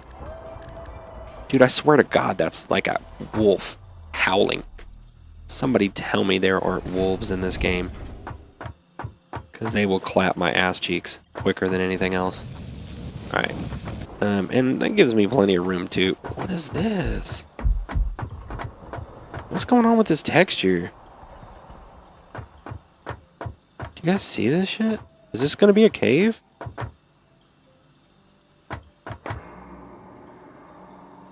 What the fuck is that? That's not my background music, is it?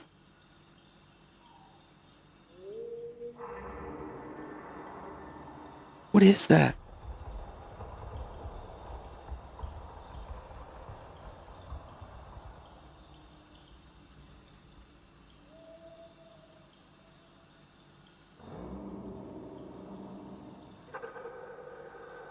What are these sounds?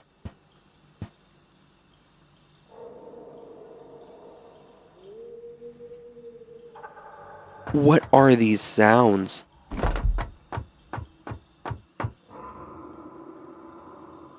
That's terrifying. Even if that's just ambiance, which it probably is.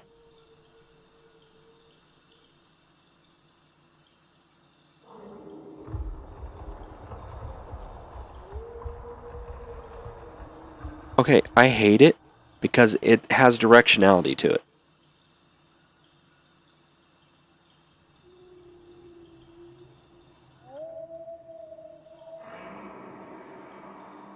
Okay, those two didn't. Those are just ambiance. I'm sorry. This is wigging me the fuck out.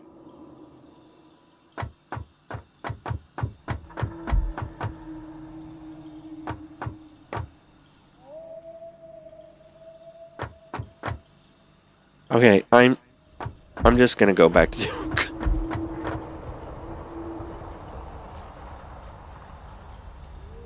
That sound is the one that's directional.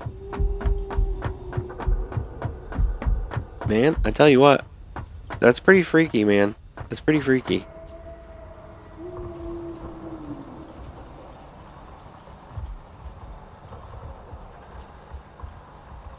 I hate that. Because it makes me completely terrified that there are other creatures that they've added to the game, or that they're going to add to the game, you know, that I'm not aware of. And the game itself, you know, after I eliminate the first few creatures that are in this area where I want to start building, once I've killed them off, you know, I'm not worried about creatures anymore. Because that's all I've ever seen in the game, you know? And I know where they're positioned for the most part, around the vast majority of the planet, let's put it that way. But, having said that, these sounds are fucking freaky. Alright. Anyway. I'll try to keep my shit together. I have such appreciation for the sound design. And I know it's just probably placeholder ambiance stuff, but it does a lot to add tension. And I've shit myself. Okay, here we go. Moving on. I'm going to start putting down some basic bitch machines to get wire and cable built. And then I'm going to go back to... Oh, wait, you know what? That fucking, whatchamacallit? The research in the MAM finished a long time ago. I need to go get my blade runners. Yeah, baby. Yeah, that must just be nighttime ambiance stuff. But, that's good shit, man. That's good shit. Let me see. I probably need to top off on a couple of these things. Yeah. Whoa. There. What'd I do? What's happening? Oh, I accidentally double triggered on one of these inventory spots. It didn't like it very much. Oh, okay. Is it okay? Yeah, it's okay now. Alright, here we go. And, let's see. I'm gonna top off on plates. 3 full stacks should be good for now. Right? Oh my god, the ambience is still going on, dude. I'm saying ambiance over and over because I'm trying to convince myself that that's all it is. Why is this empty? Because you never put anything in it, dumbass. Alright, yeah, it's just placed in rods. Okay, so I can get rid of that. I don't need it. Alright. Hey man, are you okay? There's like creepy sounds going on. I'm gonna put this in my trash pocket, okay? You're a good boy. Are you hungry? Do you keep eating by chance? Can I split this? Oh shit. Well, is it control? No, no, no, no. God damn it. That's the button I just pressed. Shift. I'm gonna lose my shit if I can't do it. Transfer stack, split stack. It's right mouse button. God damn, Nick. I know, doggo. Hold on, man. Alright, oh, God damn it, Nick. You don't put it in your hand. Put it down. God damn. Are you hungry, dude? Does he eat any of these? After you've tamed him. I'm gonna leave that because it makes me feel better. Alright. He's such a good doggo, and he's just... They put a lot more detail into the space elevator, too. And I really appreciate... Sorry. ADHD stream of consciousness, man. It gets worse as the day goes on, and the medication starts wearing off. Alright. Blade Runners, baby. Let me move that fan over a little bit. There we go. So,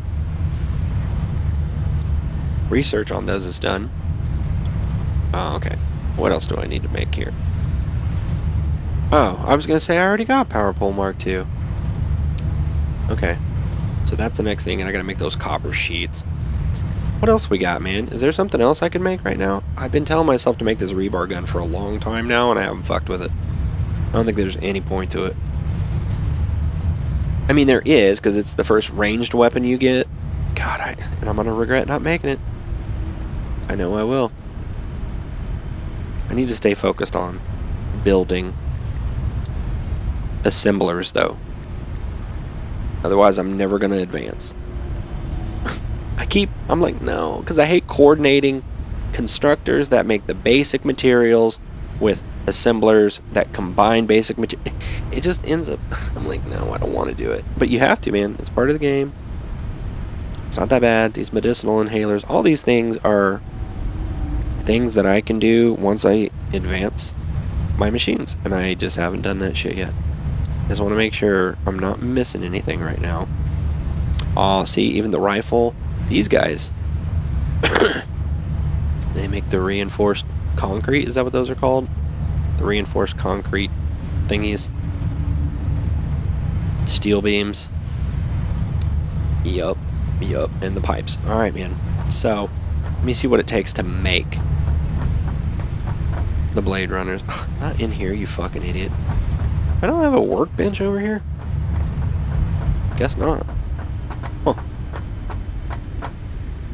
Or, what do they call that? The shop? Workshop. Equipment workshop, that's what it's called.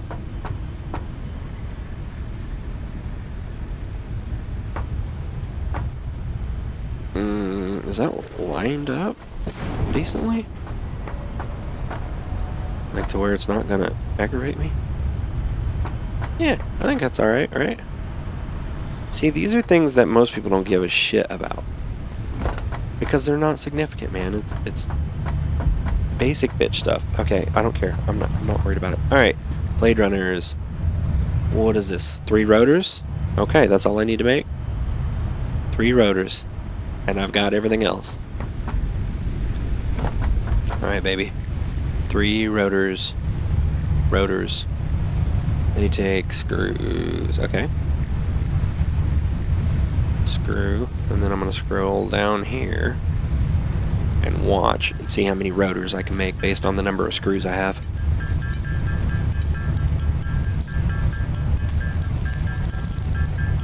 I've already forgotten how many I needed.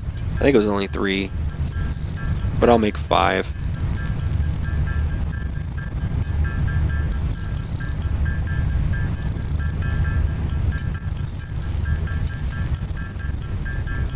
Alright, that should be good, right? I swear I'm still hearing sounds that haven't been part of the game before. And maybe it's just because I've got the earbuds in, you know, secured in my ear right now.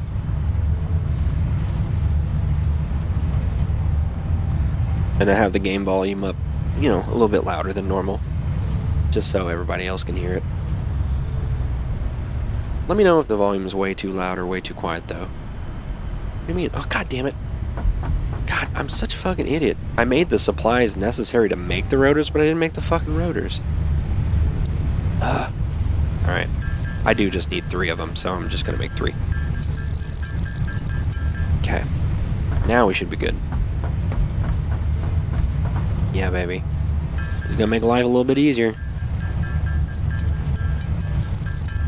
Hot diggity damn. Alright, put them bitches on.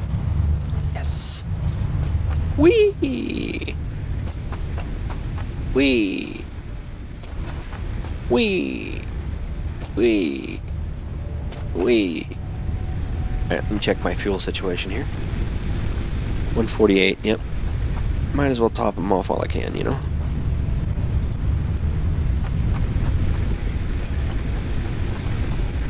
Boop. Boop.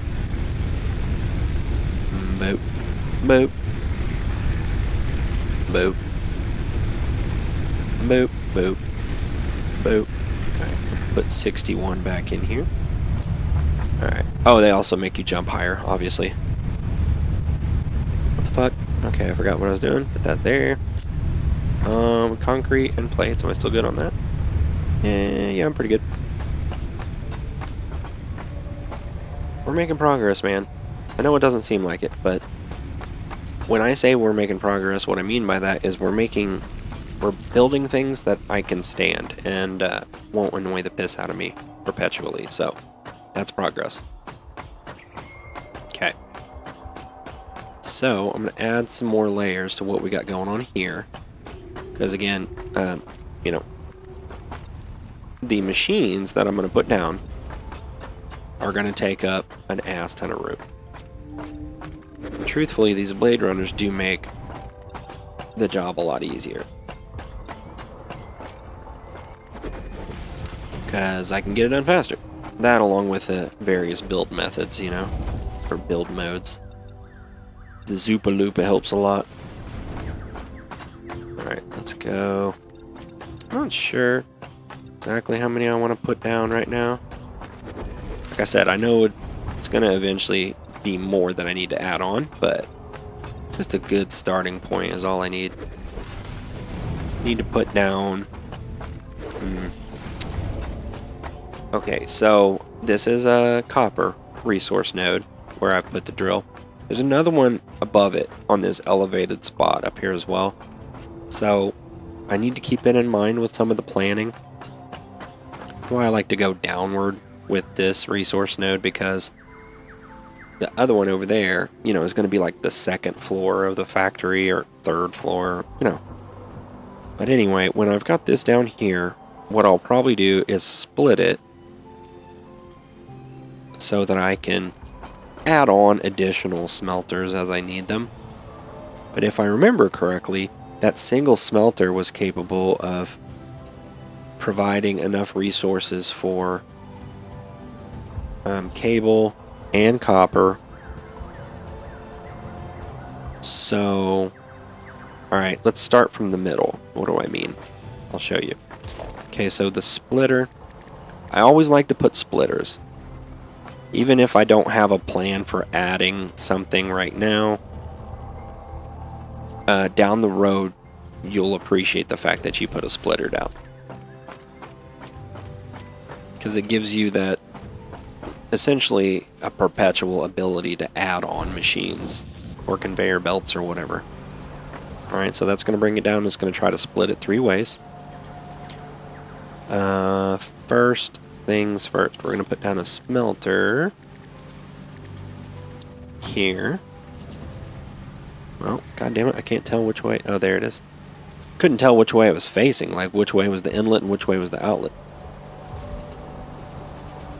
Alright. Let's put it... I'm aligning it vertically as best as I can. Which way is it? hold up. Let me put it to the side. I know this is annoying people who are watching probably, but... Alright, so... It's 2 spots. Okay, 2 spots back. That's 1 spot back. It's 2 spots back. Okay. That will go there. And this is going to be copper that it needs to make. Alright. Yeah, I'm happy with that. Dude, I'm telling you. I'm telling you. These are sounds I've never heard, and I have played this game. Am I only hearing it because it's something that's happening down here? Or like I was investigating this texture over here because it looked like a damn cave. Is it something that's going on inside of here? Like, I know that down on the ground level, like way, way, way down, there's a cave somewhere in this vicinity.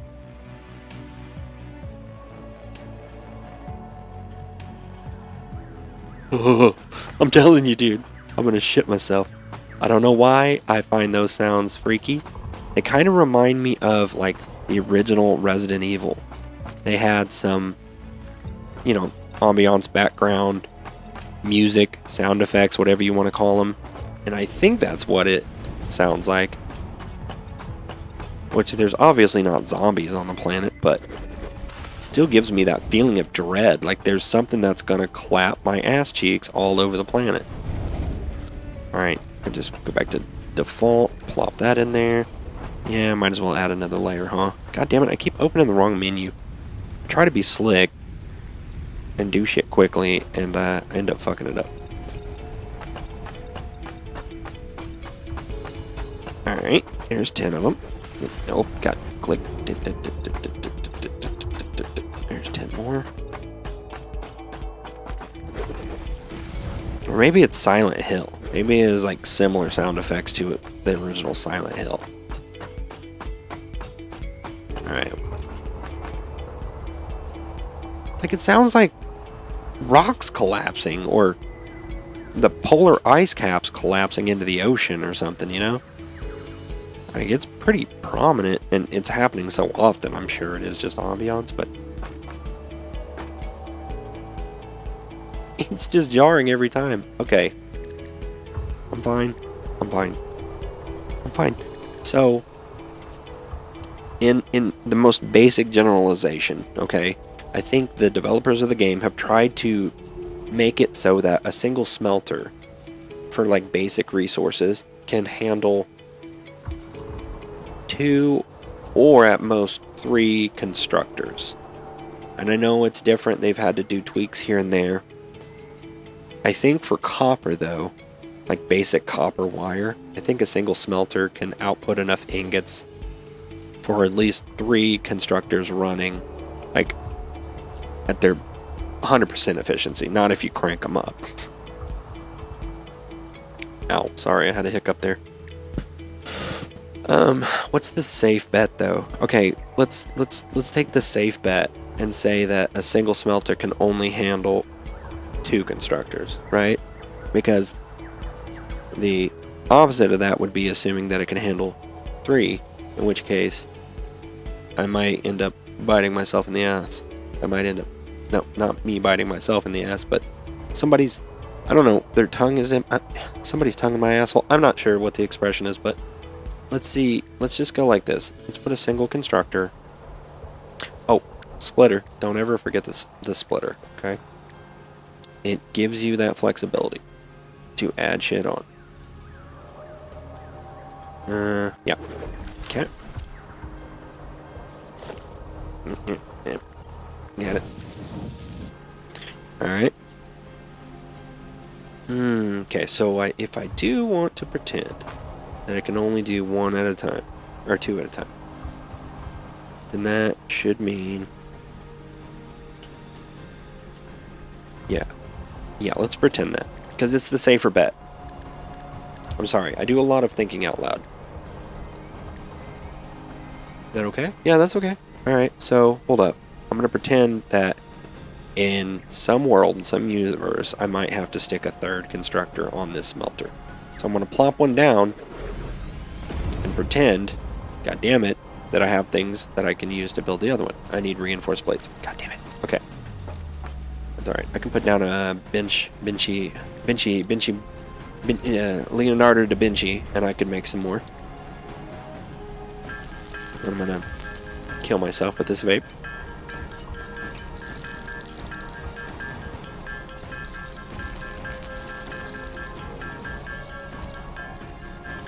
But yeah, even if I don't anticipate placing a machine or turning it on, I'll place it to make sure that I've got spacing, enough spacing between my other machines. I mean, this is part of the planning process. I can slap the shit down wherever I want, you know? Wherever it fits, I could be doing that and just not give any fucks about how it looks or whether it's congruent or any of that. I just have a hard time not doing that. Like, even looking at this, the fact that the splitter is further this way than it is this way is bothering me. And it shouldn't, because that's stupid, right? So what I'm going to do, instead of sitting here and pretending like I'm not going to fix it anyway, I'm going to go ahead and fix it. And I think the good news is that I can all I have to do is just move it one space this way, and I think it's good. And then it's, you know, I feel better. Does it matter? No. Has any of the shit mattered that I've taken time to fix? No. But you see what I'm getting at. I think that's pretty well centered, though. I mean, it's not perfect, but I think it's good enough to where it's not going to bug me. Alright. Is it going to bug me? No, I'm okay with that. Again, I know it's not perfect, but not going to bug me. Alright, so I went ahead and I put that machine down in the hopes that I can use one smelter to run 3 constructors. I'll probably only have 2 of them turned on, but there's a third one there in case in the future when I go to expand. God. Guys, why don't you warn me that I'm being an idiot before I walk away and start doing dumber shit? Warn me that I haven't finished my task. See, I made a bunch of screws so that I could construct reinforced plates, but I didn't make the plates. I do that all the time.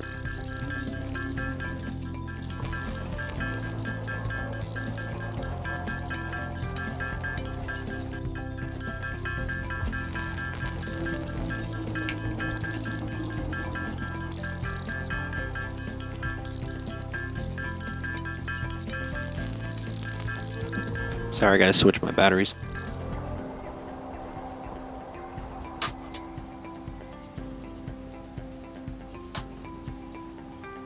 Alright, almost there. Okay. Good to go.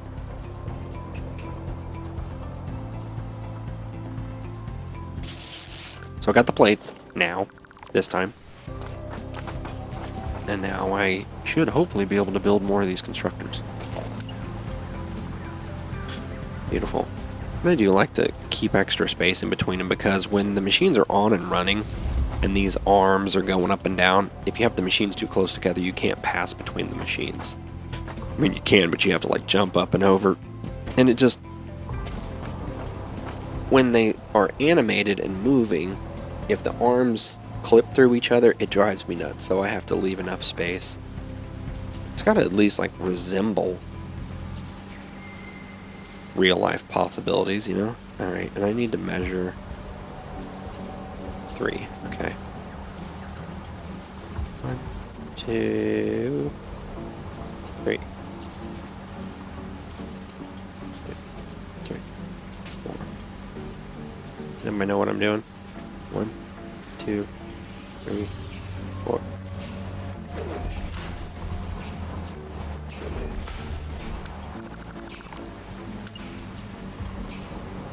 I need that to be aligned. Yep. Like that. Come on. There. Beautiful. It should be good. 1, 2, 3, 4. So now I've made sure that the space is equal on both sides. I'm sorry. Fuck you guys, but I'm sorry. Alright, here we go. And I'm going to go ahead and plop some of these down. One there. I don't really think I can afford the Mark II poles right now because I'm sure they take the reinforced plates, and I'm not building any yet, so... Oh, they don't. Ooh, they don't, guys. Guys, listen, they don't, so I'm going to do it. I'm going to Mark II these bitches. One there. Can I... Yeah, oh, thank you. Let me replace the Mark 1 with Mark II. Didn't make me deconstruct it. I appreciate that. Are these lined up? This direction? Yep. Okay, sorry. Oh god, I hit the inventory thing and oh god. Am I stuck on run? I am. Okay, there we go. And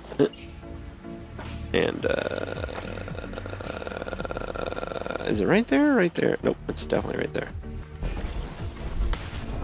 Jeez, man. I need to put some of these Mark II poles in some key positions. I don't have a ton of quick wire left, but I got enough to make a difference, right?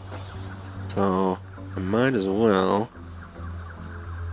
put it down where I can. Is that too close? Like obscenely close? I mean, I'm surprised that they let me build it that close. Let's go there. What I should have considered is aligning it with that one. It might actually be on accident, but it could still be. It's aligned with... Okay, hold up. See, did I put any down like that? Nope. God damn. Thought for sure I'd at least mistakenly put one down. Oh, no, wait. This one is. Okay, good. It is. It is. It's aligned. Guys, it's okay. It's aligned. You don't have to freak out. Jesus Christ. Calm down. Alright. Hello? Is that the flying dude that's yelling for some reason? Yep. Okay. Can this reach there? Can you do it? No. Fuck. Oh well. It was worth a shot. This is the first song that has had words, which is usually concerning because it's usually copywritten. But you know what? I'm not worried about it because I'm not big enough to care about. Alright. What do I want to do? I like them being aligned with...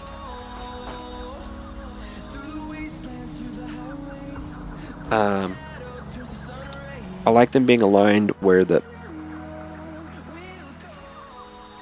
foundations join.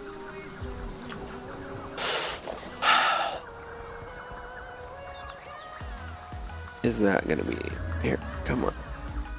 How about here? Is this okay? Is that feasible?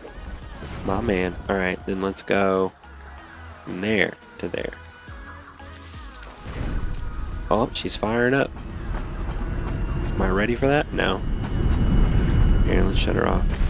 No, it's okay. It's alright, Nick. Calm down. It's not gonna hurt anything to let her run a little bit.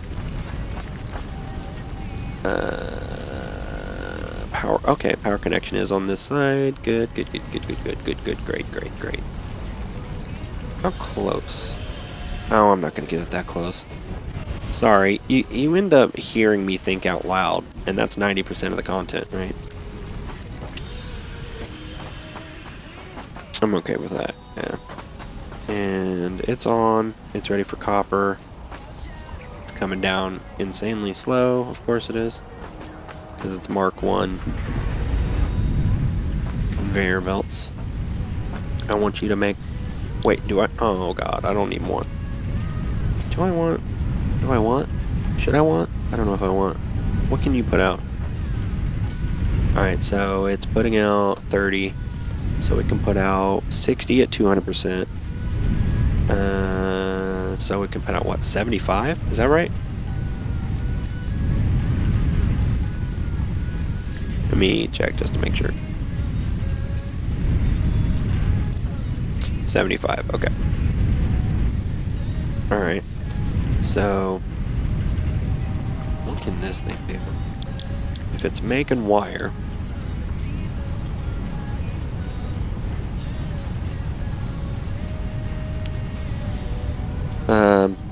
Okay, so it does 75 at 250%. And this, at 100%, can do 15, excuse me, copper ingots. Okay, so just operating at normal 100%, it can handle 2 machines. At 100%, not jacked up or anything like that, so. Alright, then I'm just going to hook up the outer 2 for now. Or turn on the outer 2, whatever you want to call it.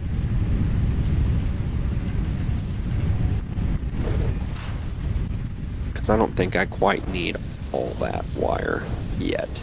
I will, for sure. I don't think I need it yet. Alright. 1, 2. Okay. This goes there, and that goes there.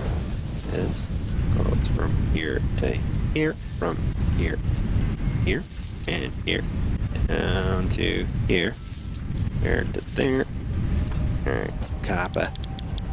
Alright, do I want this one to do copper? I'm trying to set one up to do copper, and one to do... Sorry, I'm getting a call here.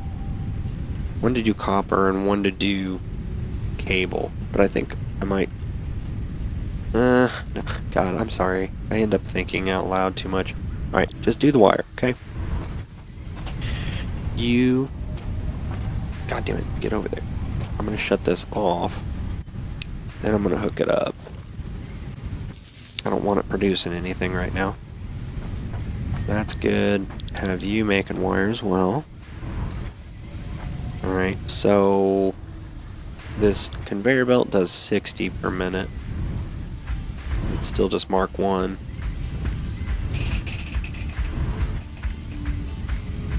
Alright.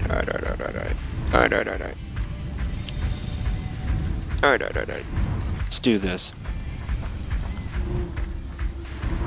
I think I'll have the outer one making copper wire and the inner one making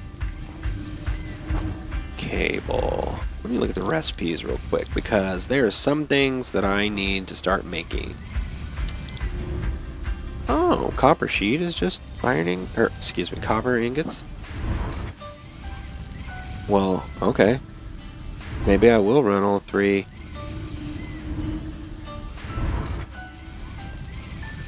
I have one make cable, one make wire, one make copper sheets. Alright. What's this one make? Wire? Here, shut it off. Why have this guy make copper sheets? What does it take at 100%? 20 per minute? Alright, that's still not a big deal. Alright, so you make that, that's making wire, this I'm gonna have make cable. There you go. Damn, it takes 60? Why is it not running? Oh, it... God, I'm a fucking idiot, because it doesn't... Sorry. I need to make the copper first, and then turn it into cable. Okay. So... This one is the one I'm going to have make the cable. I'm not sure why. So that's what I'm going to do. Again, that music, for some reason, gets super loud all of a sudden. Alright, am I on Zoop? I'm on Zoop. Let's do the Zoop. Zoop it up. Zoop-a-loop. Alright, because I need more space.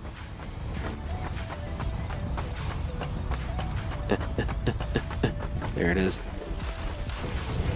And this is going to take me into the rock. Alright, switch back to default. Got it. Is that enough? No, I need more. Always, dude. Always.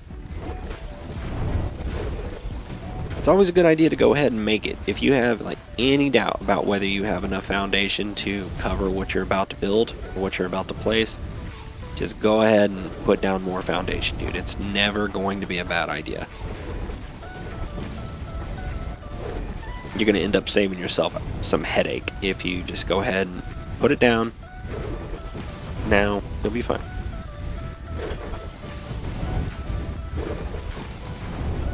I'm sure probably going lengthwise is quicker, but I'm too proud for that at the moment. Alright, we're getting there. We're getting there. Yeah, I'm going this way now. Alright, can I reach? Can I reach? Can he reach? Can he reach? Can he reach? Can he reach? I saw it. I seen it. I seen it happen. Get her on. Okay, I'm going. I tried. Alright, beautiful.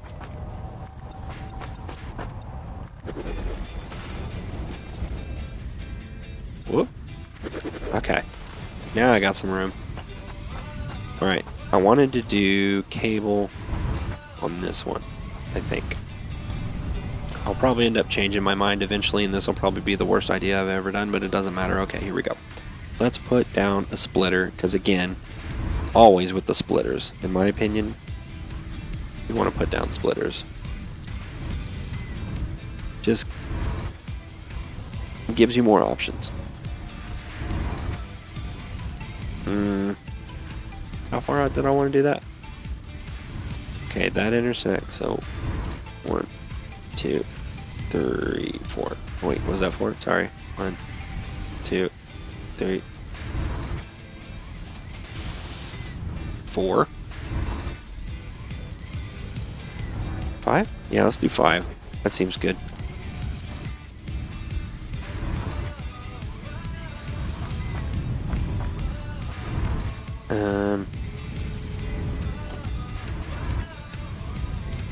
Three, 4, 5, 6, 7, 8. Yeah. That's 7. Yeah, 7 will intersect. Okay, I know. It's probably confusing. Trying to figure out what I was doing there. Trying to measure to see how far these machines were from each other.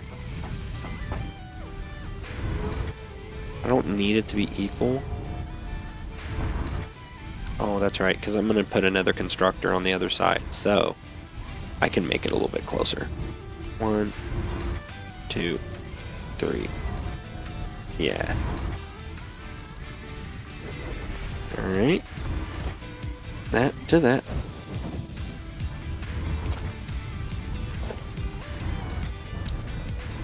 And goddamn it, there it is.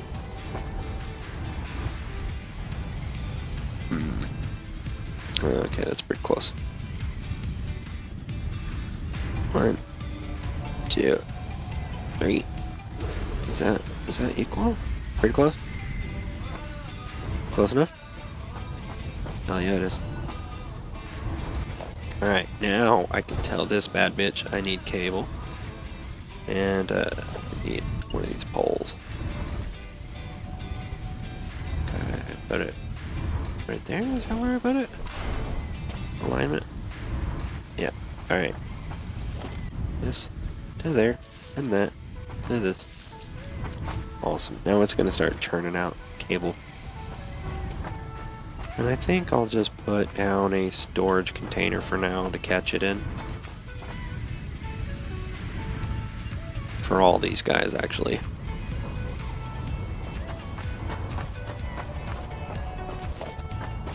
Alright, let's put down some more foundation again so I don't accidentally walk off the edge of it while I'm putting down storage containers. That would be embarrassing.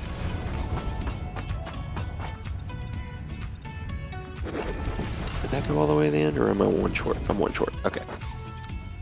Oh, come on. There it is. Coming out as it just... Alright, let's do it like this. Organization. I know I'm going to... probably in no time at all have to route these raw materials to an assembler. But I don't recall off the top of my head what goes to what to make what. So for now, I'm just going to sit these down, have them start catching the materials, and then I'll get it figured out.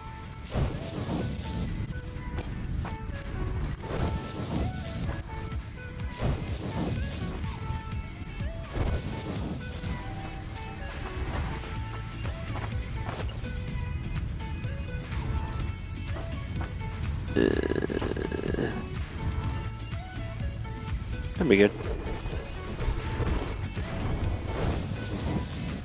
In most cases, I would put a splitter right here too, but I'm not worried about it yet. I'm just setting it up to collect the shit. How's my power grid looking? Am I maxing anything out yet? Nah, dude, I still got plenty of room. I will, however, do my best to optimize these machines.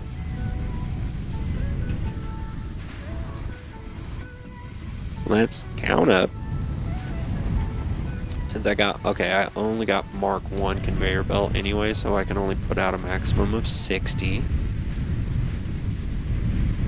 Okay. What do these guys require? I think it was 20 for this, yep. And 15, so 35. 15, so 50. I need 50 total. Alright. And this is doing 30. 45. Can I change it? Oh my god, this is incredible. I can just change the target per minute and it'll change the clock speed. Oh my god, yeah. I love these little lifestyle improvements.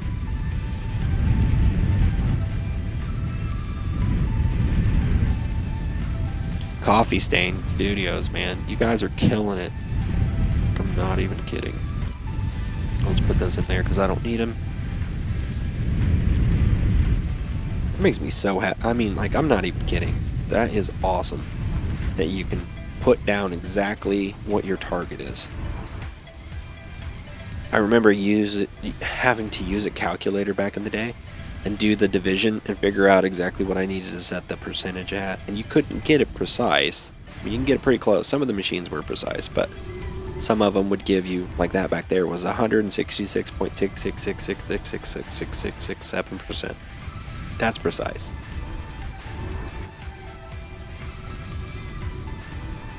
That's awesome. Okay, so with that in mind, these should be pretty damn close to 100% efficiency.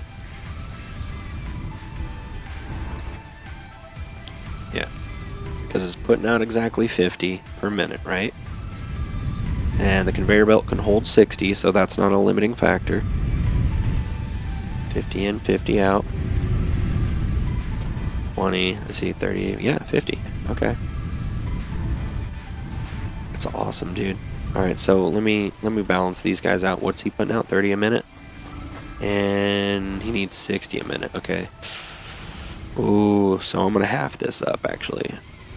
I was gonna try to overclock the prior machines, but if I overclock the constructor and double it up to 200% so it could put out sufficient wire for this cable, then I also have to make sure the smelter can put out the needed materials. But then again, the conveyor belts are a limiting factor, and I don't think it'll be able to do that. So I'm going to back this down to 50%.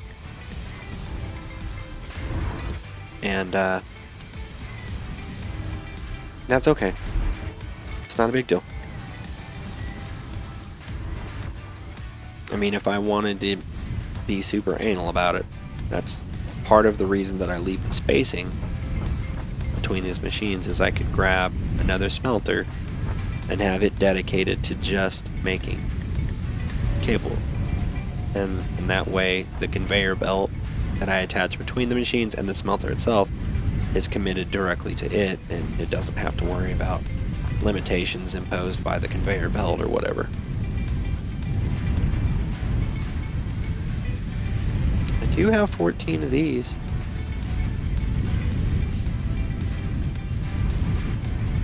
How does that work? Well, I know how it works, but I mean, no, I'm not going to do it. I was thinking about trying to just upgrade the bottleneck part like this conveyor belt, this conveyor belt, this conveyor belt, but it would need to go all the way back to the drill. Alright, so he's only needing 50 a minute right now. So I'm going to go tweak the drill so it's only putting out 50 a minute. So it's not constantly dropping off and dying. I only need 50 a minute right now, my guy. Slow your ass down. Atta girl. And again, that'll smooth out my power band. See how smooth that is? Smooth as silk, baby.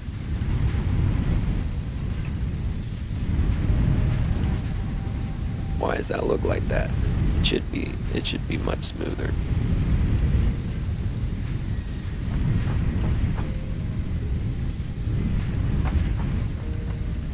%, efficiency. 100%. 100%. These I know should be in good shape. 100%. Huh? And I know this is 50%, which is fine. I put it that way. Still, it's 50% production clock speed, but it's 100% efficiency. There's a difference. What's up, man?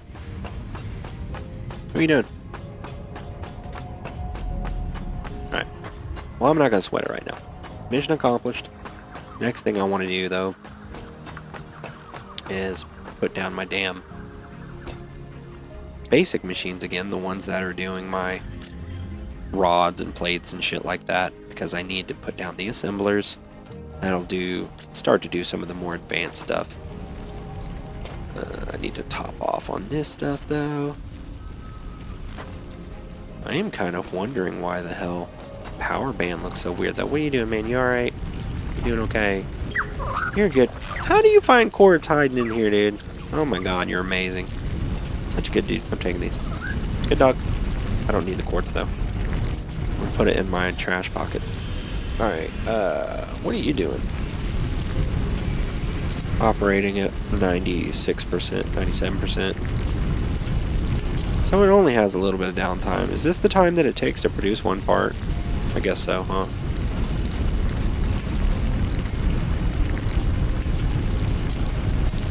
Alright, so it's at 120 parts per minute, which is all the conveyor belt can hold.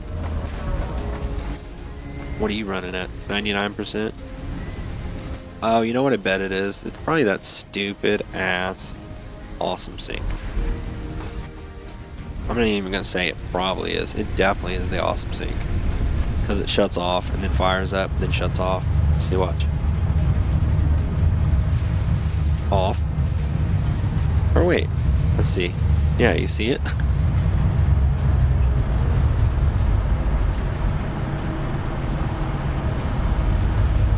So yeah, it like cycles down, thinking there aren't any more parts coming in.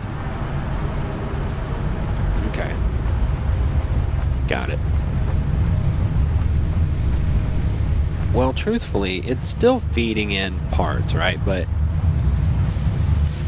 I've only got 2.5 tickets.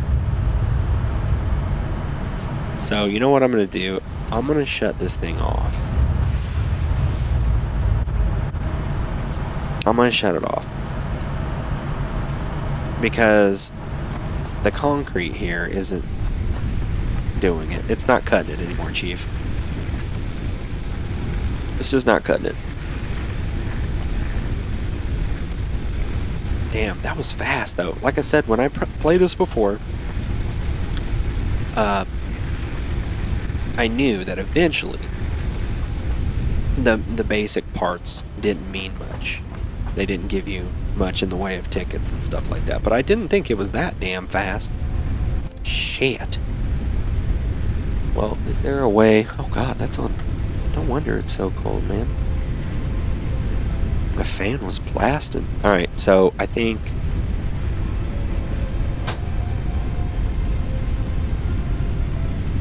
that I can load some better shit in there. Let me take these and this. I need to not do that. What I need to do is focus on setting up my assemblers. And then I can have it feed, like, I don't know, rotors. Something a little bit better in there. Not just concrete. So it's going to take ages.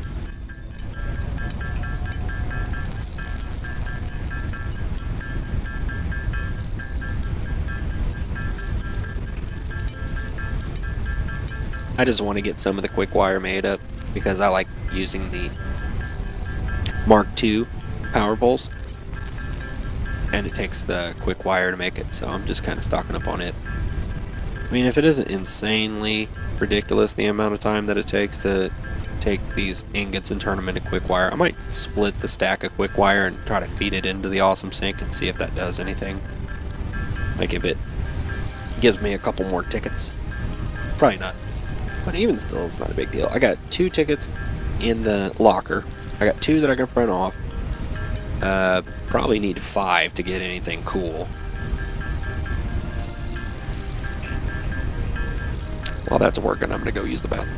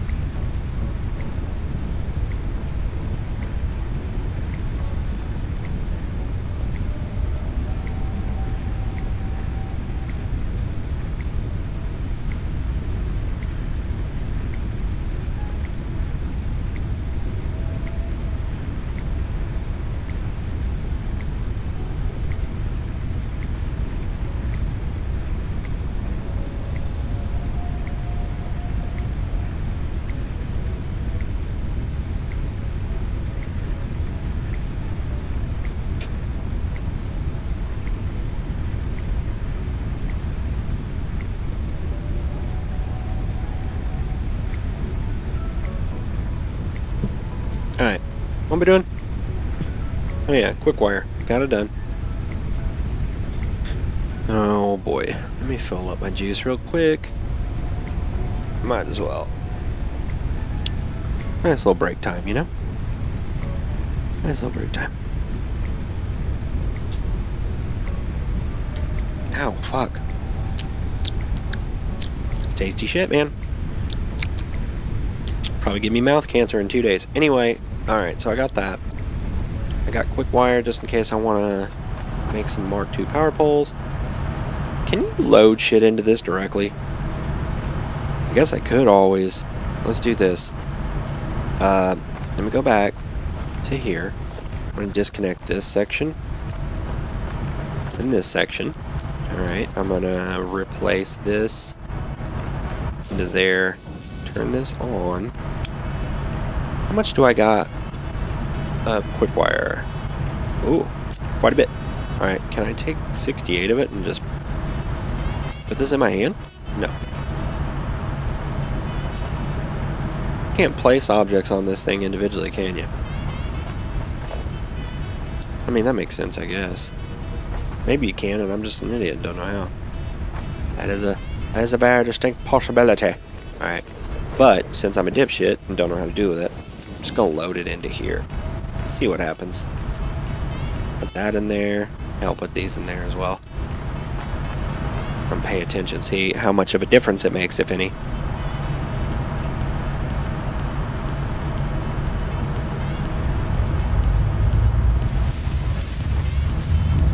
Is that the... Yeah, it's the copper wire going in first. Okay.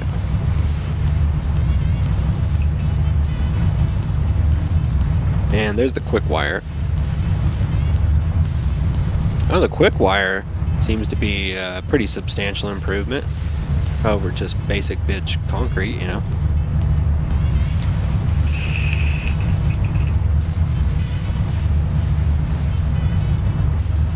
Alright, cool. So yeah, it's not going to be like a substantial change, I suppose. I can put these screws in there too, man. I don't want these screws. There's 9 of them. What can I do with 9 of them?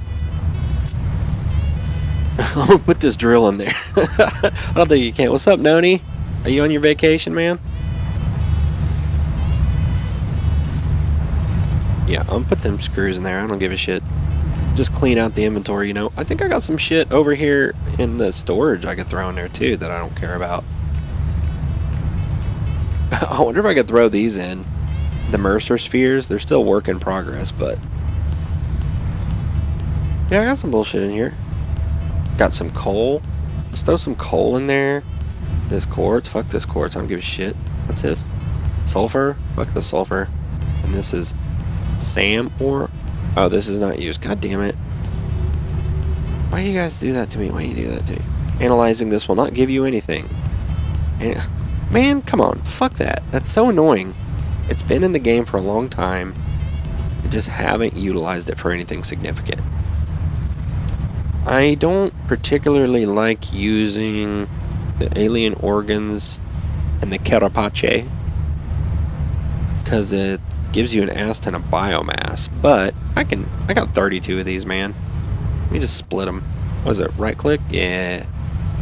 I'll throw 16 in there, I'll keep 16 of them. That seems fair. Why? Oh, your flight got canceled? You have to move shits? Or shifts? That sucks, dude. I'm sorry to hear that.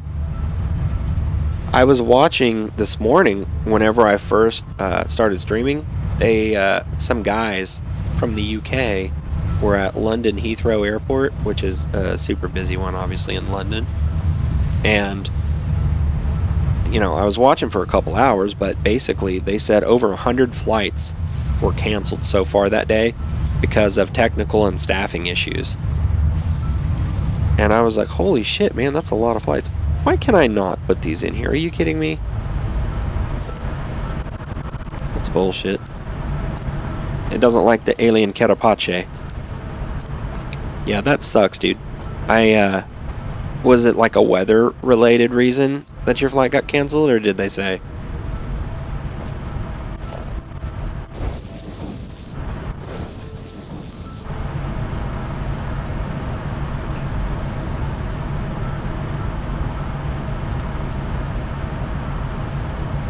Yeah, it's a bummer, dude. I know that what the guy said about the flights being canceled out of London, or coming into London, or whatever the hell it is because they didn't have enough staff. They don't have enough people to work like baggage claims and air traffic control, you know, all those really vital jobs. They don't have enough people to work it, so they've had to cancel it. What's that? Oh, you're just giving that back? Was that laying there? That bracelet? Really? Huh. Oh, it must have came off my wrist. Here, you want it back? You can have it. Okay, thank you. Yeah, I took that sweater off earlier, so it must have came off with the sweater. But yeah, for them super critical jobs too, like air traffic control and shit, you can't mess around with that. I mean, those people are already overworked. All to hell. I love the low poly count. There we go. They're already overworked and under like immense pressure. When you fuck up on that job, man, people get killed. So, you know, even though it sucks that the flights get canceled, I think that's a good decision rather than trying to overwork your damn air traffic control and stuff. Alright, so, good job, me. Anyway, what else do I need to do? Oh, yeah, I can't do anything there. I need to focus on getting some assemblers constructed, and that takes rotors and a bunch of reinforced plates. Alright, need at least one. What does it take to make rotors? I forget. Screws and those, okay.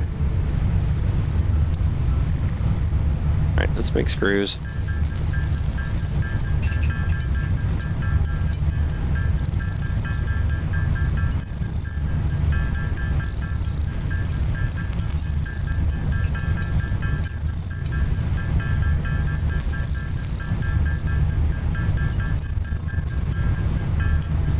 Can't remember how many reinforced plates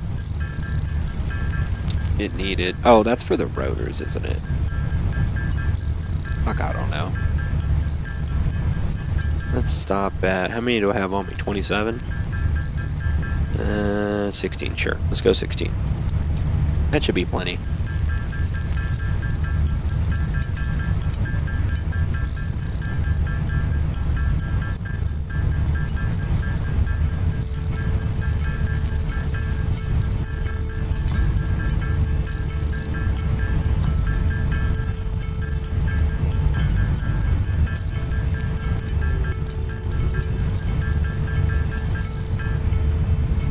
Alright, cool. Throw those away so they're not taking up room. Rotors. I just used up all my goddamn screws. Oh my god, I'm dumber than a bag of dog dicks sometimes, I swear. Alright. Make some more, we'll be fine. Just don't make reinforced iron plates, that's all I need to remember. I need them for rotors, not the plates.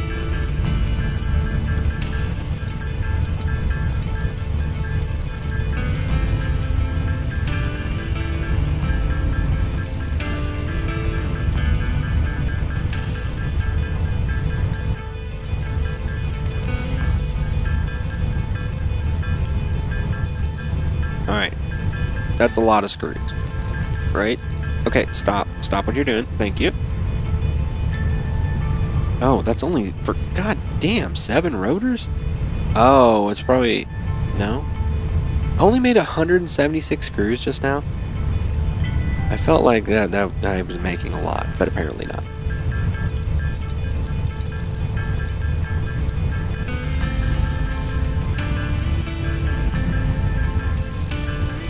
This background music's kind of hot. Oh, cinematic and emotional, royalty free. So that's what I want. That's what I needed. All right, cool. Cool. Let me scroll down and see how many I can make now. 13. I want to be able to at least make 16. If I can afford that with what I have in my pockets. 15, 16, okay.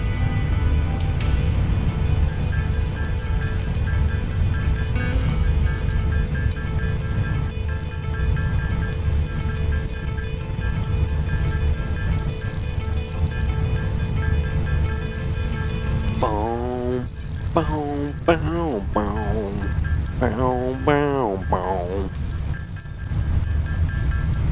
God, when I get the machine set up for this shit, it's gonna be so nice. Because I won't have to stand here and headbang to stupid music. Alright, what the fuck was I doing? I made the rotors, right? Okay, usually I walk away without making what I intended to. Alright. Bring that in just a little bit. Just a little bit. Okay. I think I'm pretty well set up for what I need. I got plenty of concrete, and I could use more. Take that. Whee! And I'll top off with this. Oh shit. I'll take a third stack just to be safe.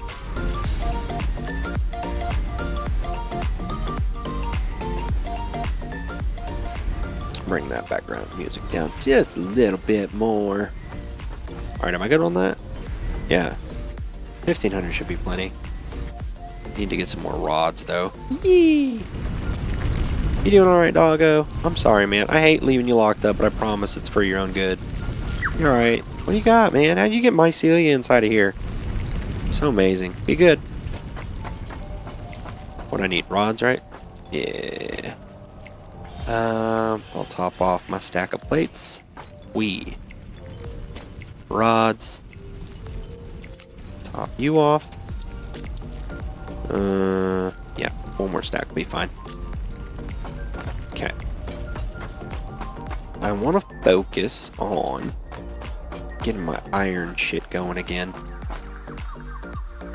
Ooh. I don't know if that's from the music. No, that's ambiance. Ooh. Never heard that from the game. Dude, I was freaking out earlier because some of the ambiance sounds at night. Sounds like there's other creatures roaming around that I haven't ran into before. And it sounded like there were wolves howling. I'm like, I don't remember any fucking wolves in this game. Y'all better not be playing me. Okay, so what I usually do with this, hello, is I come out and I turn. Because the rows of machines that I'm going to set up are going to go straight this way, and they're going to take up a lot of room, and I don't want it to intersect with anything stupid down there. So, here's what I'll do. I need it to come out to here-ish. Come on. Did my mouse go? No, it's not dead. What the fuck? Oh no, what's going on? Hold on, my shit's not working. Don't do it to me. Why is my preset shit not working?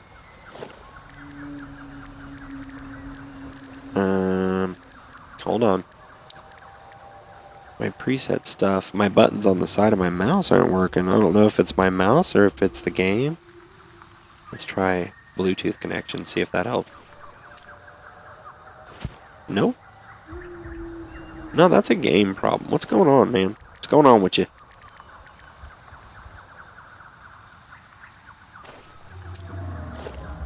Huh. It's like it doesn't... Oh, there it's working now. Huh. It does that sometimes. I'm not exactly sure why, but it's bizarre as fuck. Alright, that's lined up good enough. I think. I think running down the center of this will be okay. I want to set up a splitter there just in case.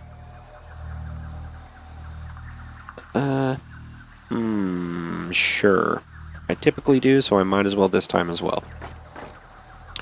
Just in case I need to add anything else on. Alright, go back in here, give me my logistics splitter, and try to line this up as best as I can. Maybe like that? Let's see. Nope. Damn it. I'm close. Not perfect, though. Alright.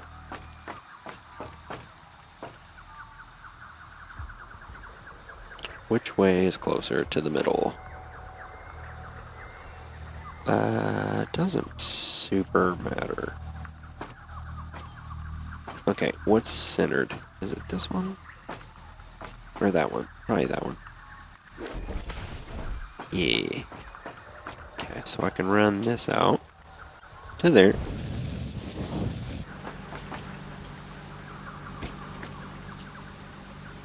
Oh god, I completely overshot that. Can you get up on the top? Thanks. Beautiful. Alright. Then it's going to go with this direction, and I'm going to start lining up the machines. I need to start with things like the rods and the regular plates. You know what I want to do? Is I want to go have one of these hard drives that I found in the crashed pods. And you can unlock alternate recipes for the various parts by analyzing it. I'd like to get an alternate recipe for the screws, because right now, the way I remember it, the recipe for the screws sucked. The basic one, because it takes a bunch of rods to make screws, or a rod to make screws, and it just doesn't make very many. So hopefully this will unlock a more affordable recipe. So I'm going to get that working. And then I can go back to doing what I was doing. So, Christ, I'm trying to remember off the top of my head. Because with the basic recipe to make the screws, you need to make the rods. And the rods can turn into screws. And then to make like reinforced plates, it takes screws and regular plates.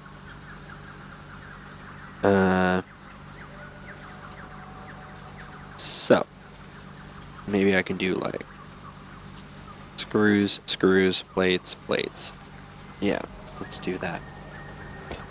I know that didn't make a whole lot of sense to anybody listening, but it'll make sense here in a minute. Smelters have to start. I'm gonna go here with the first smelter. Smelter, there you are.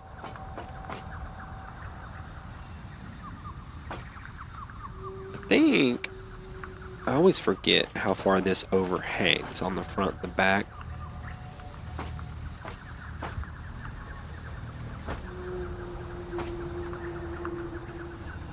Oh wow, it's like off-centered. That's weird. Or maybe it just visually looks off-centered. Alright, fuck it. Here's what we're doing. Is that too close, too far? Don't know. Do I want to put it this far out? No, that's too far. Fuck it. We're going like, there. Is that good? Yeah, it's good. It's good for me. And then I'll take this and line these splitters up. Ah, fuck. It moved at the last second. You absolute smartass. Here we go. I do have some extra plates. How many does it take to make an assembler? 8? Oh, God. I don't have enough. Okay, we're going with just the Mark 1 conveyor belt for now. Alright, you're going to make an iron ingot. And, what can this put out? Put out 75 total. Alright. That's decent. Get up here on top of this machine. Oh God, you like clip through it. What are you doing? Stop that. Stop clipping through it. Get up there. What are you doing? This ain't me. I know I'm usually really bad at parkour or platforming. This isn't my fault. Normally your player can stand on top of these pipes, but for some reason she can't do it right now. Alright. I need another splitter. Alright. 1, 2, 3. Is that good? Do I want to do just 3? Yeah. Let's do just 3. It'll be fine, right? Yeah. Yeah, dude. Yeah. Come on, man. Yeah. Alright, so now I can do constructor. Yeah, it's always right in front of my face. Always. And I always can't see it. 1, 2, 3. 3. Hush up, man. You're being awfully loud over there and you're freaking me out. Is that gonna... Yep. So this is gonna be rods. Iron rod. I don't know if I want to alternate, like iron rod, iron plate, iron rod, iron plate, or if I want to do iron rod, iron rod. I guess it really doesn't make a huge difference. I guess I could ultimately do 3 of each. Because it only takes 15, and this does 30. Alright, alright, alright, alright. Yeah.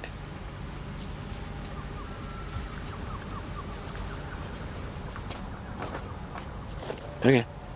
Sorry. A lot of times it's just me thinking, you know? 1, 2, 3, 4.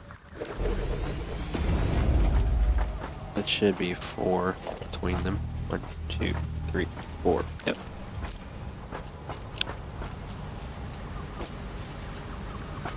And then I'll put another one here. Because I know, like, theoretically, 1, 2, 3, 4. The single smelter probably won't be able to handle 3 separate constructors, you know? Especially if I need to increase the output for these constructors, like overclock them or whatever. But that's why I leave space in between them, because I can always add another smelter that's dedicated to each machine. But for now, we're just going to go with the one smelter. Come on, man, line it up, line it up. Why does it not give guidelines for the splitters? That's really weird. Oh wait, it does. It does once I get all the way out here. Huh, that's bizarre. Whatever.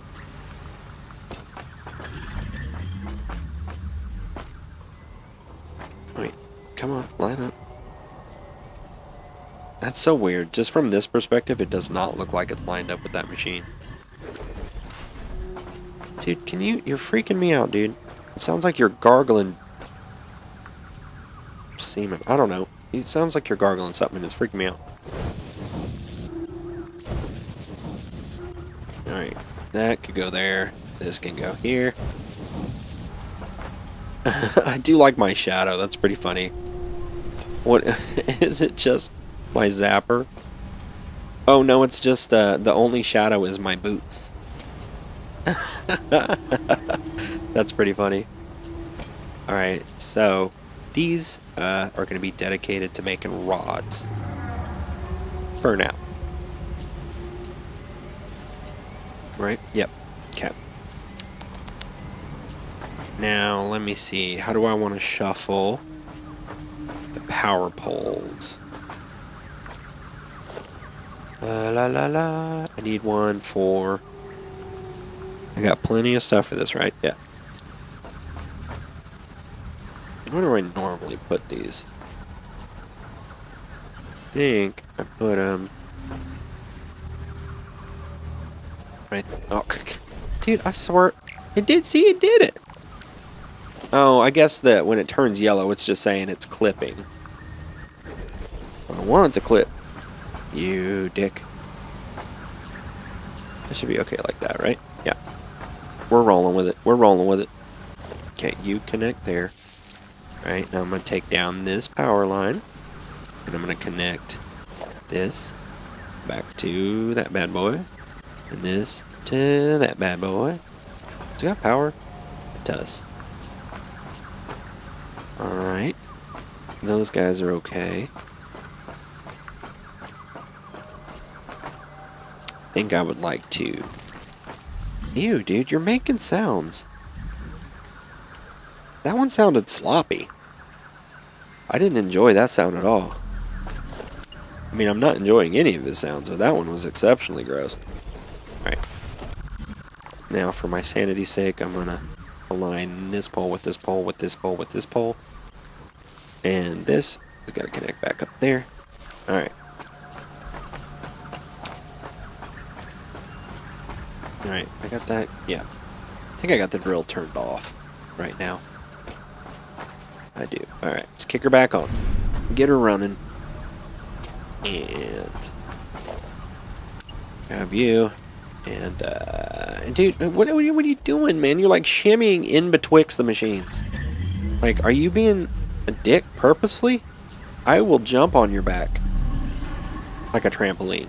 What are you doing, man? You're like stuck, and you're really, really directly in my way. Fine, you know what? Fuck it. I'll start over here. When you feel like moving, please fuck off. Okay? Have a good day. Yeah, thank you. Don't just stand there bitching, okay? You're not helping out anybody by doing that. Alright. Okay, alright. I think it's like right there. Okay. And one more.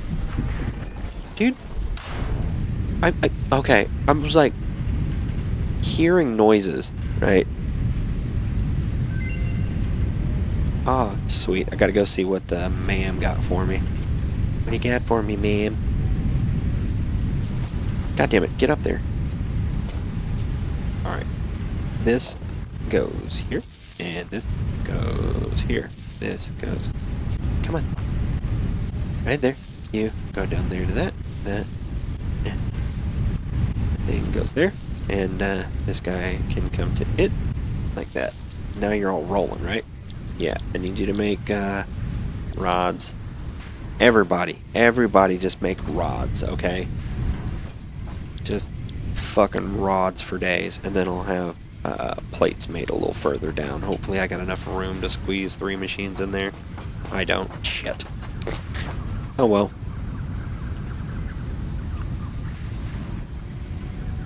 There are a lot more iron deposits around here.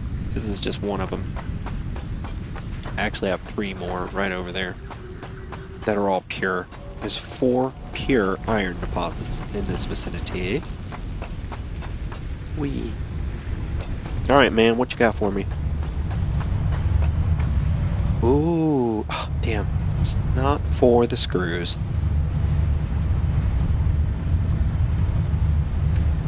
The bolted iron plate?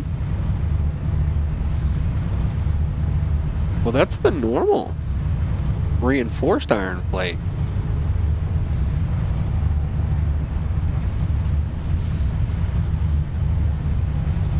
But it churns out more of them. I want this one. Thank you. Hell yeah, dude. Right? Yeah. Yeah. So, yeah. Instead of just making a single iron plate, I'll be able to make 3 of them. Cool, dude. That's good. I like that. I'm going to put this mycelia in here because I think I was going to do it earlier and forgot. Come on. Ew.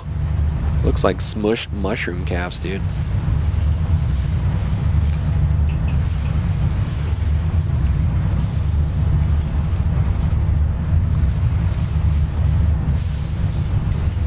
Alright, whatever.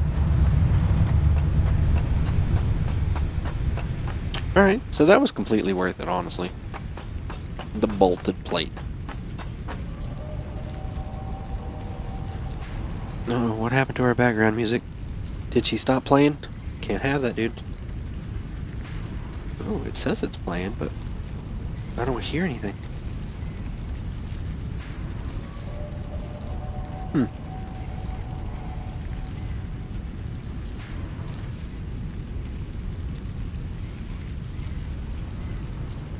Maybe there's too much bullshit going on in the background.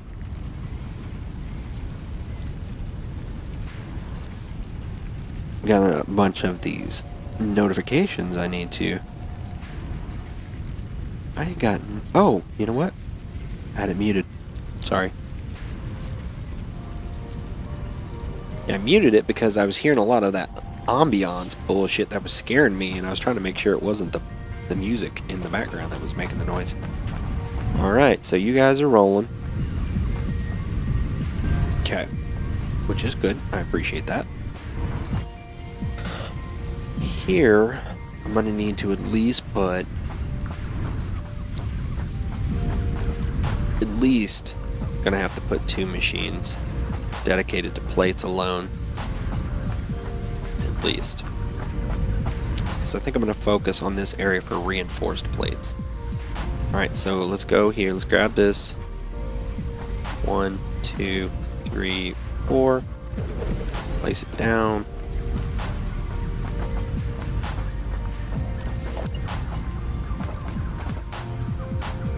One, 2, 3, 4. Wait. God damn it, I'm sorry. I lose count. 1, 2, 3, 4. A lot of these songs that are background that are really good, I gotta make sure to give them a thumbs up so the algorithm picks up on my preference, you know? Some of them are really good. And they definitely evoke the kind of mood that I want to set up in the stream, you know? Alright, I'm gonna try and see if I can sneak in another one here. Probably can, but not with the proper spacing. 1, 2, 3, 4. I can. Holy shit. Just barely, dude. Count it, though. I'm excited about that. Let's go. Let's go. I'm gonna do the stereotype. Let's go. What's the other one? Oh, YOLO. This shit that's like 2016. If that. Let's go. I'm excited. Let's go. Let's go, boys. You can hear my seriousness in the enthusiasm. Alright, put that there. Let's go here. And this will go here. Whoops. I fucked that one up. I spun it one too many times. There we go. I'm really pleased that the measurement there worked out perfectly. Where I was just barely able to get this last machine up against the foundation before it started arcing upward. Silly little shit like that makes me excited. Alright, grab you. Put you there. And put you there. Do some jumping here. Put you there. This guy is gonna be like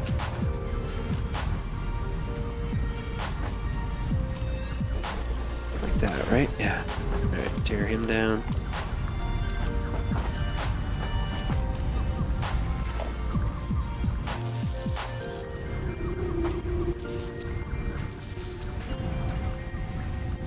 Oh, what the hell are you doing? Click it. Jesus. I was struggling with that one, man. Get on there. You go this way. To that. Yeah. And that goes there. Okay. And let me get the measurement here. 1, 2, 3, 4, 5. 1, 2, 3, 4, 5. Alright, so it's 5 off of this.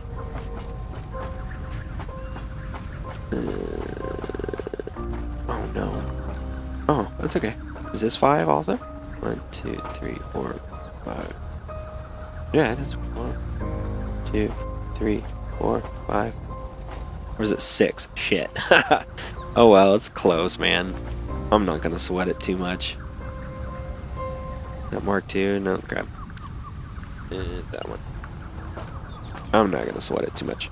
Okay. However, 1, 2, 3, 4, 5. Okay, tear this down. This. Gonna grab this. Go to here. Gonna grab this. Go to here. Keep her going, baby. Is it good? No. What happened? Is this thing running? No. What'd I do? Oh, I probably just forgot to... Oh. Yeah, I forgot to bridge it across here. Get on there. Atta girl. That better? That's better. Alright, cool.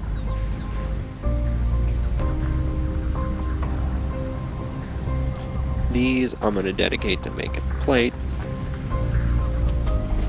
I'm going to have to check my consumption, man, because I'm throwing down a bunch of machines and I'm not giving any regard to... Okay, I'm good. Yeah, my max capacity is 130 megawatts, so I'm not quite there yet. Iron plate. Iron plate. Let's see if that alternate. Yeah, the screw is rod. Who did I miss a call from? Fuck.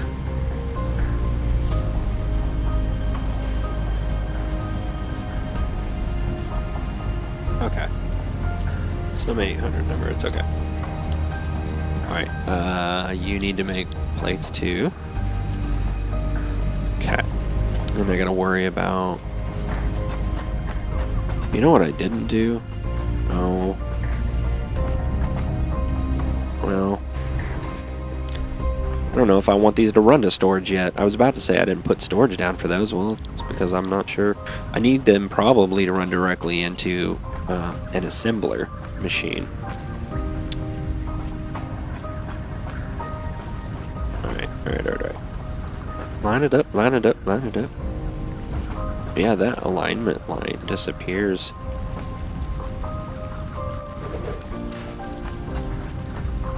What I can say for sure is that they've made some really awesome improvements in this game. But there are some things that have worsened a little bit.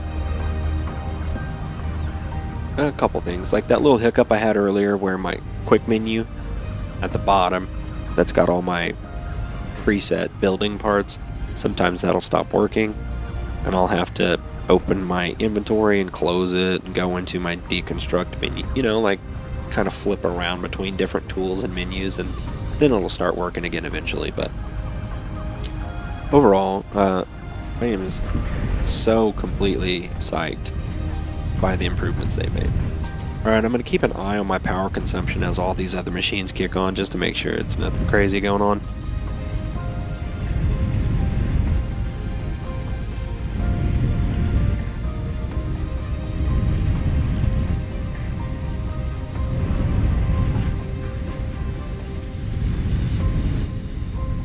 I think it's not too bad. I think I'm going to be just fine. I don't think it's going to be anywhere near frightening, per se. What do each of these take? 30 per minute? Alright, so wow, that's 90. And this thing puts out 60? No, it only puts out 30 per minute. Why was I thinking it put out double? I guess that's copper. That sucks, dude. So I will need one for each of those. Wow, 30 of them only puts out 20 plates. Oh, 20 sets of 2? So is it 40? I'm lost.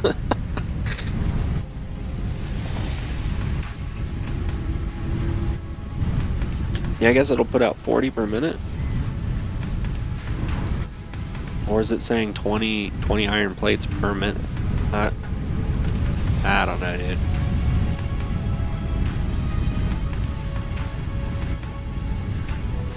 Well, I can do my best to try to smooth it out right now, but I'm still really limited by my conveyor belt, which I have enough. Oh, no, I'm not going to worry about it right now. I was going to say I have enough to at least do a pretty decent chunk of the conveyor belt and replace it with Mark II conveyor belt, but I'm not worried about that right now. More worried about just trying to get the assemblers running to make more of the reinforced plates so that I can not have any reservations about replacing all of them with Mark II belts. In order to do that, it takes screws and plates. Okay. How do I want to do it though? Because this is a rod, that's a plate. Is it best to put it in the middle here? Is that what I want to do with my life? I can always switch the recipes around, you know?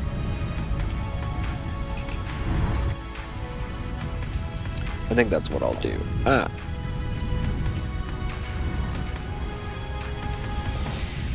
Yeah, let's switch this guy to him making plates. I want to do that. I want him making plates. Plates and rods.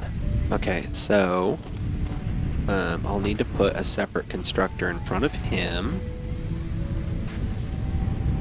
so that he can turn the rods into screws.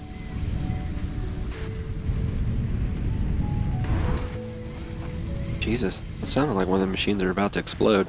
Alright. Logistics. Splitter. Always like to have splitters. Just in case I need to split it. No, I don't want the... I'm trying to do my quick switch here. And you're fucking me. No, I don't... Jesus. Right there. Just right there. It wouldn't let me switch. Okay. Constructor. Let me jump over here. 1, 2, 3.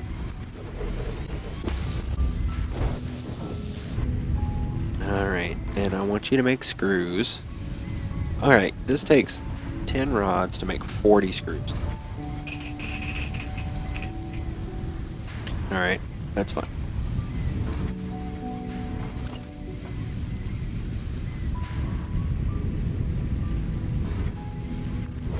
It's gonna go there. I'm gonna put a storage container for this guy to catch some of the extra plates coming out of here. Probably should, huh? Organization, storage container. Okay. I know from what I remember that somehow the math behind the rods versus the screws versus the plates going into the reinforced plates is wonky. I can't remember exactly how, but essentially it ends up being the number of rods that are turned into the number of screws versus the number of plates that are made per minute. It's weird. It used to be. I don't know if they fixed it, but it used to be where like you'd have to crank out rods to turn into screws subsequently. And it was always like I never had enough screws to make reinforced plates or to make the assembler machine operate at even 100% efficiency. It's possible that I'm just an idiot. That's entirely possible. But, okay, let's look at this. The assembler, also the way that it feeds into it's a little wonky. Wait, hold up. Okay, so that's lined up 1, 2, 3, 4, 5, 6, 7, 8. Oh god. That'd be nice if it was, well, I don't know, man. Yeah, so it's gonna favor one side or the other, that's the thing. It's like when you put the ladder directly in the middle. Oh no. Is it favoring one side right there? I don't think it is. 1, 2, 3, 4, 5, 6, 7, 8, 9, 10. I wonder if that'll give it enough room to flex the conveyor belts the way I like. I like them to make these real nice and clean 90-degree turns. What does he mean? Well, he's going to show you. Hold on. Alright, let me get a conveyor pole. So, what I like it to do. Okay. Okay, line up. There. 1, 2. 1, 2. Let's see if it'll allow me to do it with that quick of a turn. Ah, it does. That a baby. Alright, and here... Again. Oh, come on, line up with that. Why are you showing me the alignment with that? Whatever. 1, 2. I know it's aligned.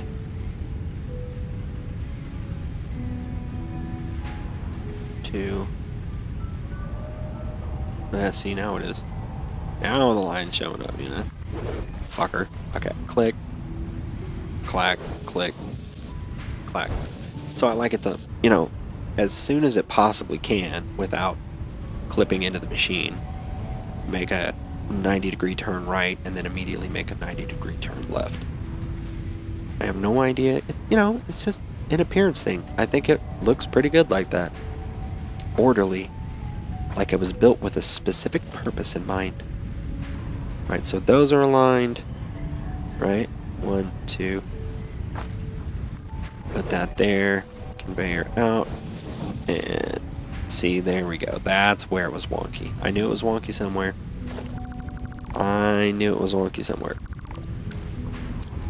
It's because the storage container is just like a single bit longer than the constructor is. So, fucks you a little bit. Oh, what can I do then?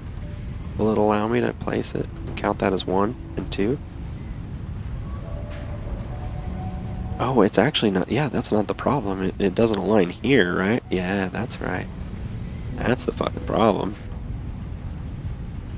Okay. Hold up. Okay. So, yeah. Wonder if it'll let me go. Oh god, that's way too far. Alright, let me get closer. There's no sense in me trying to do it from a quarter mile away anyway. 1, 2. 1, 2. What do you think? You think it'll happen? Think it'll let me do it? Of course not, Nick, you fucking dummy. You dum-dum. You diggity dum-dum-dum-dum-dum-dum diggity. How about going straight from it to that? Can I handle it without having a conniption fit? Yeah, that ain't that bad. That's completely reasonable. Okay, we're going with it. Problem solved, you know? That's not that bad. There's like really not any difference. There's a slight angle difference, but who fucking cares, right? Still a lot more precision and effort than a lot of people put into it. Yeah, so here it takes 18 plates and 50 screws, but it gives you 3 bolted plates. Okay, 18 and 50 versus 3. And you get 1 for 6 and 12. So I think what I'm going to do is roll with this guy, because I've got a lot of muscle back here. I've got 3 bolt machines, 3 plate machines. I got a total of 6 constructors that I can tell it to do bolts and screws and stuff. Oh, God damn it, stop calling me suspected spam. Anybody else get that? Calls all the time where your phone or your wireless provider is like, hey, this is spam. Somebody's calling to rip you off. Alright, the wire connection on this is on this side, okay. Can I grab one from far away? Yep. There. How's that look? Right up against it. Oh, that's like very much right up against it. I guess it's okay though. You know, I like minimizing the footprint of everything for sure. Alright, that's one off of there. Off of this guy. Best way to connect it probably be if I put a pole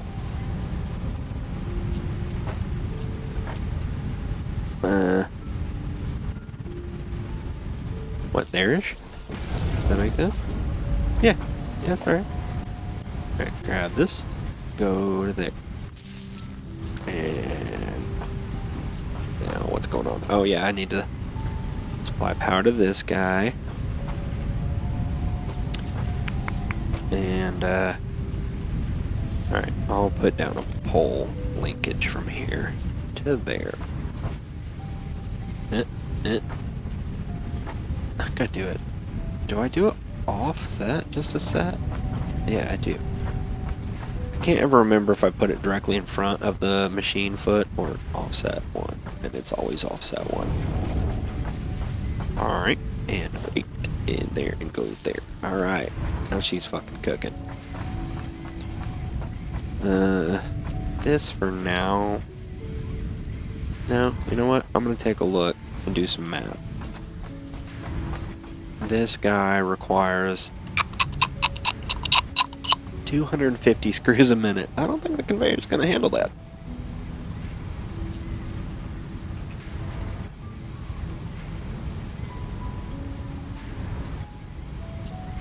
I don't give a fuck.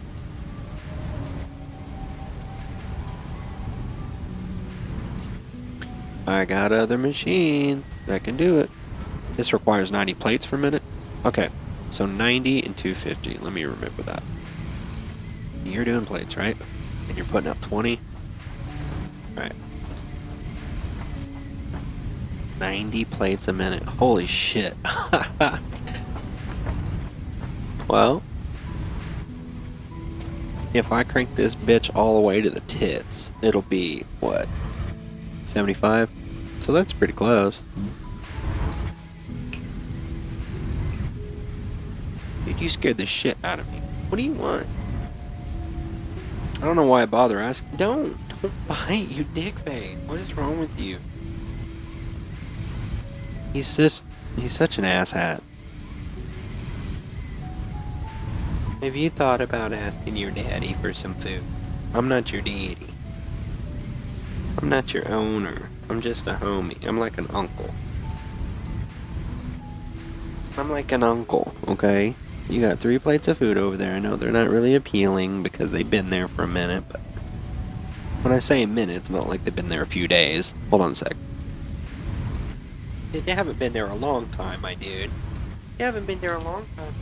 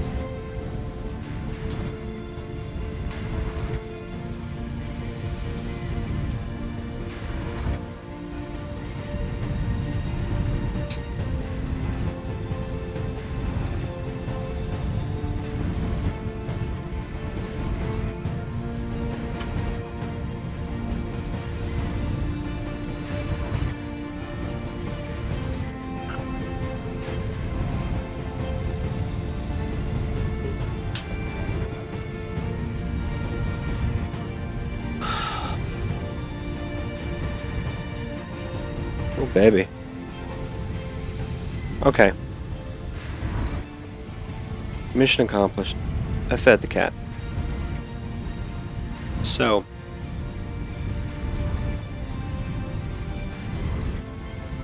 I'm mostly focused on getting these reinforced plates going, right? And it takes an ass ton of screws for sure, and an ass ton of plates, if we're being honest. The good news is, I think it's not going to be a huge deal. I think I'm going to be able to handle it. Because, worst case scenario, I can still add like a third constructor, right? Can I add it with the appropriate spacing though, and it be aligned with the drill? No. Okay. Ah, shit. Ah, shit, dude. Shit, dude. I may not need to.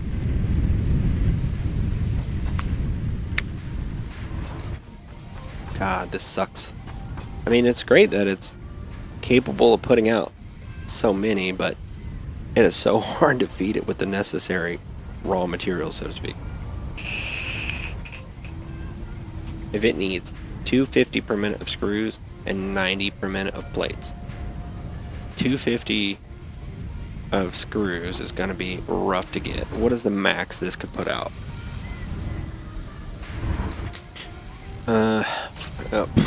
80, 100. So I'd need like 3 machines dedicated to nothing but screws. That's what I mean, dude. Even the basic recipe for that is crazy.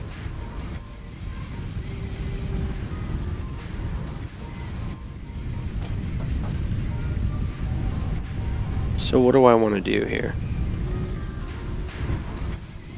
I mean, it's bad shit, dude. It really is bad shit. I'll essentially need 3 machines, which I have. I planned on 3 machines for that. Right? Yeah, these 3 were going to be set for that. For making screws. Alright, well, let's make it happen. We know it needs to happen, right? Well, if that's the case... Jesus Christ, all 6 of these are going to be dedicated for that. Okay, give me this.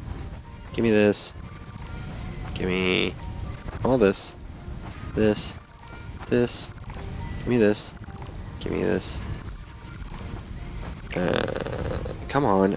See, and the highlighting, too. It's not highlighting the shit that it needs to, like the conveyor belt. Like, it'll do it once.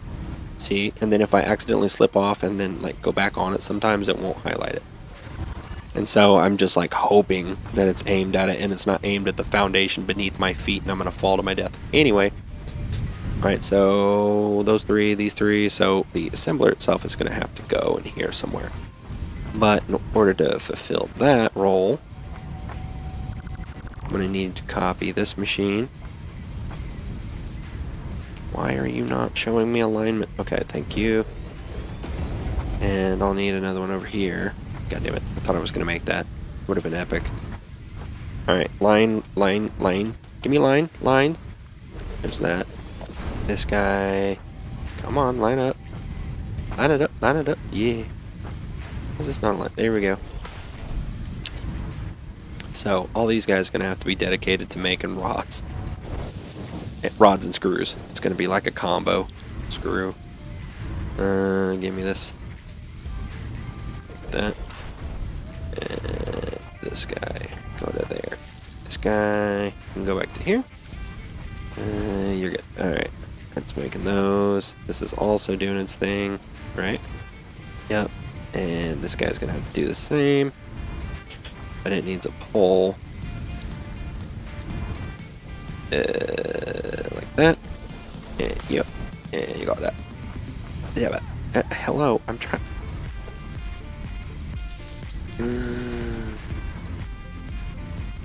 It's not me, I promise. I mean, sometimes it's me, but this time it's not. Some of the shit's not working the way it's supposed to. All right, this go here to there to there to this. Let me switch the recipe first. That ain't gonna work. Recipe to rods. There you go. Give me these. Okay. Now spit them out. Spit out rods. Okay. Spit out the rods. You're not supposed to keep rods in your mouth. What's wrong with you? Fuck. Okay. Sometimes you just gotta go balls deep. Okay. You know something needs to be done. It sounds like it sucks, for sure. But dive in. You know. Get it. Get it. Get it. Get it.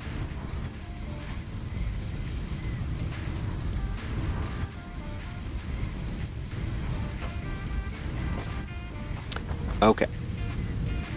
So those are rolling, kind of. This guy's rolling, right? Yep. It's just waiting on his rods. God damn it. Why are there still plates left in there? Stab it. Just stab it. Thank you.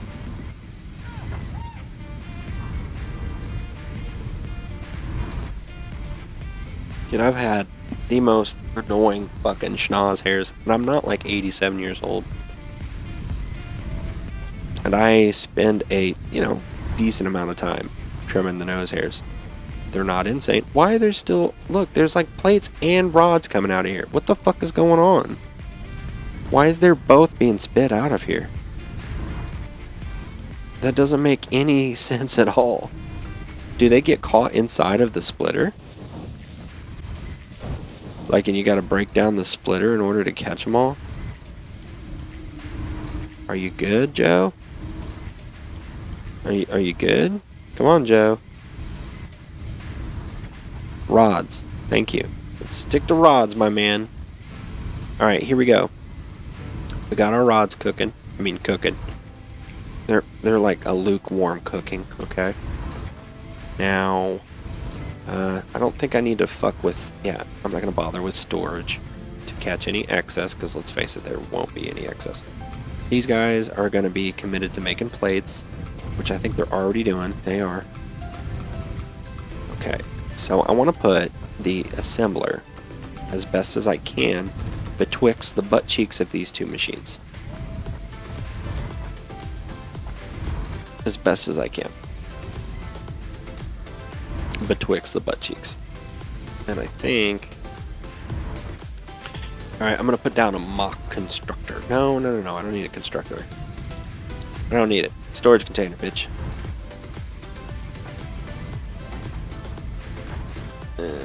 Oh, God, fuck. God, I suck so hard. I'm so sorry for anybody who might be watching. I accidentally clicked that shit. I didn't mean to. Okay. Now, having said that, I am going to put another splitter here because, again, I feel they're valuable. Just in case I ever want to change shit or split it or make it go another way or burn in hell. You know, whatever I want it to do. It should be fine.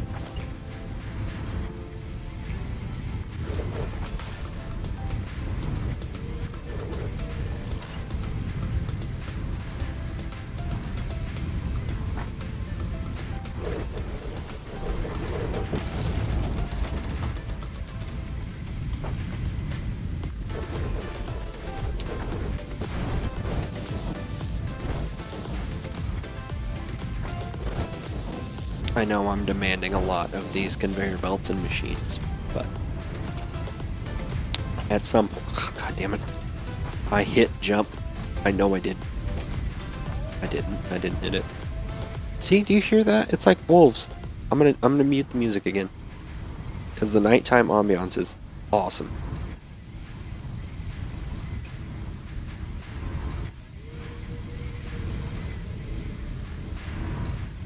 Okay.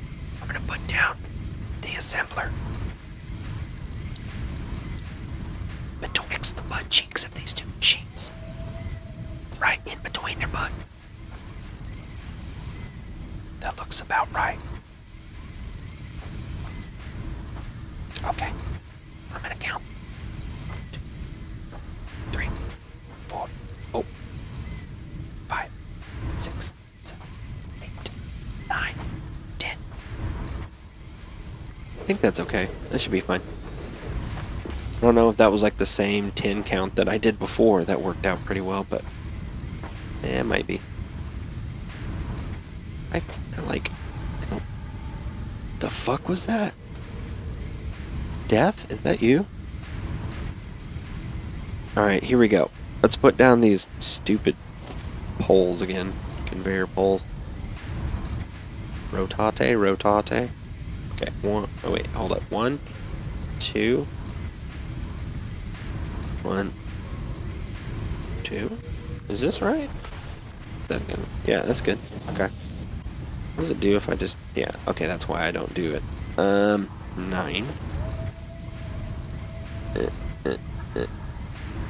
1, 2. Okay, now I can convey these two together. Come on. Thank ya. Go in there. Alright, and then... The way I did it before was I just aligned... God damn it. These two together. Why is this not showing me the alignment with this inlet?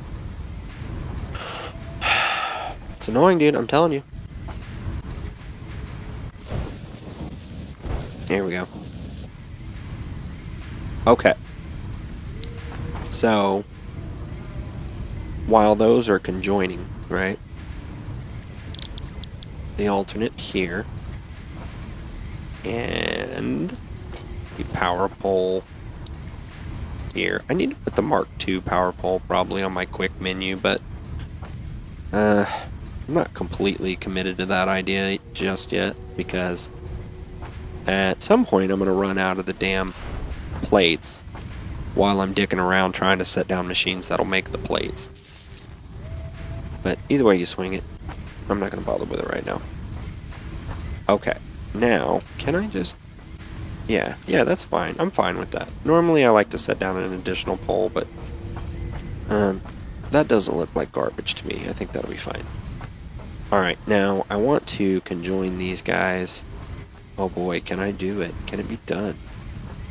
Since I decided to use such a quick turn on this conveyor belt. Let me tear these down.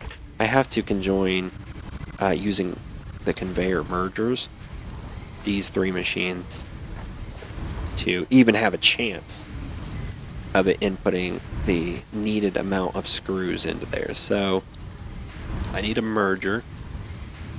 Alright, and it's going to align there. And let's see, it needs to output this direction. Is that okay like that? Yeah? Okay. What kind of turny does it do? Okay. So it still has, yeah, it's still got a little bit of space. Good. That's good, man. That's good. That's what Daddy likey. Daddy is happy. 1, 2. Okay. Grab this. Put it. Cut.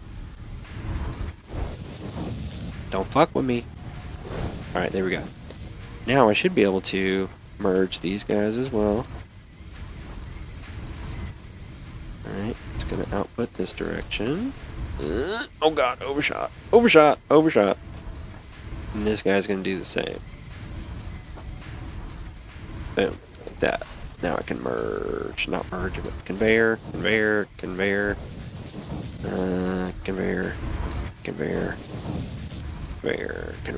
Alright,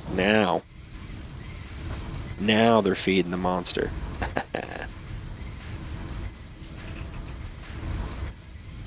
And I really need to focus on trying to get these conveyor belts here especially really need to be upgraded, at least the Mark II, man. Because they can only hold 60 at the max. And so 60 I'm not great at math, but 60 is, if I remember correctly, way fucking less than the 250 that I need, I think.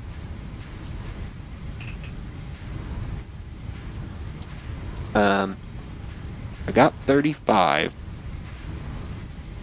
Alright, well, I need to focus on, what does it take to make these? Oh, just regular plates and screws? Or bolts, rods, dicks, cocks. Okay, I need to bring these guys together too. Which...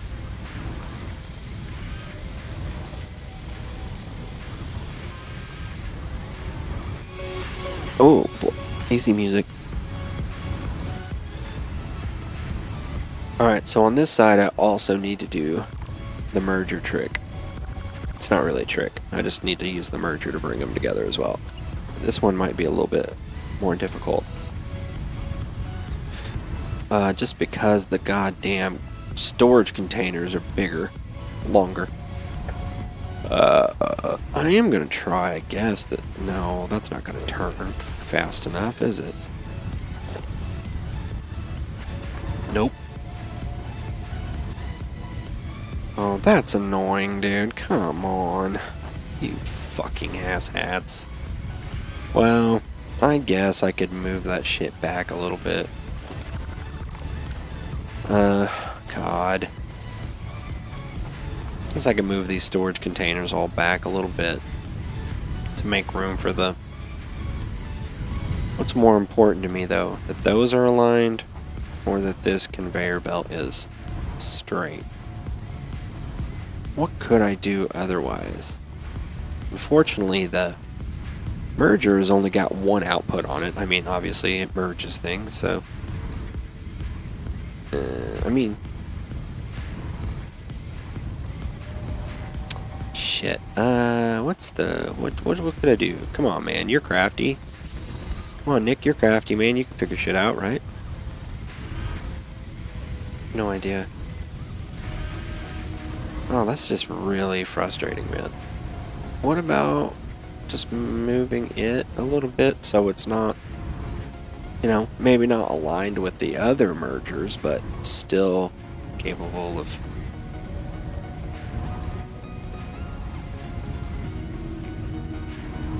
How would I be able to do that, though? I mean, it's not going to make a difference, right? Whether it's, yeah, whether it's lined up there or lined up here, it's still not going to, you know, do the... It's not going to complete the turn the way I want it to. What if I do this, though? Let's move it back. So it's aligned with the other one. Okay. And then let's do... I mean, it's not going to be wonderful by any stretch of the imagination, but... 2... 1... 2... It's not going to change shit, is it? Well, what did I... Hold up. How did I do that before? Was it... Is it 4? It's 4 total that it needs to be. 1, 2, 3, 4. Alright, let's try this. Let's try this. Let's see what it says. Okay. Is that okay? Am I okay with that? Am I okay with that? Yeah, man, I don't give a fuck. I don't care. That's fine. Truthfully, that doesn't really bother me that much. I thought it would bother me a lot more. Ooh. Damn, that's ass to mouth up against that, though, huh? I mean, I don't care about that. I'm just surprised that it allowed it to go down like that. Usually it's like, oh, hell no, man. You can't let the stuff sit on top of each other. But it does. Okay. I'm happy with that. That's fine. So, this one assembler machine is a goddamn hoss, okay? Apparently. Because we're having to bring together 6 constructor machines to even come close to supplying it with the resources it needs to make these reinforced plates. I really need to check and make sure that I'm not about to blow a goddamn fuse or circuit breaker. Is everybody putting out stuff at least? I know it's not the appropriate amounts yet, but you know, stuff. Yeah, we're starting to get up there towards our capacity. Whoa, wait. Our capacity is 130 and our max construction is 132.6. When do we spike to that? Oh, it's when all the machines are working at the same time? What does that mean? All of them, like, if I had them jacked up, like, to 250%? No, I bet you that's if they all kicked on at the same time, right?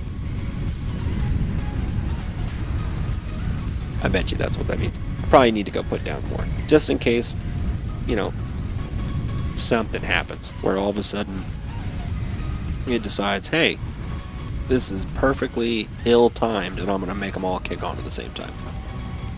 either way, I need to put down some storage to catch some of these plates for now.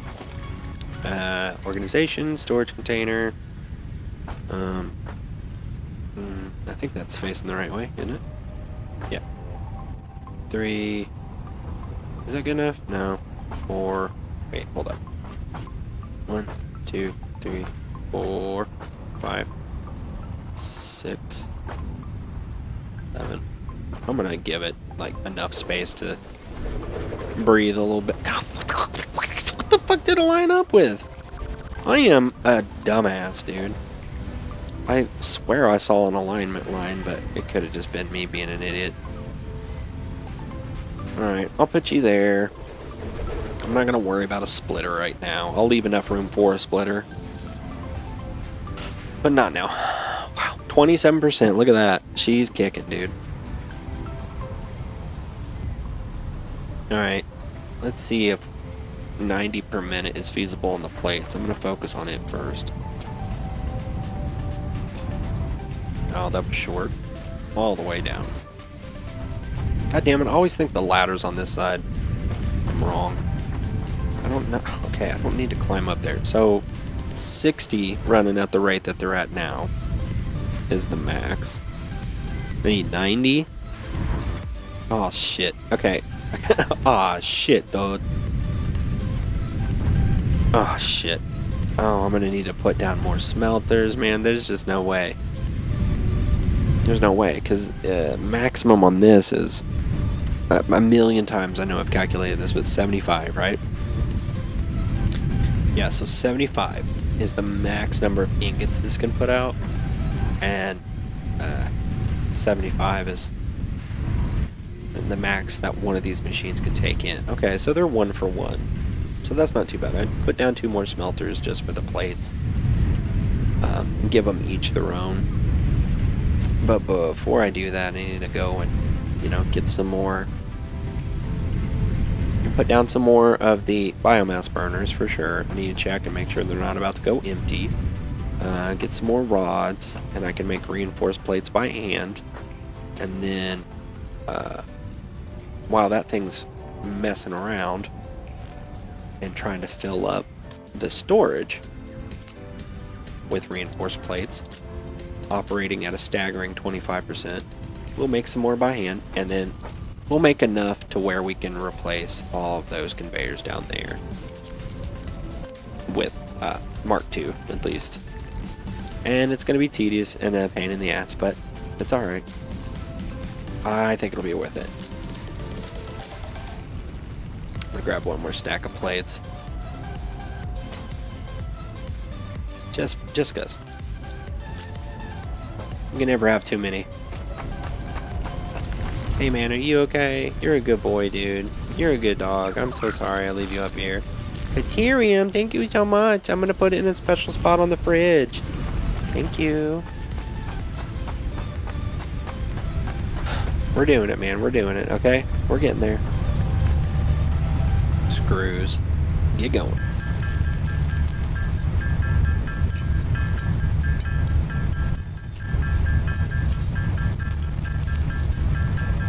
So, yeah, I think that ultimately putting the focus in on trying to get sufficient machines running to get the damn reinforced plate running is going to be a worthwhile investment, because like I said, it's triple the output that the standard recipe does.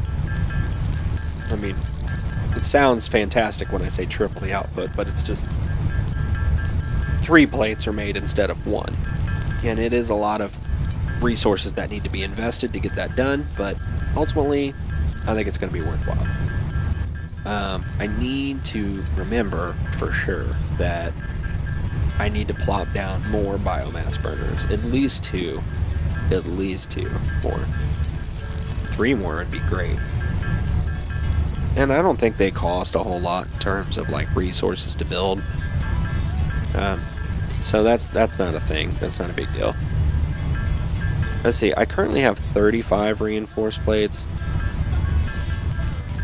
I guess I would probably I would probably want 100 before I'd feel confident to go down there and try to replace all of the Mark II conveyor belts on the iron production line right now. Just because of that one assembler, man, demands so much shit. I think ultimately it's still a good choice for the recipe that I went with.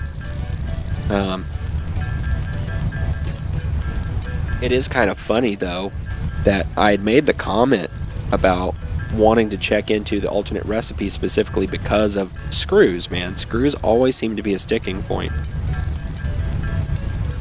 At least previously when I played it, because you would need screws, you know, for some pretty substantial stuff, especially here in the early game, when you're trying to make things like rotors and reinforced plates or whatever. And what always ended up happening was when I would try to make screws, you know, it would take rods, and it would take tons of rods, or more or less the machines themselves wouldn't be able to churn out enough screws to accommodate even the most basic recipe of the reinforced iron plate. So you'd end up having to commit lots of machines and lots of stuff to try to get sufficient screws. So it was always a good idea to try to find an alternate recipe for the screws. I always felt it was super helpful to not have to use the traditional recipe. Anyway, it didn't turn out that way, you know? It didn't turn out that way for this first hard drive. Usually, that's, to my recollection anyway, it's one of the first hard drives that I came across. And now it might be randomly generated, whatever recipes come with each hard drive. But the crashed pods that are near me, where this location is where I always build from, one of them always had the alternate screw recipe. And it wasn't like a massive improvement, but you know, whatever the resources that were required to make the screws, it generated a ton more screws. It wasn't just 5, you know, like you put 1 rod in and get 5 screws.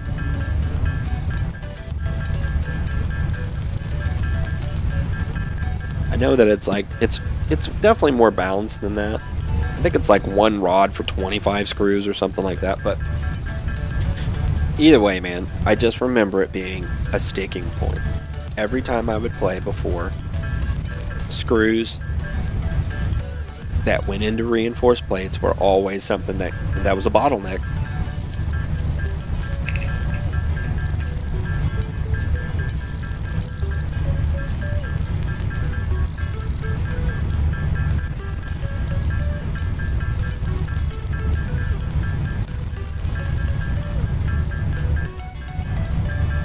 Either way, I'll have plenty of these reinforced plates after these last 25 or so are done. At least so that the conveyor belts aren't the only bottleneck, so to speak.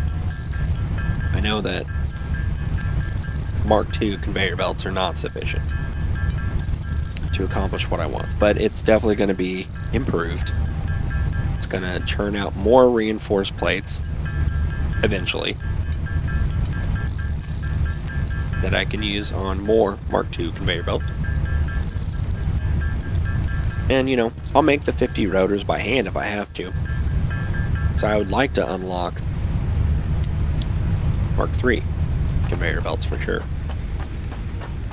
But what I figure I'll do is I'll go down here, replace these conveyor belts, and then I'll focus on setting up machinery to do rotors. And off the top of my head, I don't exactly remember what it takes, but we'll figure it out. Alright, so logistics, Mark II. And that'll take 8, okay. That'll take whatever. That'll take whatever. Whatever. And whatever. Oh my god. Eh. And this one. This one. This one. Down to 66 of them, man. 61. 58.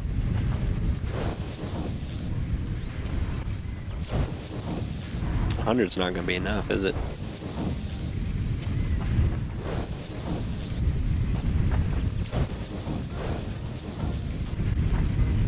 That's Mark II already, isn't it? Yeah. Can I get the middle ones here? Oh, god damn it, fuck off. I did. Okay, that's good, that's good, that's good, that's good. That one's good. Okay, I think I got all these. Oh boy, oh boy. Okay, you. I'm gonna at least try to do it in a row, so that when I run out of these reinforced fucking plates, I don't know. Okay, I was able to get them this far forward. Oh my god, dude. I can't believe 100 wasn't enough. I even had more than 100. It wasn't just 100 even. Jesus, dude. That's bad shit. How about you? How much are you gonna take? 2? Dude, don't give me that. This is a little titty chunk of fucking belt. Just give me... Let's bargain. I'll give you 1. I'll give you 1 plate. Not 2. You're fucking me. You're fucking me with the plates. You absolute dickweed. Again, it's not gonna ultimately achieve the goal that I want anyway. But, damn. I guess I got supplies to make more, huh? I do. Let me slap down a damn belt. Craft bench. Start making some more of this bullshit. Fuckers. Absolute dicks, man. They wouldn't even bargain with me. I'll give you 1 iron plate. Reinforced iron plate. They're like, nah, dude, 2. It's a rip-off.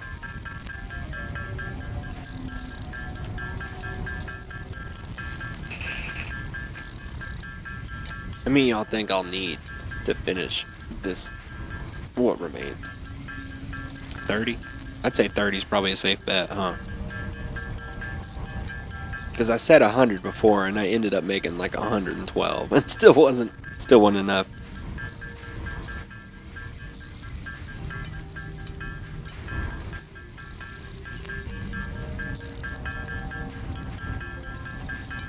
I need to get on it. I need to get on it to where I can unlock Mark III logistics.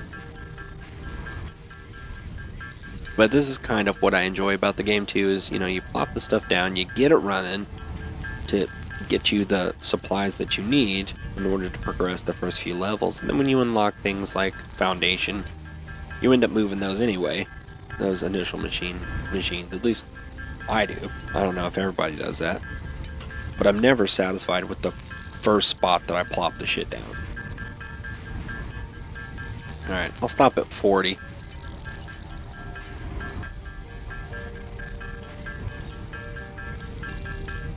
Alright, 40. Get her going. Need a couple more puffs off of my asthma thing.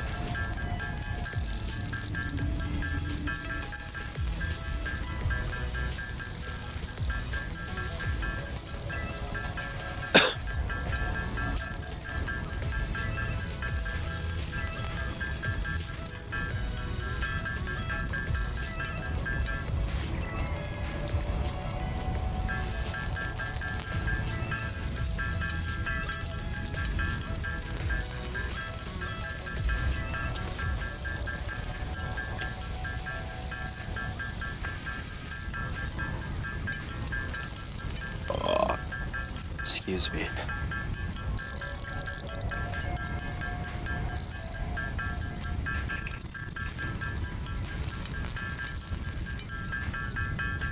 Holy shit, these take forever to make by hand.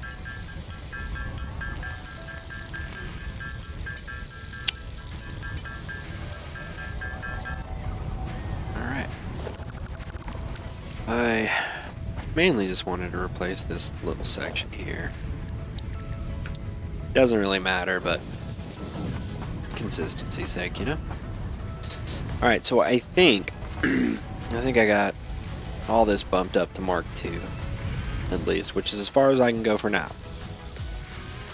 And we've almost doubled the production, obviously, because we've doubled the speed of the conveyor belt. So it makes sense that it goes from 25% to about 50%.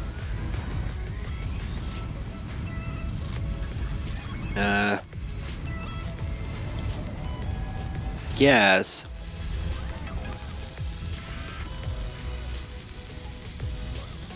What was it, 120? Is that the output for these? Yeah, 120. Okay. So, collectively, this can only carry 120, so,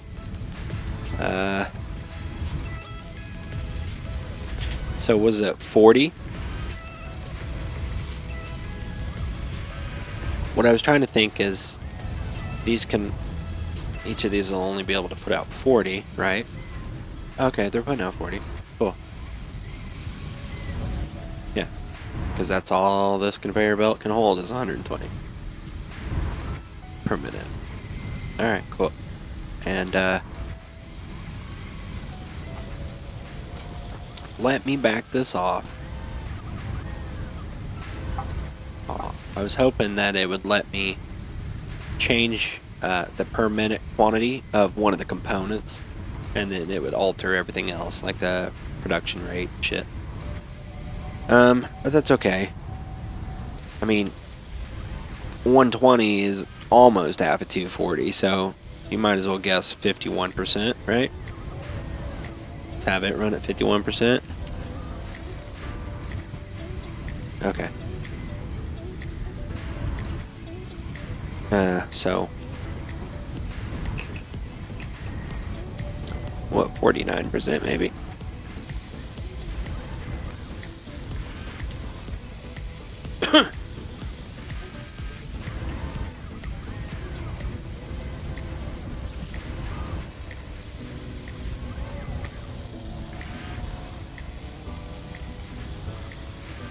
And then I'll look and see what it takes to make the rotors. I think it's just rods and screws, maybe.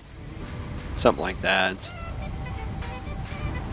of course, rods and screws, dude. They're the fucking bane of my existence, I swear.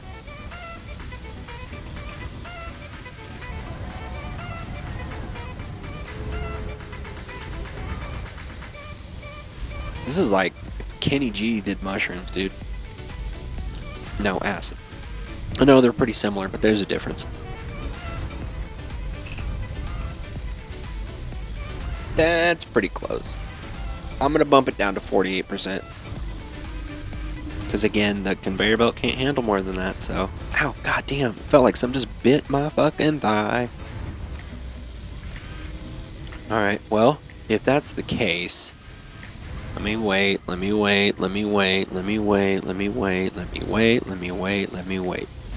Boom, 120, perfect. Alright, so 43.2 per minute on the plates though. So I can tweak them. I mean, what is that? Like 12?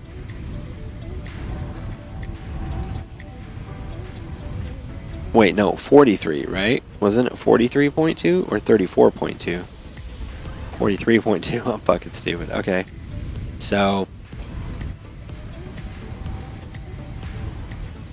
Dude, I suck at math. Okay, hold up. And that's easy math. Okay, that'll be 60. If I cut them down, it'll be 30. Cut them down to 50%. So, what do I do? Like, I don't know. Let's do like 66%.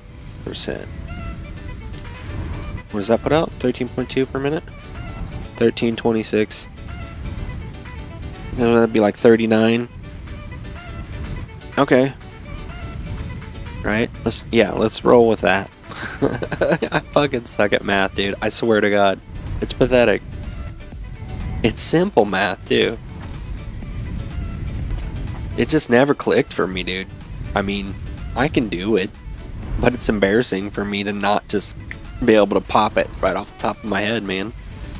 What's 13 times 3? I don't fucking know. I know 13 times 2 is 26, and then I can add 13 to it, but not off the top of my head. I have to add 10 to 26 and make 36, and add 3 to that to make 39. You know what I'm saying? Like, I just don't have that shit memorized.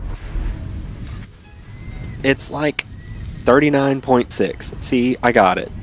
I got it, okay? Fuck you guys. Which is, you know, I still got some more wiggle room there. So what? Let's do what? 68. Let's do 60. How would it be 69? That'd be nice. That'd be funny. That would be awfully memey if 69% was the target. What do we got though? What is that? What's that? Did I catch it? No, it's still 13.2. Okay. You know what you can do? You can flip it off. And flip it on. And it should give you the new rate. Well, what the fuck? What the fuck? Don't play me.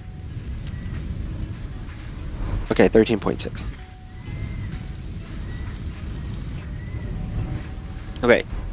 It's you got whatever 13, 26, 39, 40.8.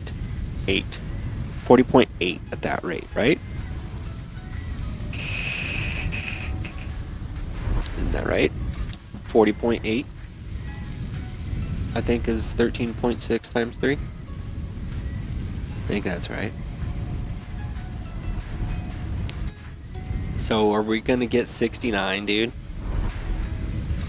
We're gonna do it. We're gonna fucking do it, dude. And we're gonna be happy about it, and I'm gonna sleep like a baby tonight knowing that 3 of my machines are running at 69%. And that's their peak efficiency. I know it's my peak efficiency. About 69%, yeah.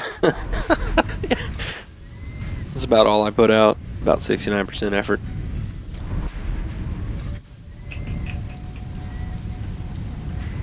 Come on. There we go. Is 13.8? Isn't that the same as what it was?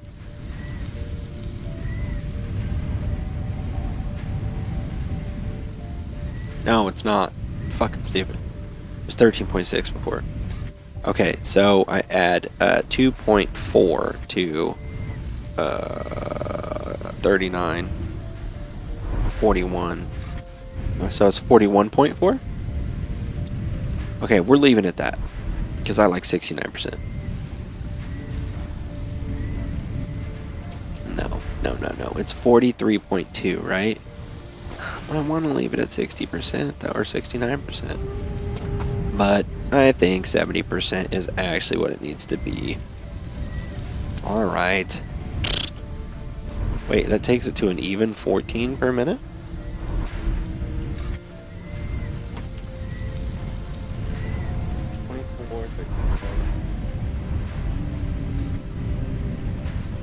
$14, 28, 38, 9, 41. Okay, I mean, that puts it at what, an even 42 per minute, which is fine, I suppose. 42 is okay. What does 71% do? I mean, ultimately it doesn't matter. I mean, it does, because here in a second I'm gonna have to try to tweak the smelters or add smelters. Okay, 14 point. Oh, fuck! I didn't check the goddamn biomass burners. I may have overworked them. That last percentage might have been too much, but I damn sure did not check to make sure that my biomass burners had biomass in them. I don't know why that one was just at 69. I'd already bumped it up to 70 at least once, I think. Alright, let's go fucking look at the fucking shit, because that's one thing I fucking wanted to do while I was up here, and I even fucking said that I shouldn't fucking forget it, and I still fucking forgot. I was gonna add biomass burners and put fuel in them. Okay. Looks like they just went past. Wait, what? No, what? What happened? Did you guys run out? Which one of you ran out? That's why. Why are these less efficient than the ones that are attached to the building? Like, no joke. They operate at different efficiencies. I swear to God they do. Because every time I fill these things up, I fill them all up. I don't just fill up a couple.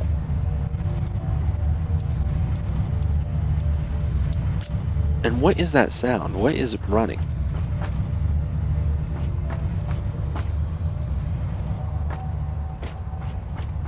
Dude, that sound is directional too.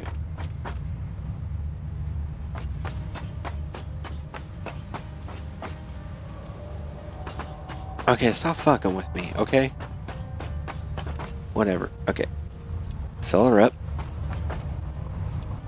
Yeah, I can't believe those are bone dry. I mean, I figured they needed film, but I did not think they would be bone ass dry. Alright. Get them up. Alright, so this is a 20 megawatt, 22.5 seconds for it to burn a single unit. Right, 20 megawatt, 22.5. Are these different? Oh. They're 30 megawatt. Okay. Alright. They burn fuel faster. I got it. I mean, in essence, yes. The ones attached to the building are more efficient. Because they don't burn fuel as fast, because they don't put out as much power. Got it. I never noticed that. But you learn something new every day. Okay, so I really should consider starting to put down the machines that will turn the shit into solid biofuel, by the way. I know I said I was going to do it, never did. I need to do it.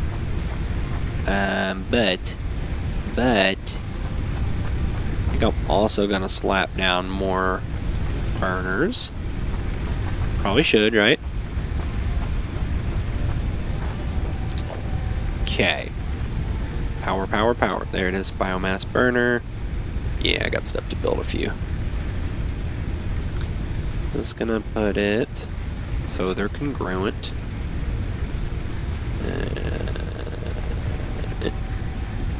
Like that? Is that correct?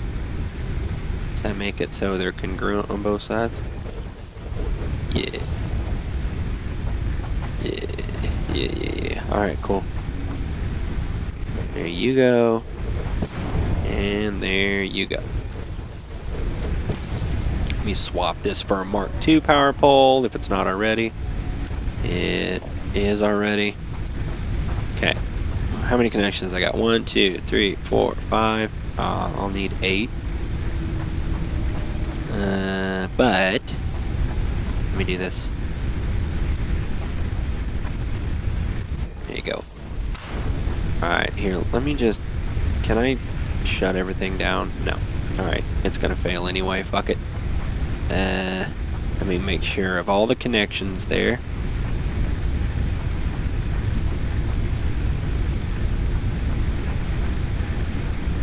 Alright, whatever, it's gonna fail anyway.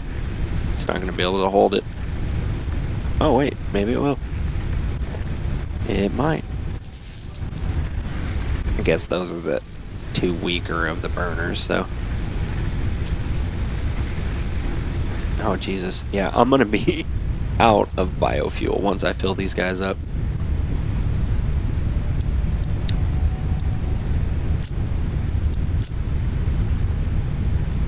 I'm gonna have 21 biofuel left, solid biofuel. It's alright. No it's not. Let me split it. I'm gonna just put 100 in each. 100 and 100 and come on, get in there. 100. Yeah, because I'll go out immediately and start collecting more biofuel or biomass. Okay, I'm gonna put. Here's what I'm gonna do. This guy's running. Okay. Is this? That's not gonna make it clip, is it? Because that'll drive me nuts. No, it's okay. It's clear. It's clear. You're clear. All right, now take this one off. What? How dare you, you absolute cuck? It's okay. I was trying to be slick and do it without getting anything tripped, but I forgot to connect these guys together. Which is okay. Shut up. Get rolling. God. Smart ass. Okay. So, those are good. And then...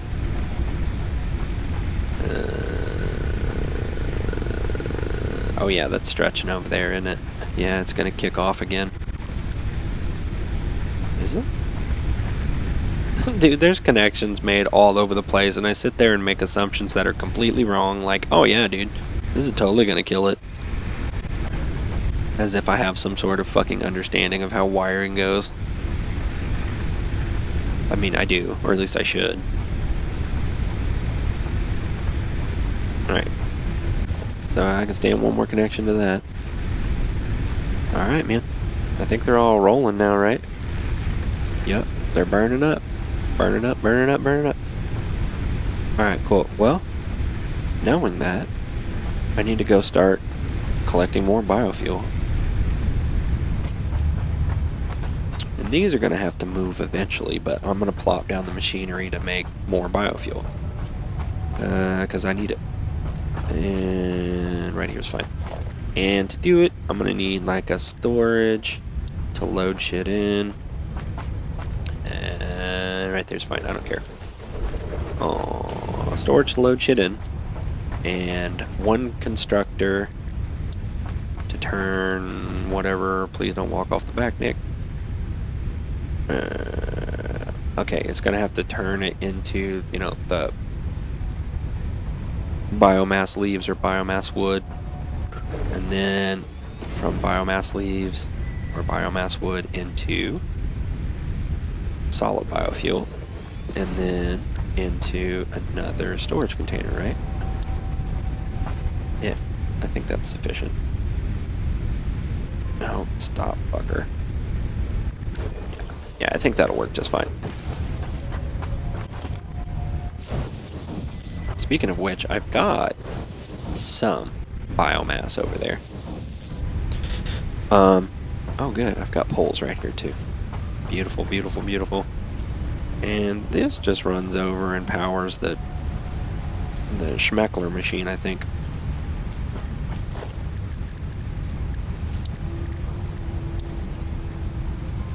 Alright, well speaking of which, how do I want to plop these down? I don't really give a shit. I do want to replace this with a 2. And these can just be 1s for all I care, man. Escape. There we go. Right? Yeah. Oh, the Schmeckler machine. It's probably my favorite. What the fuck, Anthony? Can we slide in there? Yeah. I want it to be congruent. I want you to be congruent. You're not. You're not congruent. You're... Goddamn, come on, dude. The fucking quick select stuff stops working whenever the fuck it feels like it, I swear. It's like, what? You've programmed these to make your job easier and make it more efficient? No. I'm not gonna work. I don't feel like it. Fuck you. Fuck you and your face. Alright, connect this to that. And these are gonna be biomass. I'm not worried about those right now. Alright, turn this shit into solid biofuel. And I'll go grab what I got, and then I'll load it in here. And you can hopefully start turning it into solid biofuel. Ah. Sweet.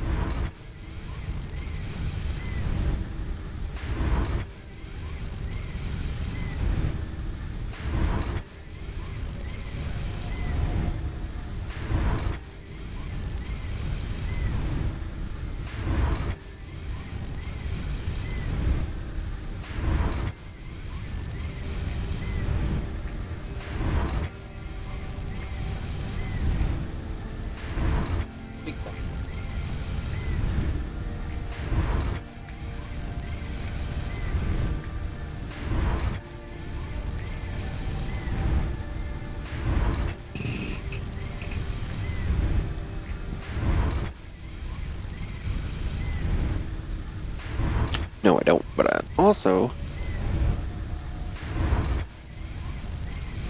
like to have some sort of replacement for it, you know? Oh, I don't need this one screw. It's a waste of my life.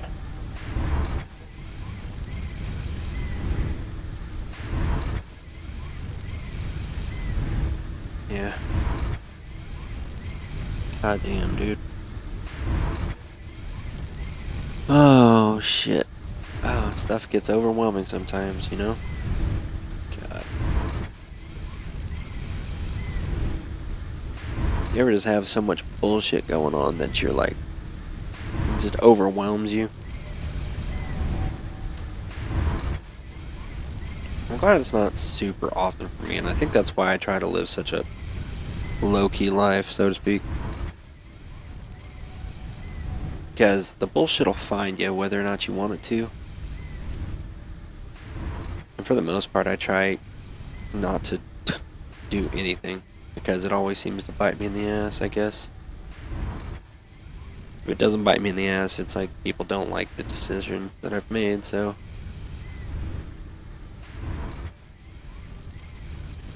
God, that just gave me a headache. Alright, so I got some biofuel coming out. Somewhere. I can't remember where I'm standing. I should probably go grab some more stuff.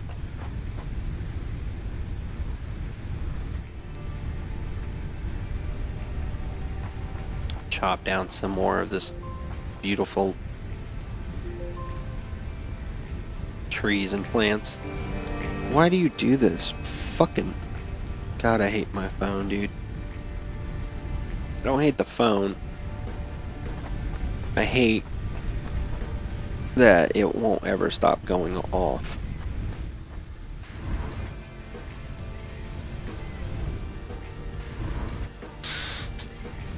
Alright, did I load in all the biomass I had? I did. Okay.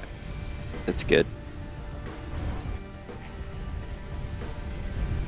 Jeez, it's crazy that all that biomass that I had only made barely a single stack of solid biofuel. Exactly a single stack of solid biofuel. Alright, whatever. I can use it to top off this stuff. Which fortunately, it's not consuming it super quick.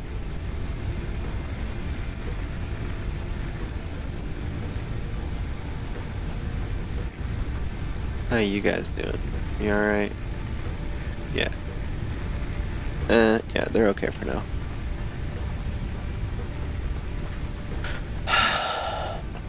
Okay. Hey man, you okay? You're a good dog, man. Oh, you found iron ore? Oh my god, dude, thank you so much. I'm gonna put that in my trash pocket. Where am I at with plates and shit? I'm alright. What? Oh, I need something to make rotors, I guess. Since I can't remember off the top of my head what makes rotors, I'm gonna go over here to this machine and look at the recipe. Of course, dude. I knew it. I knew it was fucking rods and screws. Just everything is fucking screws. Jesus.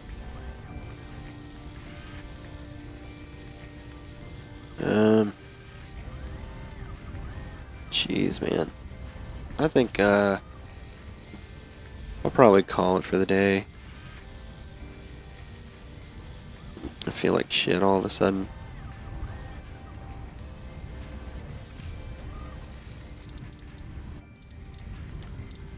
Let me just save that. Alright, Horkle.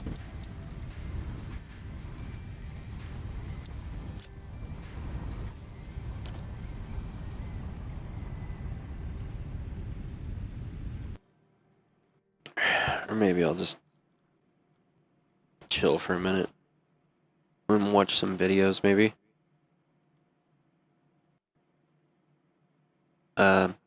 Because... yeah, I just don't feel great all of a sudden.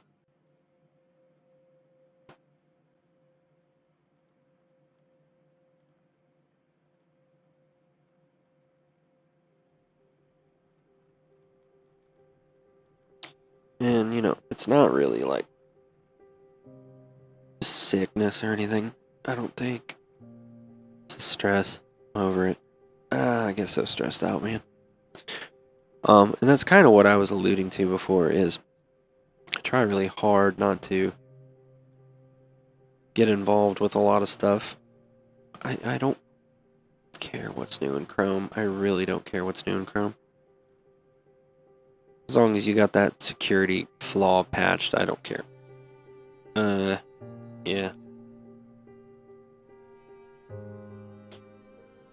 Yeah, let's pull this up. I'll be interested to see that. Anyway.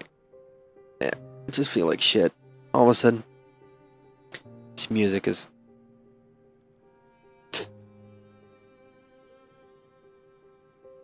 makes it seem like I planned it. That's not true, man. It's just a random background playlist and background music. It just always seems that the background music works for whatever's going on.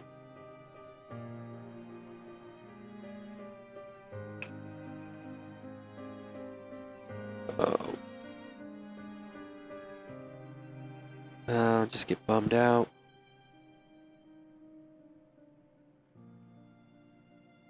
Fuck it. I'm not gonna sit here and bitch about it, though. For the first time about the attack inside of Russia, what are we learning? Well, yeah, he's saying a lot by not saying a lot. He was asked specifically if he ordered that strike on a fuel depot in Russian territory just across the border from Ukraine. And this was his answer. What he said. I do not discuss any of my orders as commander-in-chief. The leader of this state, you need to understand that on that territory that you mentioned, you have to know they were placing their shooting systems and firing those missiles themselves. So this has been consistent from Ukrainian officials, from the president all the way down to the foreign minister, neither confirming nor denying that Ukraine was responsible for that attack. And that in itself says a lot. Also notable that at the end there, he talked about how there were missile systems being placed on that territory around that fuel depot, which would make it a legitimate military target. All right, it's from a fuel depot now to a nuclear plant, Chernobyl. Ukrainian officials warning that Russian soldiers may have been exposed to a high level of radiation at Chernobyl. Yeah, we talked about this last night. There were some reports that the Russian soldiers who occupied the Chernobyl nuclear plant, the site of the world's worst nuclear disaster, they may have been digging trenches in an area known as the Red Forest, which is on the perimeter around the nuclear power plant.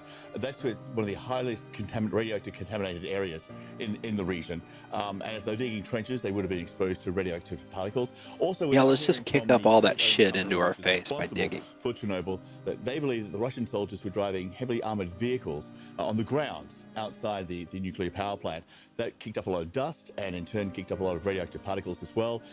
Presumably the Russian soldiers would have inhaled those particles, and if there's a high level of exposure to radioactivity, it affects the organs, it affects bone marrow, can ultimately be fatal. So that's a question now which the IAEA, the International Atomic Energy Agency, would like to look into, and we hear that the chief of the IAEA is heading to Chernobyl to find. Wow, he really fired off that abbreviation pretty quick, man. I would have choked on IAEA. IAEA. He's the chairman of the IAEA. Everyone keeps wondering what's going on. I think I have the flu or a cold, but anyway. Okay. Oh, poor guy. All right, thank you very much. I appreciate it. Don Lemon. Turn out to CNN's Frederick Pleiken for more on this attack on the fuel depot. Man, he does look sick as fuck, dude. It could be a brazen and bold counterattack by the Ukrainians. This social media video seeming to show 2 attack helicopters penetrating Russian territory and firing at an oil depot, setting the facility ablaze. I am so proud of them. Publicly acknowledging the incident. On April 1st, at around 5 a.m. Moscow time, 2 Ukrainian Mi-24 helicopters entered the airspace of the Russian Federation How do you know that? at extremely low altitude, the spokesman says. Ukrainian helicopters launched a missile attack on a civilian oil storage facility located on the outskirts of Belgorod. They did? As a result of the missile hit, individual tanks were damaged and caught fire. Oh, From the aftermath really? shows the facility engulfed in massive flames. You poor thing. Struggling to put You out don't the like when flames. people bring war to your country? Belgorod is a highly militarized That's so sad. city right across the border from Kharkiv in Ukraine. It was from here that Russian forces crossed the border and attacked Kharkiv, moving large amounts of tanks, armored vehicles, and trucks towards Ukrainian territory. But the Russians also have massive military support facilities in this area. Yeah, tell them to stop bullshit, okay? Tell them to stop pretending that that fuel depot wasn't there specifically to resupply their tanks and armored vehicles. You know, it's right on the fucking border, dude. Civilian. I don't care if it's civilian run, man. You're fucking slaughtering civilians in Ukraine. You don't think it's okay for them to respond at least in a slight percentage point of what you've done to them? You're fucking stupid. You're fucking stupid. Like I said, the only thing that's concerning about their response is, you know, it's escalation in Putin's mind, because not only are they fighting back and defending themselves a lot more fervently than they expected in the first place, but they're actually launching counteroffensive strikes. Which, yeah, man, it's not great when people come into your country and start fucking blowing shit up, is it? I mean, I kudos to the Ukrainian military, man. That took ironclad giganto balls. Gigantic balls, dude. I'm so fucking proud of them. I really am. And, you know, despite all the sadness and all the people dying and stuff like that, that gives the Ukrainian people hope and something to be proud in. You know, even though it was just like a small victory. You know, the Russians have been just shelling them for weeks now. And for them to even get this small victory on top of, you know, pretty successful defense of their own country, it makes me happy for them. That in such a shitty time, in the midst of an active war, that they were able to generate hope amongst their people. And, you know, at least strike a little bit of fear into the heart of Putin. I can't believe that right there on the border, where Belgorod is, you know, heavy military area and a fuel depot, that they didn't have better defenses like air defenses there. And that just kind of shows their hubris, right? They didn't have any thought that Ukraine would be bold enough to counterattack and fly into their country and clap their cheeks just a little bit. They didn't like clap their cheeks hard, but they just gave them a little pat, you know, just a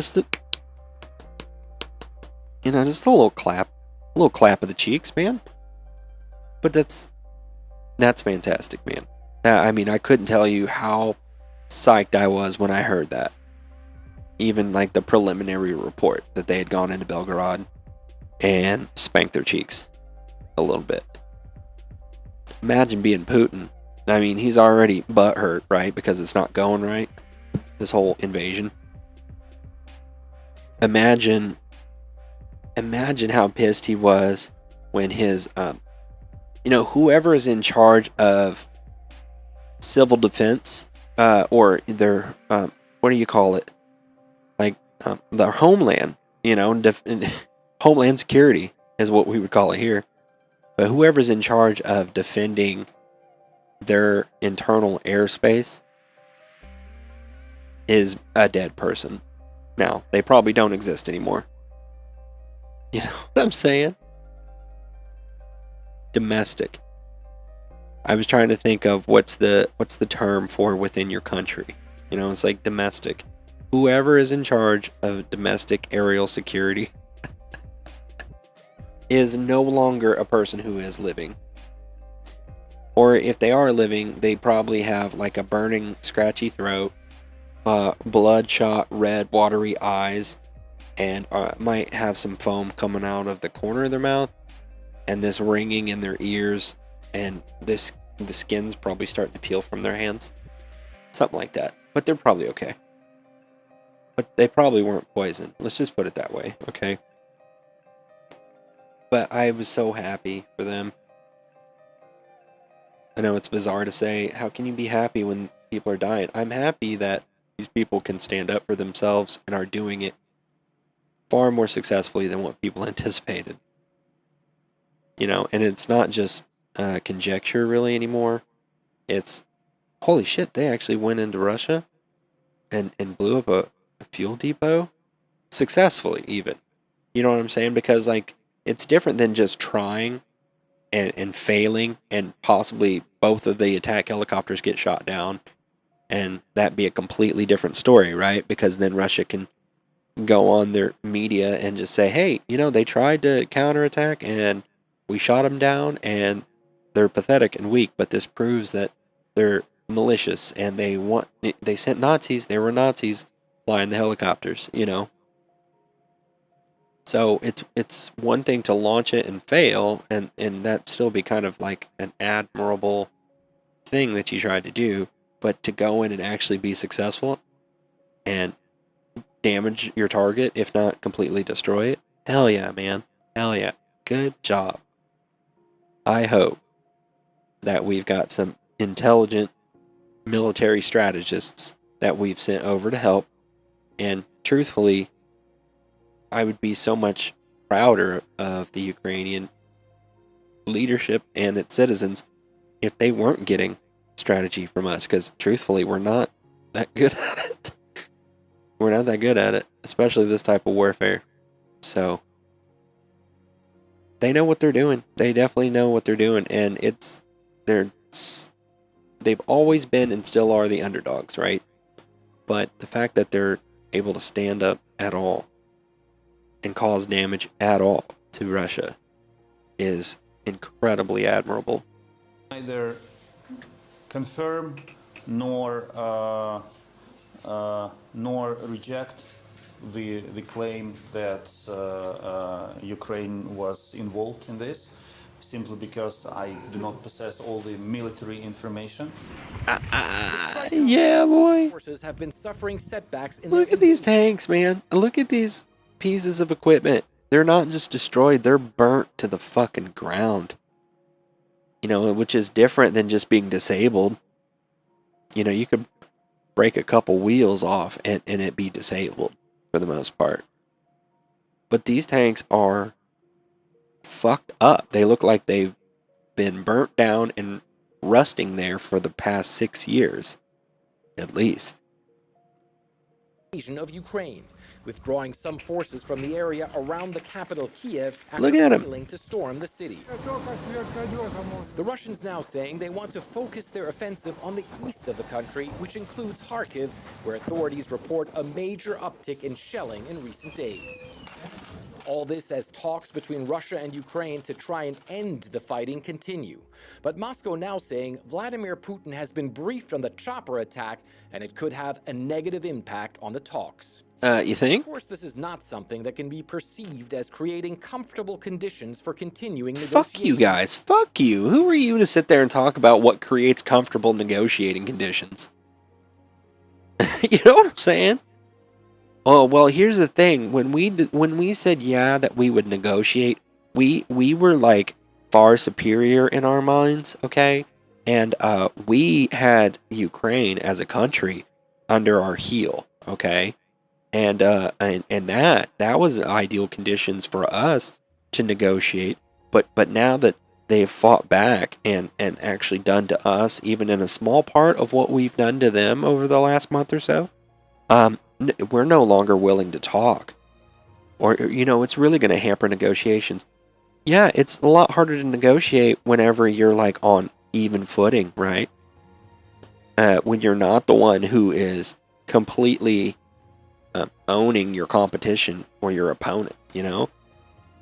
Yeah, you're not seen as being nearly as strong. And when you're not seen as being nearly as strong when it comes to negotiations and diplomatic negotiations like this, your position's not as strong.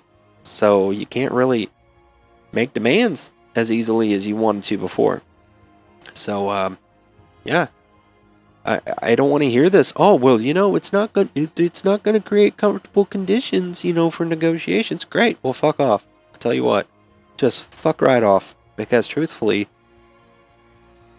they're just agreeing to negotiate as a PR stunt. I don't think Putin or anybody. Well, let's put it this way. Putin is the boss, right? He's the dictator of the country. And even if, the military leadership wanted to negotiate to bring an end to this conflict, if Daddy Putin says no, Daddy Putin says no. And there's nothing that can be done about that. And Daddy Putin is getting, I would imagine, pretty upset that he's made to look like a fool. He's not nearly as powerful as the world thought. And that aura that existed around him of being untouchable and having control of this vastly superior force, and all the pictures of him shirtless and wrestling a bear and shit like that. That stuff is just a farce. It's just him trying to appear far more masculine than he is. And I'm not saying that this is truth. This is what he's feeling in his mind, that when he can't put down a country and a military that he sees as weak and indefensible as Ukraine, then in the perceptions of everybody around the world, including the USA and all these other military superpowers, we look at Russia and we're like, you're not nearly as scary as we once thought we were. As we once thought you were. You're actually kind of sad. And your shit's busted and old and broke. And yeah, you might have a bunch of nukes, which is, and truthfully, let's put it that way, between, what we've seen so far, the only part of his military capability that gives us pause is his nuclear arsenal. Tanks? No. You don't have enough of the armadas. You don't have enough of the new SU whatever jet. I can't remember what it's called. They're too expensive. You can't iron out the kinks. Whatever it is. And everything that you do have large quantities of are old and busted. And will fuck you up.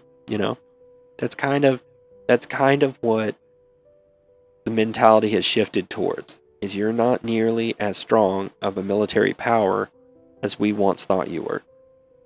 And that thought, I'm sure, just pisses Putin off to no end. And I'm sure he's just raging. He probably kills bunnies at night, just snaps their necks to feel powerful. He's a psycho, man. He's a psycho. I mean, whenever you are the type of leader that your generals fear reporting to, that's not an effective means of leadership. Leading through fear, because you run into situations where you don't get accurate reports because your boys are all terrified of you and they don't want to tell you the truth. And when you don't get accurate information, let's say on the off chance, the 5% chance that Putin is some sort of military strategist genius, he's not getting accurate information about what's going on, so he can't develop a battle plan to react to what's going on. Now, let's face it, he's not some sort of genius. So then he's even less effective, and his leadership team is less effective at trying to counter whatever's going on. You've got a Ukrainian military, and the Ukrainian citizens are all united in defense of their country and themselves. And you straight up attack the entire country for no reason at all. I mean, even though they want to pretend that, we're retreating back to this area and we were only interested in the Donbass region. No, man, you straight up tried to invade the entire country. And then when it didn't go exactly according to plan, all of a sudden you're changing the narrative and trying to say that you never planned on doing that in the first place. And that's not true. You're fucking lying.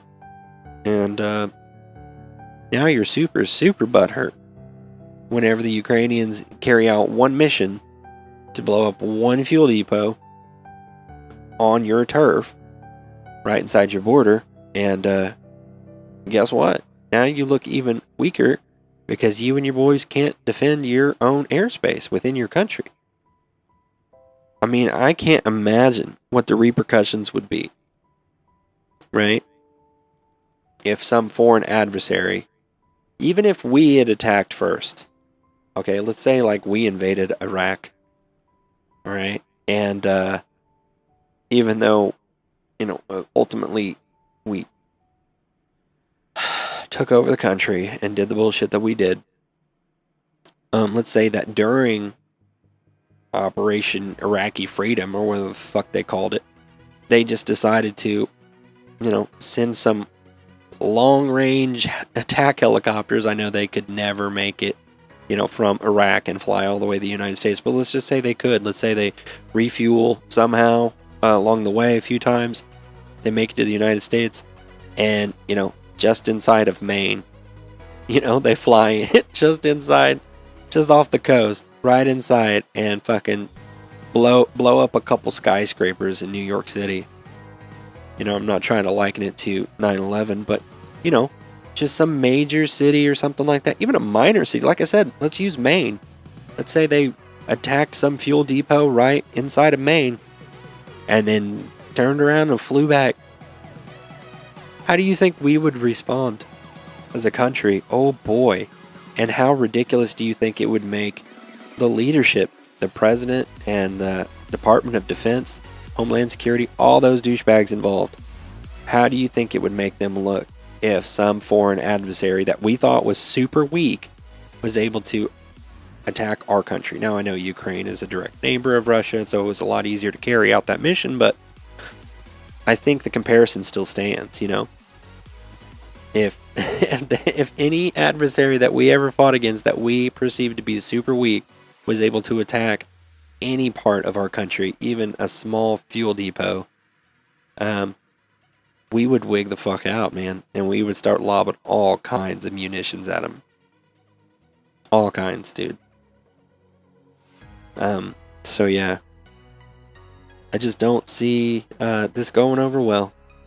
And hopefully Putin has a couple glasses of vodka and, gets a good long rest in. Get plenty of sleep over the next 2 days. Just, self-isolation. Maybe take some time to yourself. Whatever little bad news is being reported to you, you can kind of block that out, Let the boys take over for a couple days and see how bad they fuck it up. I mean, they're going to fuck it up even worse, but by God, it doesn't seem like they're going to do anything to turn it around, Anyway, whatever. Alright, well, I'm going to call it for today. Well, let's finish this video, I guess. The Kremlin spokesman said. The strike on the oil facility will probably do little to hold up Russia's invasion of Ukraine, but if the Ukrainians are behind it, it would show they are not afraid to strike back at the country that is attacking them. For Playkin, CNN, Kiev, Ukraine. All right, Fred, thank you very much. I want to turn now to CNN military analyst and retired Air Force Colonel Cedric Leighton for what is next in the fight. Colonel, thanks for joining us once again.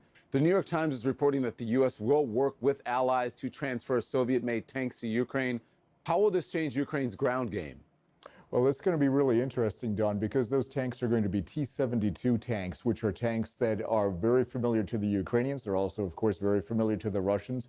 It's basically the Russian warhorse when it comes to tanks and to that kind of armor. What they would be doing is the Ukrainians would be using these tanks in this very flat area right here. And what they can do with them is use them to go after Russian forces that would be going into the Donbass. The Russians have telegraphed that they're going to go into this eastern region, which they've occupied part of through their proxies. The tanks could be used to counter Russian tanks, and they could also be used as a kind of artillery to go into these areas and dislodge the Russians from these areas. So that's potentially a bit of a game changer for Ukraine. Colonel, I've been wanting to talk to you about this airstrike on a fuel depot in the Russian city of Belgorod. Explain why this is such a high-value target. Sure, Don, absolutely. So This is a really important place because, as we saw in the report that Fred Plotkin had, Belgorod is right up here, Kharkiv is right here. So this is an area where the Russians have been working quite a bit ever since the start Look of at that, the man. invasion. They've been going through this area. This is their fuel depot. This is Oh my, what okay, they look at need. this map. Just take into consideration this map. Like how they had to fly directly over the top of all these Russian troops, these large collections of Russian troops, right? Like, where do you think that the helicopters came from? I have no idea. Like, I'm not saying that rhetorically or like to be a smartass or anything. I have no idea where they would have flown in from. But, you know, there's a large troop presence all the way across this part of the eastern border. So, I mean, just as a guess, at some point they flew over a collection of Russian troops, I would say. Wonder if they're like, what the fuck is that? Is that one of ours? Why are they going that way? You know? And then all of a sudden they can off in the distance see this fuel depot going up. In order to replenish all their troops, all the troops that are in this area right here, those are the ones that get their fuel in part from the facility that the Ukrainians hit or may have hit during this. So when we look at the strike right here, you can see there's a helicopter coming in. There's one rocket that goes into the fuel storage area right there. And then there's another there it is, and there are a couple of strikes right there from a second helicopter. So what this means, Don, is they had precise intelligence on this target. Whoever did this knew exactly what they were doing. It was critically important for their effort in terms of tactical success. That's so sick, dude. I'm sorry. I'm so excited for them. I really can't get past how awesome that is for them to have effectively attacked somewhere in There are Russia. new satellite images that show Russian forces have disappeared from Antonov Airport in Hostomel, just 18 miles from Kyiv. Really? How big of a deal is that, and could it get more supplies into They left Hostomel? Potentially it could. It depends on how good the runways and in what kind of a condition the runways have been left. So this is a really interesting image. This image was taken on the 21st Yeah, of they March. fucked This up is our before image. Maria. If you look really The closely, Dream. you can The see that AN-225. trucks and artillery pieces are in place behind some of these berms right here that the Russians have built. They did this throughout the entire structure. Here's a tank, for example, that's inside one of these areas. So they did this throughout the airport. Now let's take a look at Antonov afterwards. Right here, you can see that all of the berms that we highlighted before are now empty. It's not a single Russian artillery piece or tank or anything else, not even a truck in any of these areas. So they completely pulled out. This is open, may have to be repaired, may have to be fixed, but this is open for the Ukrainians to use as long as it's not being targeted by Russian artillery or Russian aircraft. Very interesting, Colonel. The Pentagon announcing tonight the U.S. is providing $300 million more in security aid to Ukraine, including suicide drones, night vision equipment, anti-drone systems. What does this mean for Ukraine? So this right here is potentially something that may not necessarily be a game changer. Is that one of those switchblades? Get to a game changer. This is a video of the Switchblade drone. You can see U.S. soldiers using it. It's a very light, very portable drone. We've talked about it before, and it can target things directly. And then when it hits it, it's called a suicide drone or a kamikaze drone, and it can go right in and basically destroy any target, and then it destroys itself. It basically takes care of itself. And as you see, it's very easy to launch and can be used in so many different ways throughout the entire theater, and it can be highly effective. In essence, it's a force multiplier for the Ukrainian forces.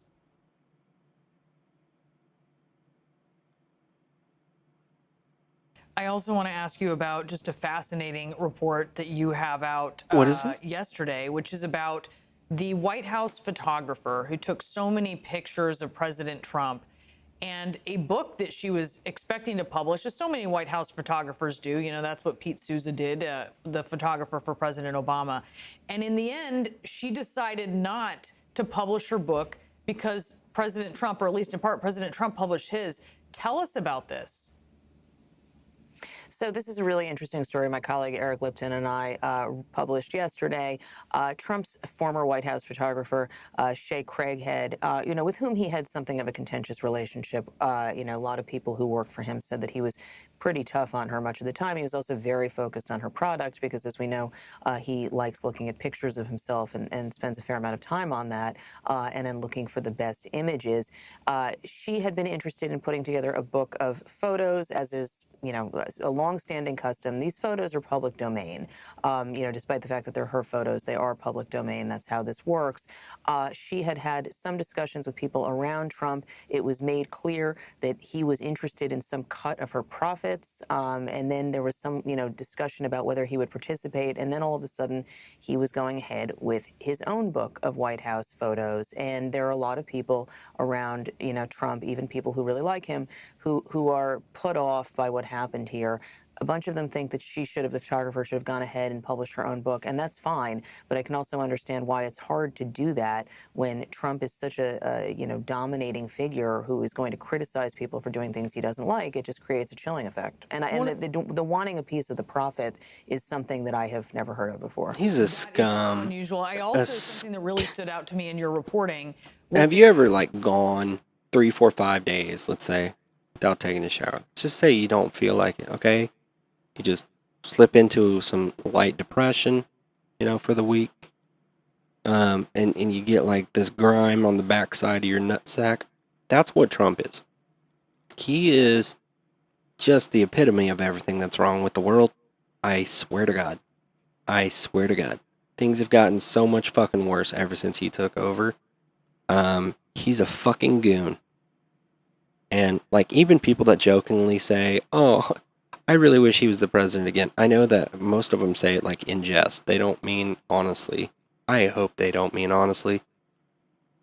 Because I don't give a fuck how goofy he is and how much he might make me laugh by his dipshittery. He is just the fucking scum of the earth, man. I just can't get past that. Of course he wanted a cut of the profits. Of course he did. Of course he did. Come on. Excuse me? Excuse me. You can't be making profit off of my image. Excuse me. Excuse me. I work very hard on my image. It takes a lot of work to come out with this complexion. Lots and lots and lots of mixing of sunless tanner. Of all varying colors. Mostly oranges. Of course he wanted a cut of the profit. He's a fucking piece of shit. And no, I'm sorry, ma'am. The hard work that you put in taking pictures of this fucking behemoth and trying to polish the turd as much as you could to make it not look like a fucking turd. I mean, that took a lot of work and a lot of effort, I'm sure, to make him look at least the slightest bit presentable. He's just a fucking scumbag, dude. I swear to Christ. And no, I'm sorry, a cut of the profit isn't going to be sufficient. I'm going to go ahead and write my own book. It's going to be a picture book. Yeah, we know. We know. You don't do well with words. Mostly pictures. Picture book is good for you. That doesn't surprise me in the least bit. Just an absolute scummy human being. Oh well. Alright, well I'm going to call it for the day. I'm right at 8 hours. I appreciate anybody coming by to visit. I'll work on trying to improve the content a little bit more. I'm sorry. I kind of having a rough day. I got some stressful shit coming up that I've been dealing with for a while, and so I'm trying to get into my groove. And like I said, I know I can be entertaining. I know I can provide that level of entertainment. I'm putting in the hours, But yeah, I just got a lot of shit going on right now, and hopefully once I get past it, things will get better. So, appreciate anybody that stopped by. Again, I always say it. I've got a suggestion box on my channel, on my Twitch channel.